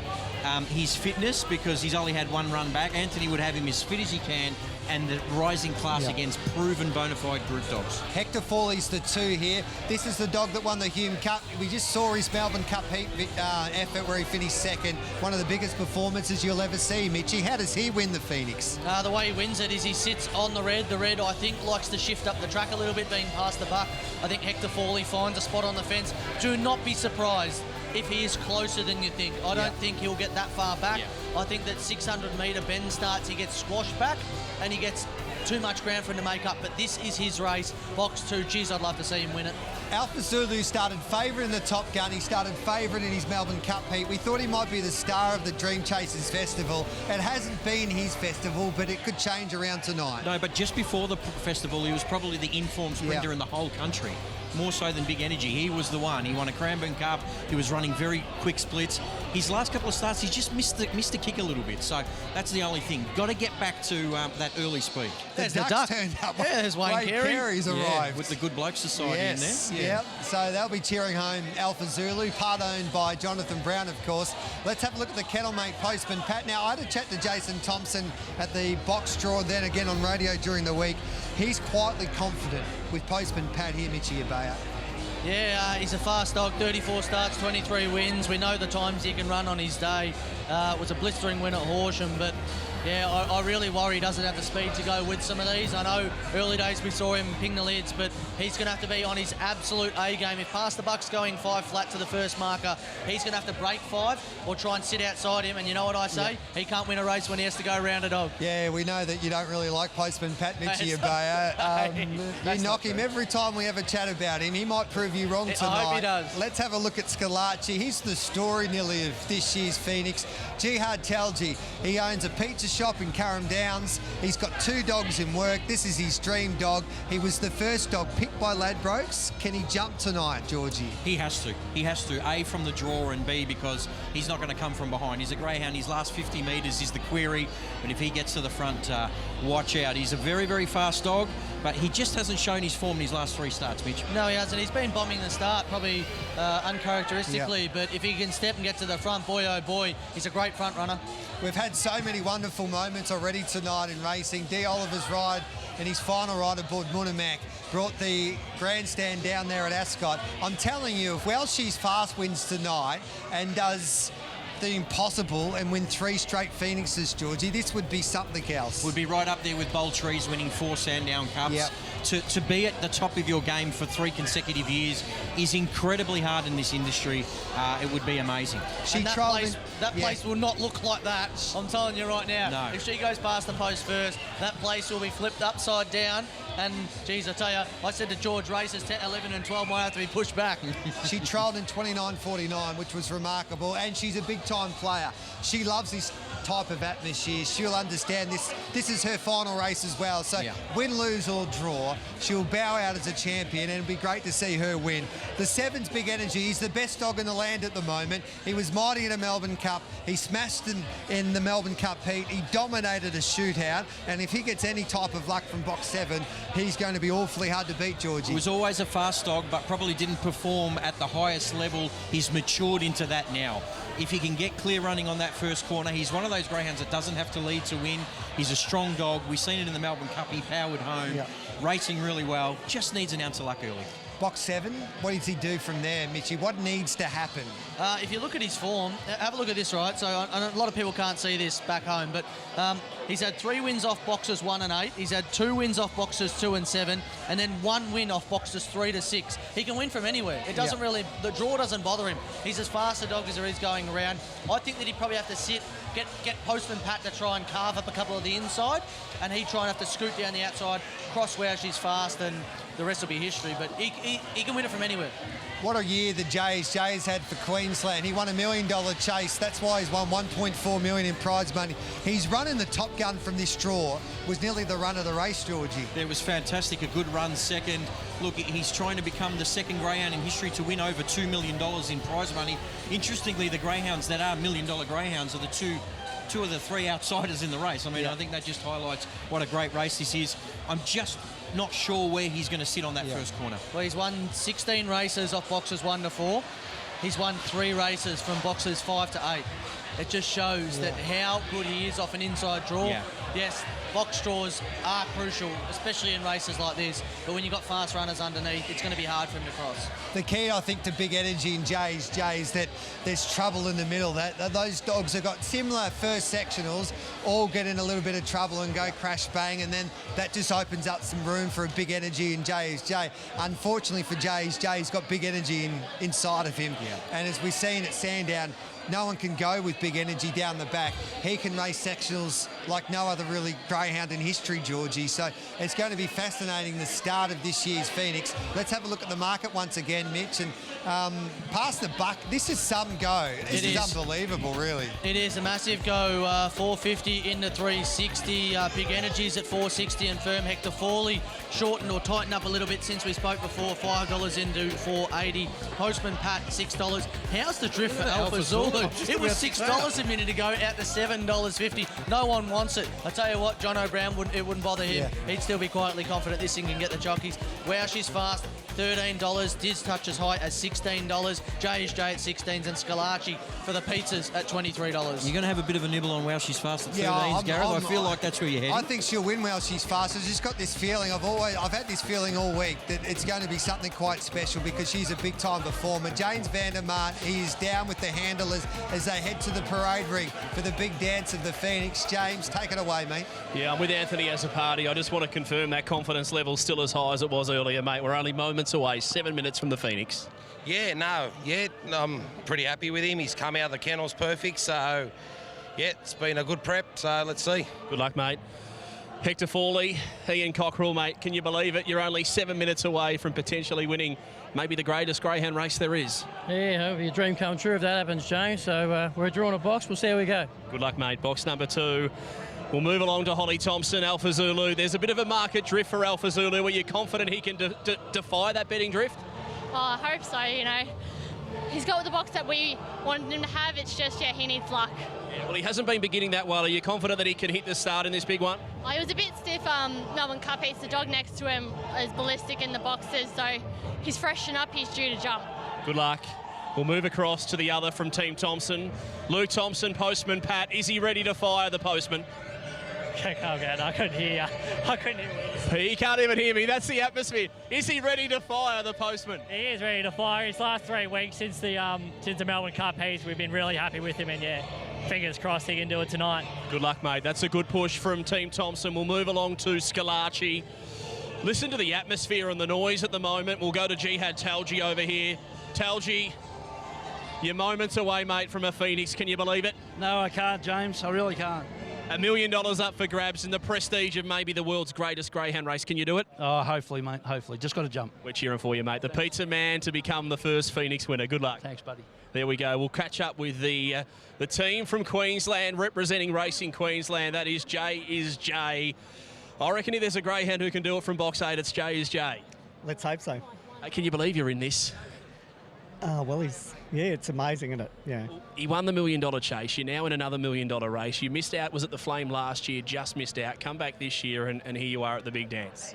You got to keep dreaming. You do. Where does he need to get to, your boy, to win it? Hopefully the front at some stage. Good luck anyway from box 8. We wish you well. Thank you very much. There we go. Representing Racing Queensland. Now to Wow She's Fast. The girl who has made this race her own. 2 runnings of the Phoenix, 2 wins. Can she make it? The amazing 3-peat, Jackie Greeno. Well, we have to dream. So I think it might be just a dream, but you never know. It's a dog race. Does she know what this is? I get the feeling she's pretty switched on. She let go of a little bark back in the kennels. I reckon she knows this is the Phoenix Night. She just loves it. She just said it. She just loves the more the merrier. Yeah, we've seen Black Caviar, Maccabi Diva, horses like that. They just perk up for the big ones. I get the feeling she's doing the same. Yep, she is. She just loves the cameras.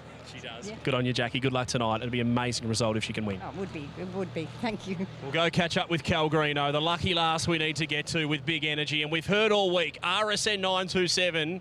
What are they, Cal, for the Phoenix? They're energised. They are, mate. Can he do it? He's the in-form greyhound right now. He's been flying. The draw probably doesn't help him, but he's got a huge motor. Absolutely. He's going to need luck, James, like every other dog. But, would have rather seen him off the inside. But, the dog's going terrific. Do you guys have any idea how to win a Phoenix? No idea, mate. Good luck. It'll be an amazing result if either can win. Thanks very much. There we go. That is Cal Greeno, of course, winning the first 2 Phoenixes, and now they've got a quarter of the field in this $1.65 million clash. Well, I find it hard to tip, but I'll get away from the people. I don't want to put them off, but I'm going with 2 Hector Fawley. I can see Past the Buck leading, pushing up the track, space for Hector Fawley. If he gets half a run at them, watch the closing speed of this Blue Jet. He will be storming home at the end. This is a race for the ages. The 2023 Sportsbet Phoenix, they're about to head to the boxes. Oh, what a build-up. It's just the unknown here in the Phoenix. What a race, because that music when they came out was, it gave me goosebumps. And these dogs have never experienced this before, maybe last year with Well She's Fast, but like Past the Buck, he looks like to me he's handling this night okay so far. Yeah, no, he doesn't look like it's a worry. He might be a absolute superstar in 3 months' time, but if he wins this, it's monumental. Gareth, I'm not sure what Mitch thinks. I still would love to win a Melbourne Cup as an owner, but this race is climbing up the ladder so quickly, and it's only 3 years old. It's incredible. I want to win this one, because what about the party here? You could party here all night. Hey, Anthony has a party. Looks like he's Anthony has a party. His eyes looks like he's about to run out for the Collingwood Football Club in a grand final. He's not nervous, Anthony. I don't think. I think he's got his game face on. Yeah, he's talking to the dog. Trying to keep him calm, and this is incredible. Yeah, this is great watching these dogs head to the boxes. Look at here. this. What's the market Boys, doing? boys. 320 for Past the Buck. It's been absolutely immersed. Hector Fawley, $5. Big Energy, $5.50. Alpha Zulu tightened up from $7.50 into $7. Postman Pat's gone the other way. 6 out to 7. JSJ 16. Wow, She's Fast, $18. And Scalacci at $21. It's a crazy field. The prices are crazy as well. And Past the Buck will go around as your favourite. You would think, unless something drastic happens in the next minute and 51 seconds, chances are you're about to lose. For free and confidential support, call that number on screen or visit the Gambling Help online website. It could be due to the fact that Anthony was so confident. He's really confident that he can win this race, and they've tumbled in. Wow. Who would win a match race here? If a bit like, say, just what happened before between Transponder and Aussie Rocks.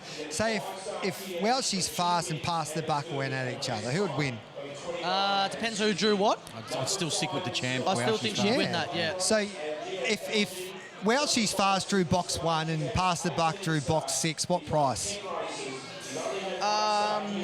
I'd say $1.80 Wow She's Fast. In this race? Oh, no, sorry, in a head-to-head. No, so if Well She's Fast was box 1. Oh, it should be $4 because they wouldn't want to pile into anything shorter because of still the risk or the unknown. Yeah. I think that's a great price. Look at her wagging the tail. She knows she's here, Gareth. Yeah, I think the speed map's sometimes irrelevant. I'm telling you, when they, like you heard the roar just before, when they put these dogs in the boxes, they're going to go up this crowd.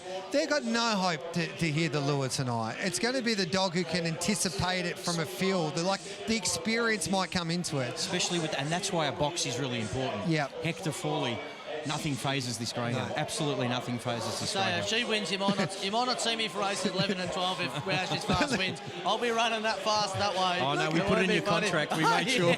Jackie Greeno waving like she's the Queen heading down to the Royal Ascot Straight. She's like, and I hope she enjoys this because this is the last time. It'd be emotional for her as well. The last time she puts in her best friend into the boxes as they do battle together. That's why I wanted them in the race because I hope Cal and Jackie got a chance to enjoy what a champion she's been. Yeah. If she makes it 3, The race well, she's made her own. Yeah, absolutely. If she wins a third, right, in however long it is, a minute's time, if she was to come and win a third, that'd be one of the greatest sporting achievements, not just greyhound racing, but it'll be up there with the Mackay Divas and that sort of stuff. It just doesn't happen. They'll make a movie out of it. Yeah, that's the trophy, and that's the sports bet deck. That picket fence won't last long if it wins. Gone. It will be destroyed. Here we go. Some nail biting going on there. This is what we're here for. We've been waiting for this for such a long time. It's finally arrived. Here's our broadcaster. This is his first ever Phoenix, Dan Hibbert. $5.50 for Postman Pat, $8 for Alpha Zulu, $14 for J is J, $19 now for Wow She's Fast, she's drifted right out, and $26 for Scalacci. 8 Super Greyhounds behind the boxes for the $1 million to the winner Phoenix. A massive crowd. It's the biggest crowd I've seen at a greyhound meet ever, and it's only going to get bigger and bigger as this race grows in reputation. The Queen trying to make it 3 in a row. She's drawn the same box she drew last year. She's $19, but all the money has been for Pass the Buck, is into $3.40 on the fixed odds as they get set. Good luck, everyone. Slot holders, trainers, owners and fans, we're set to go. The Phoenix for 2023, they're set. Racing, even line, speed out from Hector. Fawley's got early speed, past the back, trying to go with it. Scalacci's got across. Alpha Zulu took a tumble. The leader was Scalacci. It's 3 or 4 clear from Postman Pat on the inside of Hector Fawley. Out deep, Big Energy. Next in the field was past the back. Miles off the lead. Wow, she's fast. And J is J. But Scalacci, 4 in front. Postman Pat's roaring home. Scalacci all out. Postman Pat, Scalacci! Scalacci won the Phoenix and beat Postman Pat. Hector Fawley ran 3rd. 4th in was Wow She's Fast. What a beauty. Next in was Big Energy from Past the Buck. J is J. Alpha Zulu was collected. It's 29 and 89. Oh wow, I've got tears in my eyes. They said he couldn't do it, and do it he has. Jihad Talji, the man who owns a pizza shop. He cooks pizzas for a living. Come here, mate. You've done it. This is what racing does. I love you, mate. You backed me up. I did back you. I backed you. Scalacci's done it, your boy. He has. James, I've got to cry, mate. Really? This is unbelievable, mate. It is unbelievable, you know. You can't believe it, can you? No, I can't, mate. I need to wipe the tears out of my eyes, mate. Talk to me through the race. Talk to me. How did it play out? I was just hoping he jumps. I knew if he jumped, mate, that's his go. I tell you now, a lot of people through the week said to me, he can't do it. He cannot win the race, Scalacci. You have trained him to the minute and you have just won the $1 million Phoenix, the $1.65 million Phoenix. I love you, mate. I love you, really do. Mate, talk to me about... Let's go for a walk. Talk to me about your job to start off with. You run a pizza shop in Carrum Downs. Work hard. My family here, they ride it with me, you know, the ride. This is unbelievable, mate. This is unbelievable. I know Jeff Mitchell won the Melbourne Cup and he couldn't believe it. And Ray Britton, we talk all the time. And mate, this is fucking unbelievable. This is unbelievable, mate. Well, I tell you what.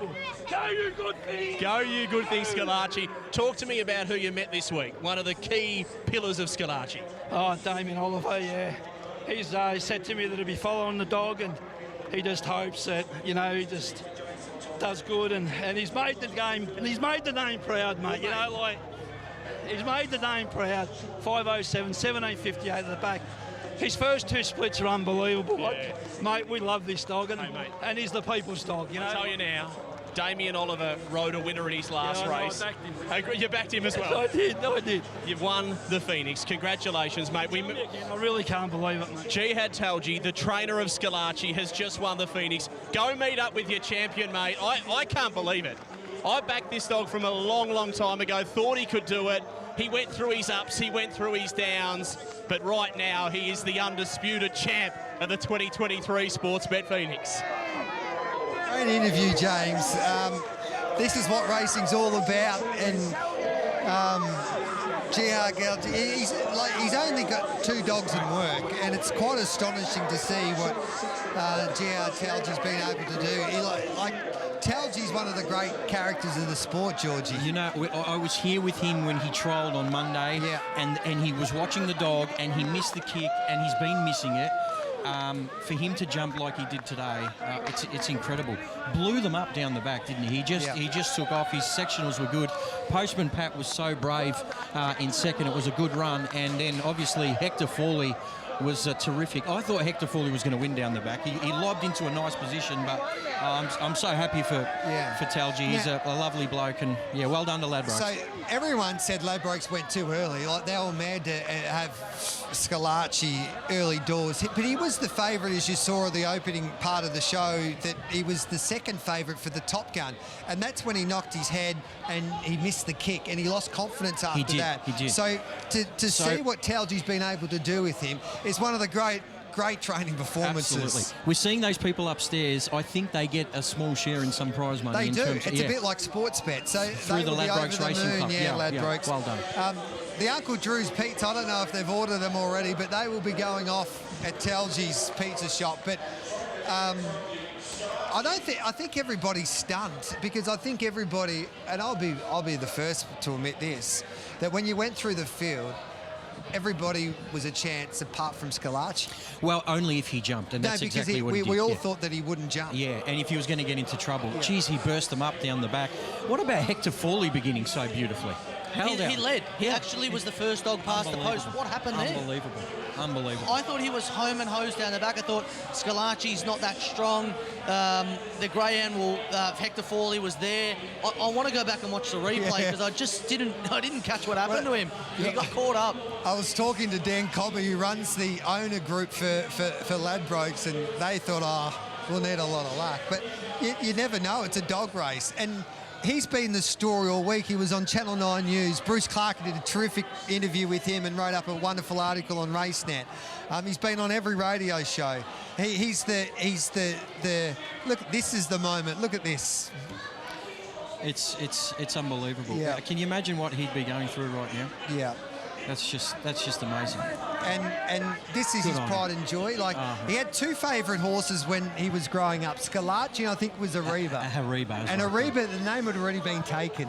So he decided once he found a great dog, he would call it Scalacci. And Gareth, out of Hardstyle Rico, of course, who went through that generation where we had Tommy Shelby, Simon Tolhallen. What a great bunch of dogs they were. Yeah. What do you reckon he's eating for dinner? Well, he hasn't fed him a pizza, because he didn't want him to start to enjoy the pizzas too much, and he's always around the pizza. But he'd be getting an Uncle Drew tonight. I'll tell you what, as long as there's no chili or anything on it, but boy, oh boy. And Uncle Drew is, that's of good course, as you'll see. that's Talji's special pizza there. They'll never forget this. There's all his kids are there, the families at the front. What a race. We'll take a break. Talji will join us a little later on, but what a performance by that dog there. Scalacci, the outsider of the field, causes a boil over in the world's richest race, the Phoenix.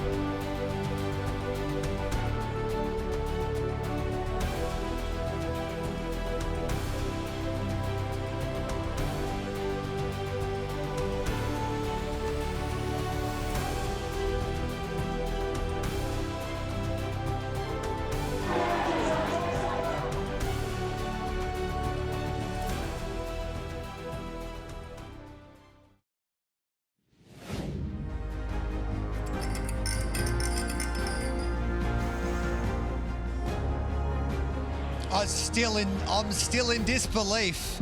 The outsider, owned and trained by a man that's loved the sport for so long. He basically taught himself. He's a hobby trainer. He's got 2 dogs in work.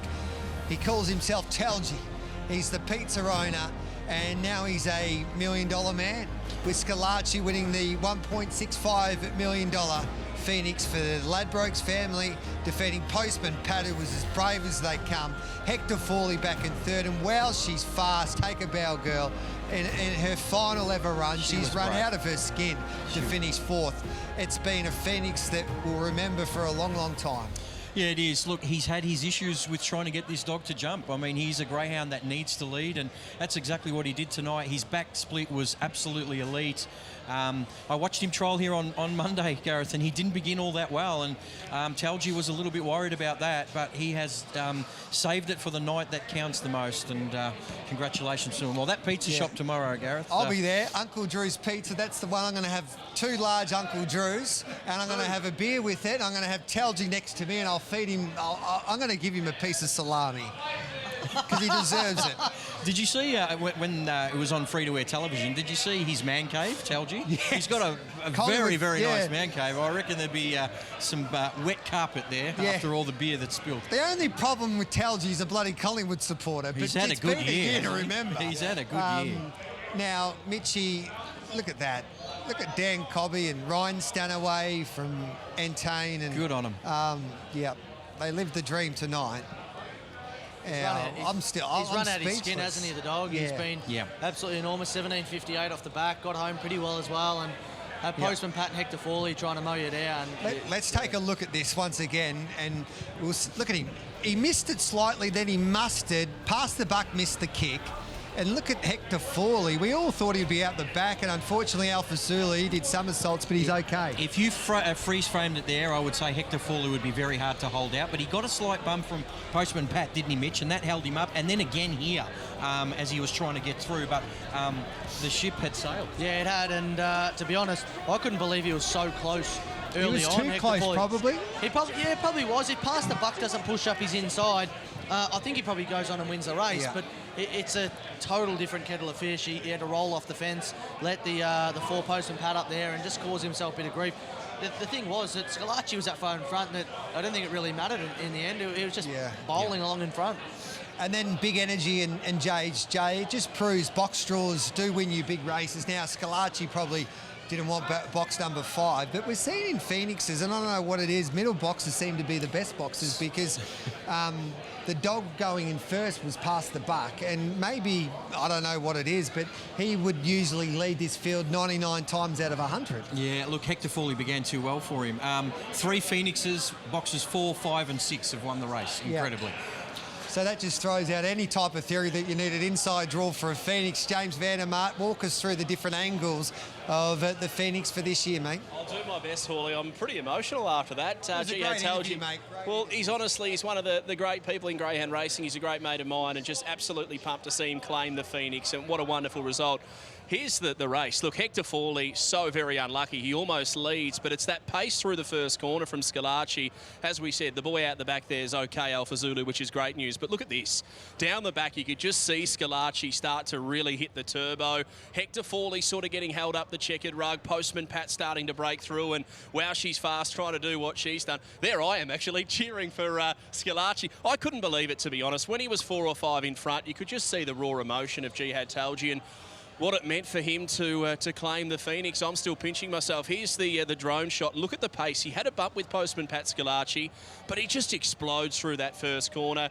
And again, a credit to Jihad Talgi because this greyhound was not beginning. We all heard the story. Bumped his head on the lids in the Top Gun. He's performed when he needed to perform, hasn't he? Put 5 lengths on them down the back. Hector Fawley, Postman Pat, both unlucky. They're both chopping at each other.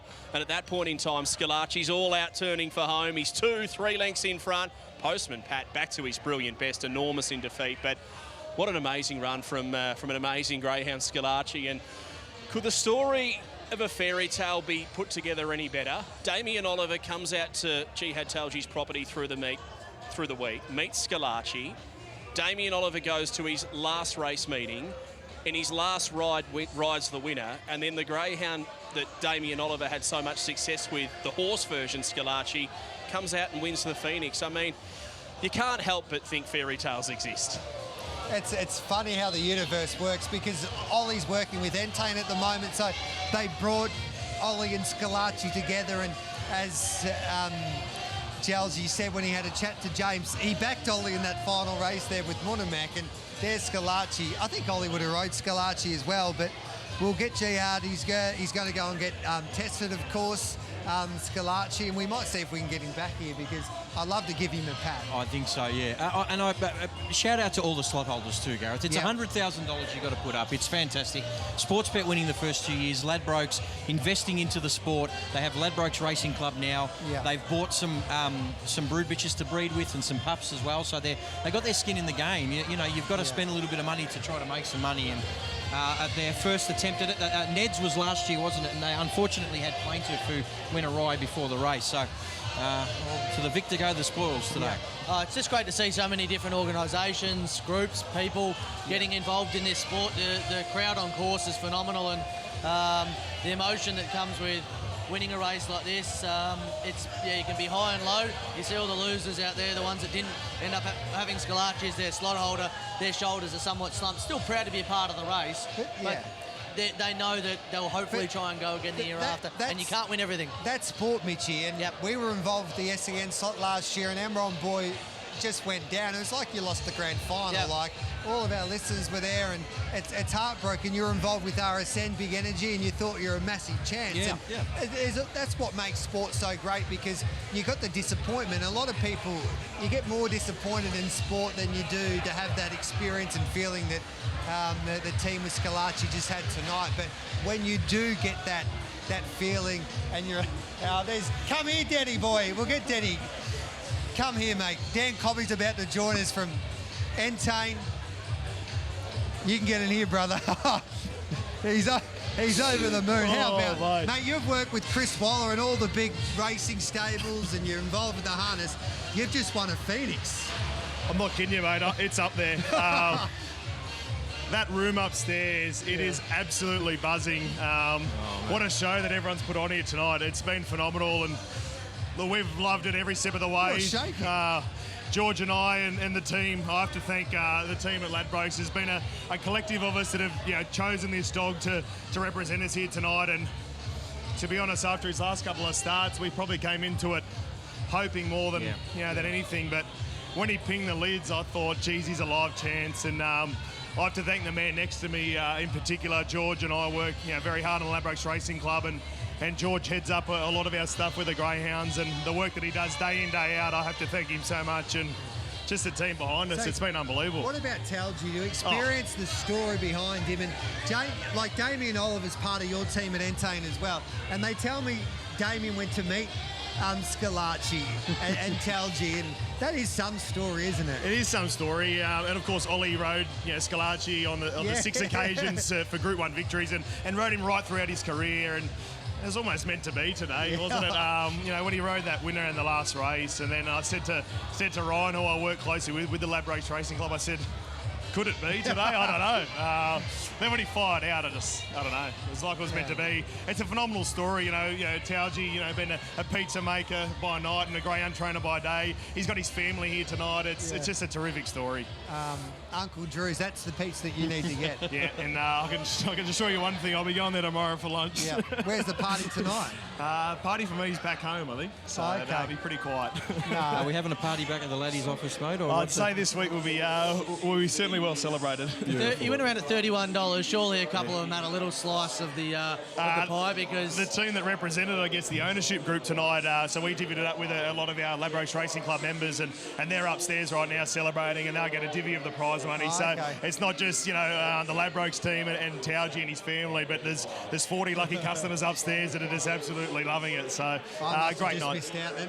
Yeah, correct. Yeah. Just missed out. Well, good on you, mate. Well done. Enjoy the moment. We'll have a beer upstairs. For sure. Cheers. Thanks, Dan guys. Cobby looks after the Ladbrokes ownership group. Well done, mate.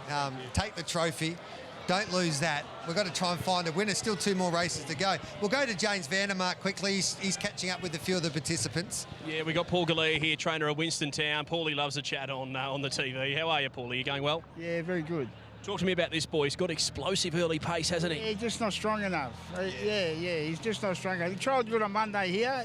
He was only like half a length from Scalacci, but he's not strong. Half a length from Scalacci. He trialled 5:07, 17:73. You can't ask for more. but he just hasn't got the strength. So I'm hoping gets a bit of a break. Tell you what, if he runs those sections, he'll go a long way to winning, mate. Good luck. Well, thank you. Here we go, Paul Galea, trainer of Winston Town. Half a length off Scalacci down the back. I'm hoping people at home are taking notice. We'll head over to not the handler of Sit and Steer. We're going to catch up with the owners. We've got Tanya and Brittany Burke here. Come a bit closer, Britt. How's he going to go, the boy, now in the care of Team Thompson? Hopefully okay. Not too sure though. Hopefully he can just get out good and run a good race. He's a nice pup. I want to chat to Mum. Tanya, come over here. Was it a tough decision to send him over to Team Thompson, Tanya? It was. They love him. That's all right. They're heading out. Out they go. Well, look, I'm with Sit and Steer on top. I'm going to go with the one on top here, but look, after hearing what we heard from Paul Galea, I think Winston Town's going to run a huge race off that trial. So half a length off Scalacci, boys. That's a fair trial. It is, boys. Who are you tipping here? I'm with the 1, 3, 6 and 8 for me. I do have Winston Town in there for third, but I just thought Sit and Steer. It's been going really well of late, placed in its last, 10 starts. Yeah. Hasn't missed a placing in its last 10. Drawn beautifully off the red. Good form off inside draws, 5 starts for 1 win and 4 minor placings, and in the hands of Team Thompson. Been well supported. I've got the 3 in for second, which is Silky Sauce, owned by a couple of my mates, the Johnston, so good luck to them, and the 6 Winston Town in for third. I think Sit and Steer is a repeat mating too. Remember that dog called Silver Lake? He was a flying he was a machine. freak. Held the Ballarat track record. He was so fast. This is the repeat mating. Yep. Look, really, I love the name too, Sit and Steer. 1, 3, 7 and 2, similar numbers to you, Mitch. There's the market there. Sit and Steer $1.95 out to $2.15, back into $1.90. Campfire $9.50 in to $5.50, back out to $6.50. Silky Sauce for my mates $4.80 out to $7.50. Winston Town $14 into $8. I don't know if that move was since the trainer said how quick he trialled. Eskimo Roger the 8, $10 into $8. So Certain off box 2, $7.50 out to $15. Winnington Bale 16 out to 17, and Burn By $10 out to 35. It is absolutely out the gate, Burn By off box 5, but all the rage is the one. Sit and Steer at $1.80. Chances are you're about to lose. For free and confidential support, call the 1-800 number on screen or visit the Gambling Help online website. What a night it's been. What a call from Dan Hibbert in the Phoenix. Here he is once again for the second last. This deserved favourite at now $1.60. $7 Silky Sauce, who's won 7 of 20, and 2 starts here for a win and a second over this trip. Comes off a second behind Magic Muffin in a grade 5 last time out. So the runners moving in, race 11, after the Phoenix. An unbelievable race. Scalacci, big lead down the back, and he holds off Postman Pat. Hector Fawley brave in third, and we say farewell to the Queen. Wow, she's fast, who ran a gallant 4th in her final race tonight, and well done to her on a marvellous career. Set to go, race 11, the City View Bistro, favourite red, they're set. Racing, Sit and Steer began fair. Silky Sauce got across it though and led. Up to second, Winston Town. Sit and Steer behind them. Next on the inside, Campfire. Further out was Eskimo Roger. So Certain back to second. Last and last was Burn By. Silky Sauce the leader. Out by 2 on Winston Town. Sit and Steer on the inside. Trying to get past it was Campfire. Next in the field was Eskimo Roger. Silky Sauce. Winston Town's a big danger. Trying to come through Campfire. Still Silky Sauce. Coming at it was Winston Town. Campfire dived and got it. Campfire through on the inside as one and beaten Winston Town. Silky Sauce has run third. 4th in will be Eskimo Roger ahead of Winnington Bale. Next in was So Certain and Burn By, and the time is 30.117. Well, they're saying that was a pretty impressive win from the boy. Yeah, it was. He deserved that win. He's worked hard to get there, so... He did, and he did it the hard way, exactly. He was caught back in the field, but one thing with this boy is he hits the line like a jet, and he loves to take the short way home. He does. He's as honest as they come, so we're pretty happy with him. Hey, the Barbaras, they'd be absolutely loving winning a race like that on Phoenix night, wouldn't they? Yeah, we're just unlucky in the big one, but as you can see... How's Johnny going at home, the chief trainer? He'd be pretty thrilled. He's around today, so you might find him in the pack there, but he's having his good days and bad days, but he's always at it, doesn't give up. Well, that'd be a good day, I'd imagine. Storming home on the rail, 30 and 12 the run. Do you know where he heads to next from here, Campfire? Because he's as strong as the day is long. No, it'll be up to Johnny. So, yeah, he does all that. We've done a beautiful job, mate. I tell you what, Simon, who works for the team as well, I don't know who he handled in that race, but it wasn't the winner, but he was going absolutely nuts. He was, yeah, definitely, yeah. Well, he helps Johnny out. He works for him, so, yeah. But what do you do? They all put in well, so, as you know, it's a lot of work. It's a team operation, though. A lot of people behind the scenes making the cogs turn, and a win on a night like this makes it all worthwhile. Oh, it definitely does, yeah, because a lot goes into them, as you know. And we love them, so, which is the main thing. Yeah. Good on you, Joey. Well done, mate. Congratulations. That was a big win. Off the tempo, storming home against the paint to take out race 11. Yeah, terrific performance. Campfire had to sneak through, and he did just that. He's worse than midfield now. Winston Town second. Silky Sauce looked the winner and gets run down the concluding stages, Georgie. Yeah, absolutely. It got run down by a greyhound who does get to the line very, very well in Campfire. Nearly cost himself the race here, Mitch, too. I thought he was going to win, got turned sideways, but still was too good. Silky Sauce got a bit of a future. Yeah, he got a good future, Silky Sauce. My mate's dogs, it's gone, 5:05, 17.75 off the back, so that's nothing to sneeze at. But, geez, how strong was Campfire late? Well, It picked up ground like I haven't seen many dogs pick up ground, running down some very good animals. So, it's got a real good future over 600 metres. Now we got Garrett's favourite song, Mumbo Number 5, playing in the background. This is going to get a bit messy. I love Mumbo. To the liquor store, in fact, do you know what I'm going to do? I'm going to take a break. I'm going to Mumbo over there, and then I'll come back, and hopefully we'll be catching up with...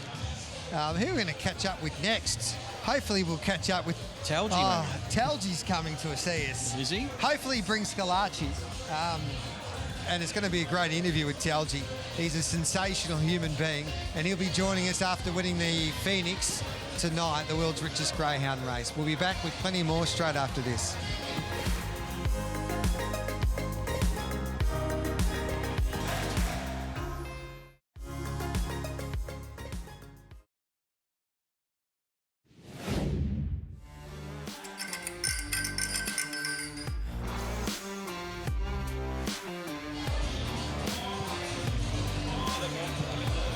Welcome back to our coverage here on racing.com for the Sportsbet Phoenix. Campfire was too strong, defeating Winston Town.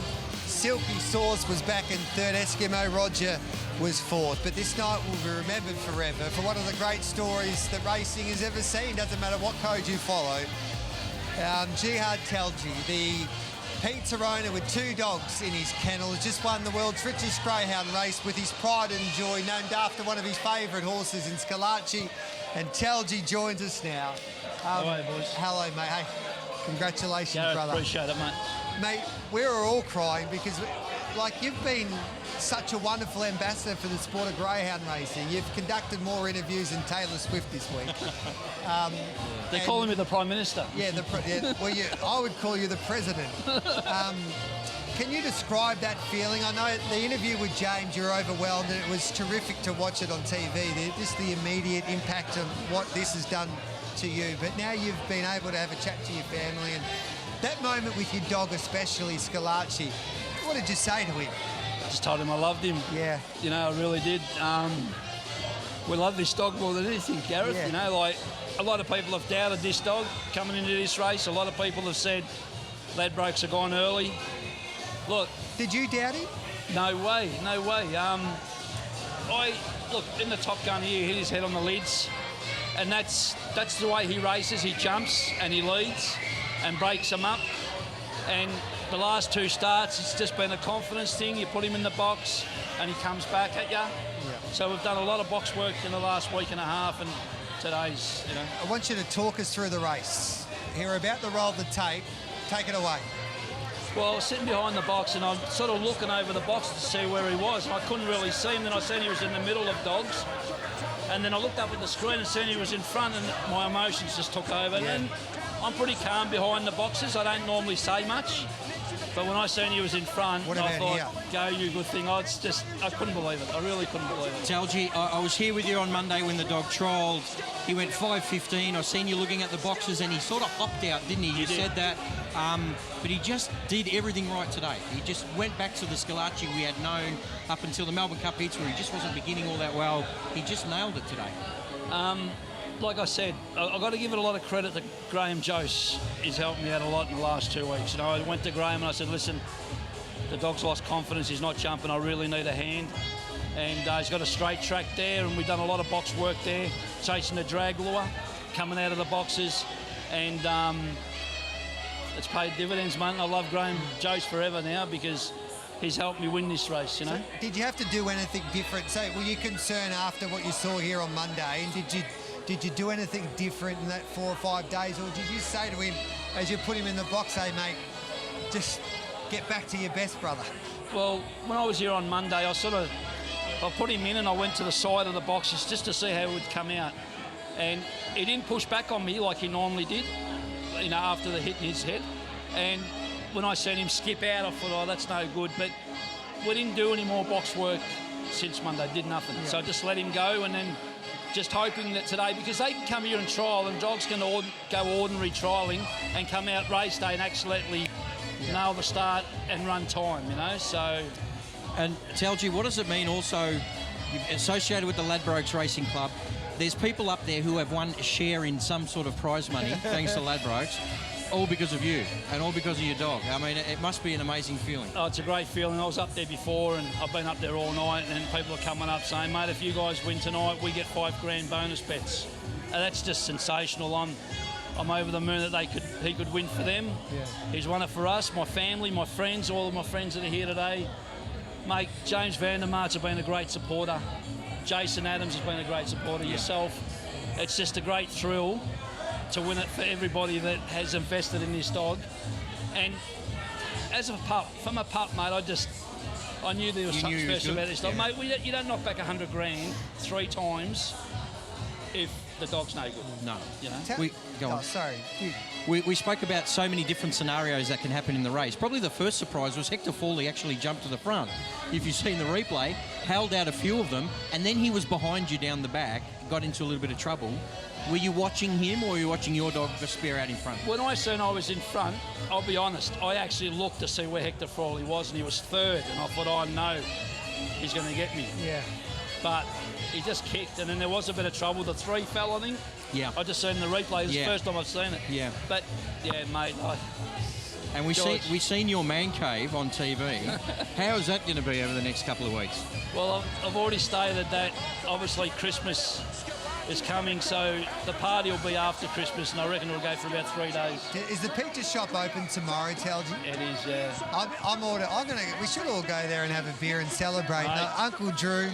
I've got some people that are locals that live in your area. Yeah. Ange and Jason, if you're watching, hello. And they're coming tomorrow. They're going to go and have some pizzas. Yeah. Drew special. I think that's what Gareth wants. Yeah, the Drew special. Oh, yeah.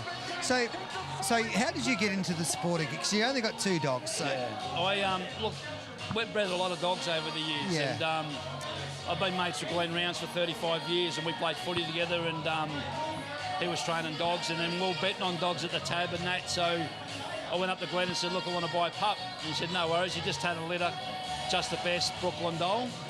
And we bought a pup, and it was called Culver City, and he trained it for us. And once you get a winner, you get the bug, and you just can't help it. And you ended up buying a property, and the rest is history, mate. We've just won the Phoenix. It's changed your life, this? Oh, 100%. Yeah. 100%. And so what's your message to people out there? Because I think you're an inspiration. So, Talji, people out there that you've obviously got a passion for this game, but to chase your dreams, and you've beaten the best breeders and the best trainers in the world today.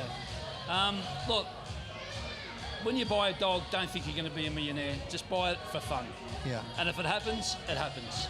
And if you end up training a dog and you become a trainer, just keep him fit, healthy and sound. Yeah. That's it. That's all it is. He does nothing special. He just keeps fit, healthy and sound, and he just runs his best races. 2023, you don't want this to end, because I was watching the story on Channel 9. You're a Collingwood supporter, and now you've won a Phoenix. What a year. What a year. What a year. What a year. But only back-to-back next year would only be better, you know? And you're only one of a small handful of trainers who have had a greyhound now that's won over $1 million in prize money.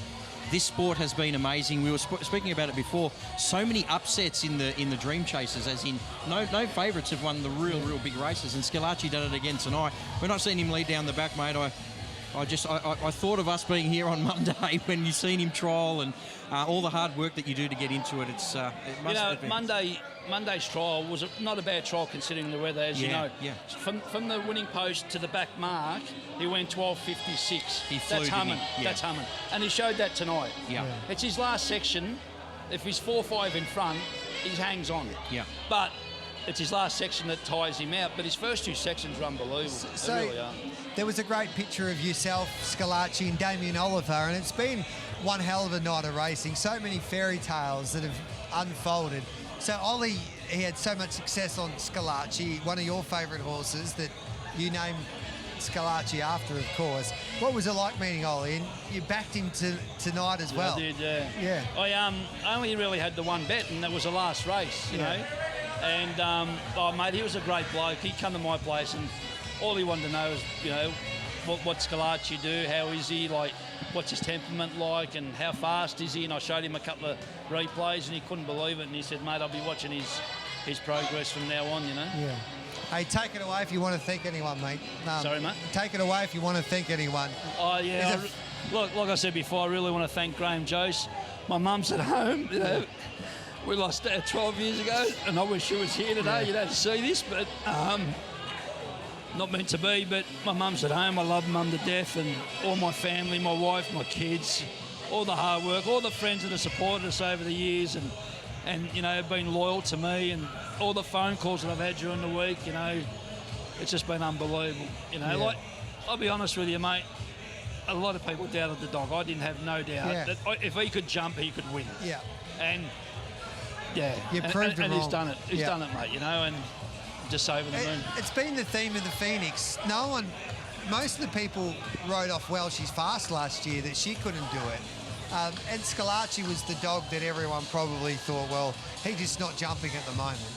But he was favourite back at the start of the Dream Chasers Festival for a Top Gun. Well, in the Top Gun, he was about $4 or $5, you know. But like I said, unfortunately, he anticipated the start and hit his head, and his last two starts, it's just a confidence thing, and we just had to get the confidence back, and thank God it worked out tonight. Hey, mate, Telgi, you've been a bloody sensation. I said you've been the story of the week with the Phoenix. You've represented this sport that you've loved for so long with distinction and class, and Thanks, mate. your passion is infectious. So we appreciate you coming on the show, I love the mate. game. I really do. Yeah. It's a great sport.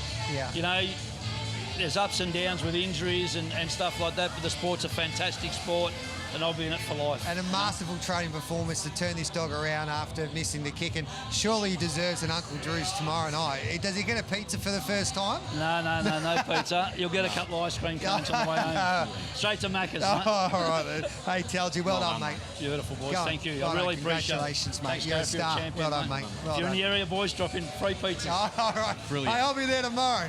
Not great that I to need catch any, up by with the way. Telgi. Mitchie and Bay, what's the market doing here, mate, for the last? Hey, I tell you what, Gareth, I know tonight is the highlight of Jihad's night, but one day I had a greyhound win at Sandown Park. He caught the greyhound, and we both got absolutely soaked out in the rain. I don't know if he remembers that when Megadossa won. Great Man was walking around, and we got absolutely drenched. We did. So he's been a good man in the industry and well deserved. Let's look at race 12. Race 12, field of 6 over the 525. Houdini Boy at stud, and Yogan Bale $3.80 into $2.30. Running Dynasty $6 into $3.60. My on top selection. One of the best back dogs in the race. Oregon Caldwell is $6 into $3.60. Vendetta Reef $18 into $8. Tinker Crystal at $17 and Caden Spale at 21s. The money's come for Yogan Bale. How will he go first time around the Meadows? But for me, it's Running Dynasty at $3.60. Chances are you're about to lose. For free and confidential support, call the 1-800 number on screen or visit the Gambling Help online website. I'm a bit of a fanboy there. Look at that. It's going to be a long night. I had to get a photo with Telgi. He's turned into a superhero. Yeah, a cold hero of greyhound racing. Incredible that he and Damien Oliver, they've had a pretty big week, haven't they? Unbelievable. So Sport's the best, I'm telling you. There's nothing better than sport when you can produce stories like that. The best reality TV. Yeah, unbelievable. Let's have a look at the speed map here. I've got a special for you here. Can't get... I'm not saying it's immoral. It's that well named, and I know that well, I forgot its name. Running Dynasty. Running Dynasty. What price am I getting? Not sure. We'll get to Mitch about the price. So we're just watching a replay here, guys, of Running Dynasty. This was at the Meadows from box 4, where he was caught up into a bit of trouble, Gareth. Second last, as you can see here, powers to the line and runs second behind Weblek Wolf, who's a very, very good greyhound, obviously. So this was a nice little run, so I can understand why you're keen. He's certainly in my top 4. I'm with Running Dynasty. I reckon this race suits down in the ground. Field of 6, he'll charge all over the top of him. Won't be leading, but he'll be up in the probably first 3 or 4. Just has to find a posse on that turn, and $3.60 is the price. I like it. So just back with the Phoenix, Hector Foley, as Talgi was pointing out, it was hard to believe that, like, he was, what price would he have been down the back? Which one? Hector Foley. He'd be odds on. Odds on. So that bump that Postman Pat gave him, it just knocked the wind out of him. And it was more than one, to be honest. On the first turn here, they probably go through the turn. Scalacci leads. Hector Foley sits on the rail, probably 3 lengths off him, and runs him down, right? But past the buck, clipped his hind end and shifted him out, which pushed him off the track, which allowed Postman Pat to get up inside him. And I just want to say, I'm losing my voice. Wow, she's fast, finishing 4th. She goes out as one of the greatest. So happy that they started her. I'd love to have seen her get carried off the track as well. What a sensation. I believe she's saying goodbye to all the Sportsbet fans. She's there, and you know, she's been unbelievable. What a career she has. And we'll be talking about her next year when she has her puppies and what they do on the racetrack. There should be a Well She's Fast race next year. There's no doubt about that, James Vandermaan. And I tell you what, lads, I'm not sure if you see, but I've got the Scalacci hat on now. I tell you what, I'm jumping on the bandwagon big time. We'll start with number 3, Yogan Bale, the Delbridge kennel with a key hand here, Miles. Yogan Bale, good provincial form. He should be out on speed. Hopefully. Is there a bit of confidence from the kennel? Oh, wow. He's a big dog, so I reckon he'll be able to hopefully just barge through at the start and get in front and then stay there, hopefully. That's the key. What do you reckon, Mum? Lisa Delbridge over here, handling number 6, which is Cadence Bale, one who probably won't lead, but will hit the line like a jet. Yeah, she comes home nicely, so the 3 is probably the better chance out of 3 of them, so yeah. I'm going to have a chat to the rookie handler of the trio. This is my little nephew who's handling in the big time tonight, Caden Wilson. What are you doing, little Paddy, on the handling duties, mate? Just out here for a day trip. Yeah, no swearing. You had a good night? Yeah, no, it's been pretty good. Do you reckon this dog can get the job done for Team Delbridge? And what kind of bonus do you reckon they'll pay if it wins? Oh, I want a decent one, hopefully. But hopefully I get my first winner handling. There you go. Well, he's about 10 handles in for yet a win, Lisa, so don't pay him too much, but the uncle can get a bonus. We might catch up with Craig Burns. He's had a pretty big night with a lot of runners. Can this roughie get home in the last? Big task, James, big task. Look, she loves the rail. There's no red dog that's going to help. If she gets to the rail, she'll hold it. I think there's some dogs that are quicker than her, but we'll see how it plays out. Hopefully she jumps. She normally does. So, hey.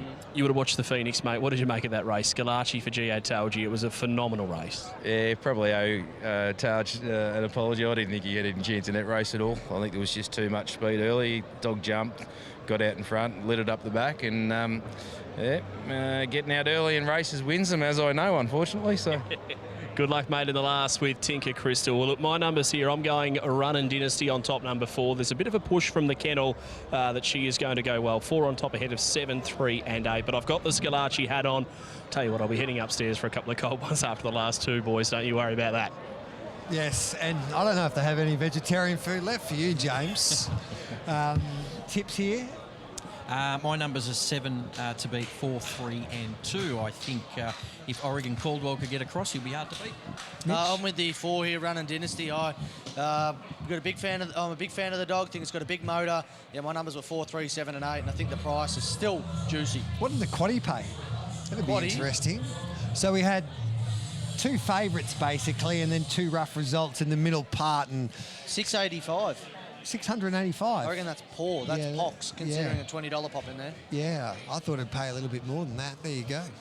Geez, I'm glad I didn't get the quaddie. I would have been more disappointed if They must have all hinged, make no promise one out, you would have thought. That's the only way. Yeah. 685. I thought they would have had to take the field with Scalacci, surely. Hope Talgi's not listening. One of those races. You didn't give it a chance, did you, Scalacci? Well, I thought if he missed the kick, it was no chance. He needed to be on his last 3 runs. Did you give it a chance? That's what I mean. Did you think he would jump? I thought he'd jump a little bit better than what he's doing, but I still didn't think from the box draw it was going to be very, very hard. And I said this, I'm not giving myself credit here. I sound like Jim Bob Vandermark, but I'm still like, it's a different ball game. Like past the buck missing the kick like he did and Hector Foley leading. It's sort of like who would pick that? What did we talk about before the race? There's probably 30 different scenarios that can happen if you race that race. That wasn't one of them, but Hector Foley beating out past the buck. That was the one. Surely. Here's Dan Hibbert for the final time. Favourite for the last is Yogan Bale at $2.50. $3.70 for Running Dynasty. $3.60 for Oregon Caldwell. $6.50 for Vendetta Reef, and then the outsiders Tinker Crystal at $19 and Cadence Bale at $23 on a magical night. And if you don't have pizza for tea, it's at some stage during tomorrow, you're not a true greyhound fan. An unbelievable performance from Scalacci to win the Phoenix tonight. It's been a fantastic carnival, 5 amazing nights, 60 great races, and this is the last of the night, the last of the carnival, the Houdini Boy at stud. The favourite is number 3, Yogan Bale for Mark Delbridge at $2.50. He's got 3 in the race. He's got Cadence Bale and Vendetta Reef. And the second elect is Oregon Caldwell for Tom Daly, who's won 3 of 15. Getting set for the last to bring down the curtain on the Dream Chasers Festival. It's been a fantastic event as always, and the green light is on for race number 12. Set to go. Ready, set, and away. Good speed out from Oregon. Called, wanted to carve over. Vendetta Reef got a lovely run, and Yogan Bale's driving hard up on the inside and will keep the lead. Yogan Bale led from Vendetta Reef. On the inside was Running Dynasty up to 3rd. 4th was Oregon Caldwell, and they got away then on Tinker Crystal and Cadence Bale off the back. Yogan Bale, the leader, trying to run it on was Vendetta Reef. Running Dynasty's getting into its work now. Yogan Bale, here comes Running Dynasty. It's going to get there. Oh, I don't know. Oh, he might have just held on, Yogan Bale, but it's really close. We'll go to the judge. Yogan Bale and Running Dynasty together. 3rd in will be Oregon Caldwell, and then Vendetta Reef, Cadence Bale and Tinker Crystal. And this is awfully close. 30 and 11 is the gallop. I tell you what, I made a call on Melbourne Cup night and got it wrong that Stephen White had won a race, but I'm not going to say anything, but I think Lisa Delbridge has just won this Yogan Bale, so we're awaiting the number. I'm not going to interview you, Lisa, because the last time I did this, the connection lost. 5:10, 17:75, 30:11 the run. Could even be a dead heat. What do you think? I think he may have just got there by nose. Yeah. He showed really good speed, win, lose or draw, Yogan Bale, but it's very close. They're saying the 3's got it, which is you, so congratulations if that's the case. Yeah, but it's nice for him to get a city win, so yeah. He's a nice pup on the up, win, lose or draw tonight. I keep saying that because I don't want to get it wrong, Lise, but he does get it. We've got one right. We've got one right on racing.com. Win, lose or draw, he wins now. Where does he head to from here? Because he's got a lot of early speed. I'm not sure. Probably Sandown since he's grade 4 here. So, you know, like the breeding of these dogs is unbelievable. Kane Bale's his brother, so he's got speed, whereas the other dog doesn't. But they're strong. So yeah. Well, you've been there. You've won the great races, the Melbourne Cup with Yachi Bale. What did you make of the Phoenix tonight as I let you go? Jihad Talji, Pizza Chef, 2 dogs, wins $1 million race. How good is greyhound racing? I was crying in the car, actually, watching him. When he out Calvin Greeno, it set me off. And for someone like him, he's only battler, he's got a couple of dogs, and it's just fantastic. All good luck to him. He's worth it. Good on you, Lise. Well done with the win in the last. Well, that wraps up my job here at the Meadows. I tell you what, I reckon that was my favourite night of greyhound racing ever. Well done to Ladbrokes. Well done to Jihad Talji. Well done to Scalacci. Well done, James. You've been sensational as well. It happens to us always in the last race. We couldn't believe that Hector Foley got beat. No. And we're all on Hector Foley. And we thought we're going straight out with the limousine, and we all thought that Running Dynasty was home. Now we're running out of here. Yeah, we are. Let's have a look at the replay of the Phoenix, the Sportsbet Phoenix. And It had it all, Georgie. You talk us through it. Yeah, look, really good beginning from Hector Fawley was the first surprise. A bit of a jam behind him, and Scalacci was off and gone. A little bit of bumping behind him. His second sectional was incredible. Hector Fawley copped a check there. That was the part that stopped him from getting a little bit closer. And early speed can win races, Mitch. Early speed does win races, and I reckon it might throw a few spanners in the works for the selection for next year's Phoenix. I'd start to think now as greyhounds that are coming through the ranks, just black book them, jump on the Sportsbet black book, pencil them in there. But there is so many thought process that'll go through after seeing Scalacci win that one. I tell you what, just watching that replay, Pass the Buck was the X factor. He caused havoc in that race. And with James Vandermark, that was some of the best TV analysis that I've seen in any sport, explaining what he would do. Yep. He wanted to get off the fence, and he did. He did take a few out with him tonight, Georgie. Yeah, absolutely. Yeah, he did. Look, he's a young greyhound. He's on the rise. He's going to have a really, really big future. He probably didn't have the prep that they wanted because of the injury, but he'll be fine. He'll be here for the Australian Cup. Love your work, boys. It's been so much fun from the Dream Chasers Festival. Thanks for joining me each and every night, mate, and it's a night we won't forget.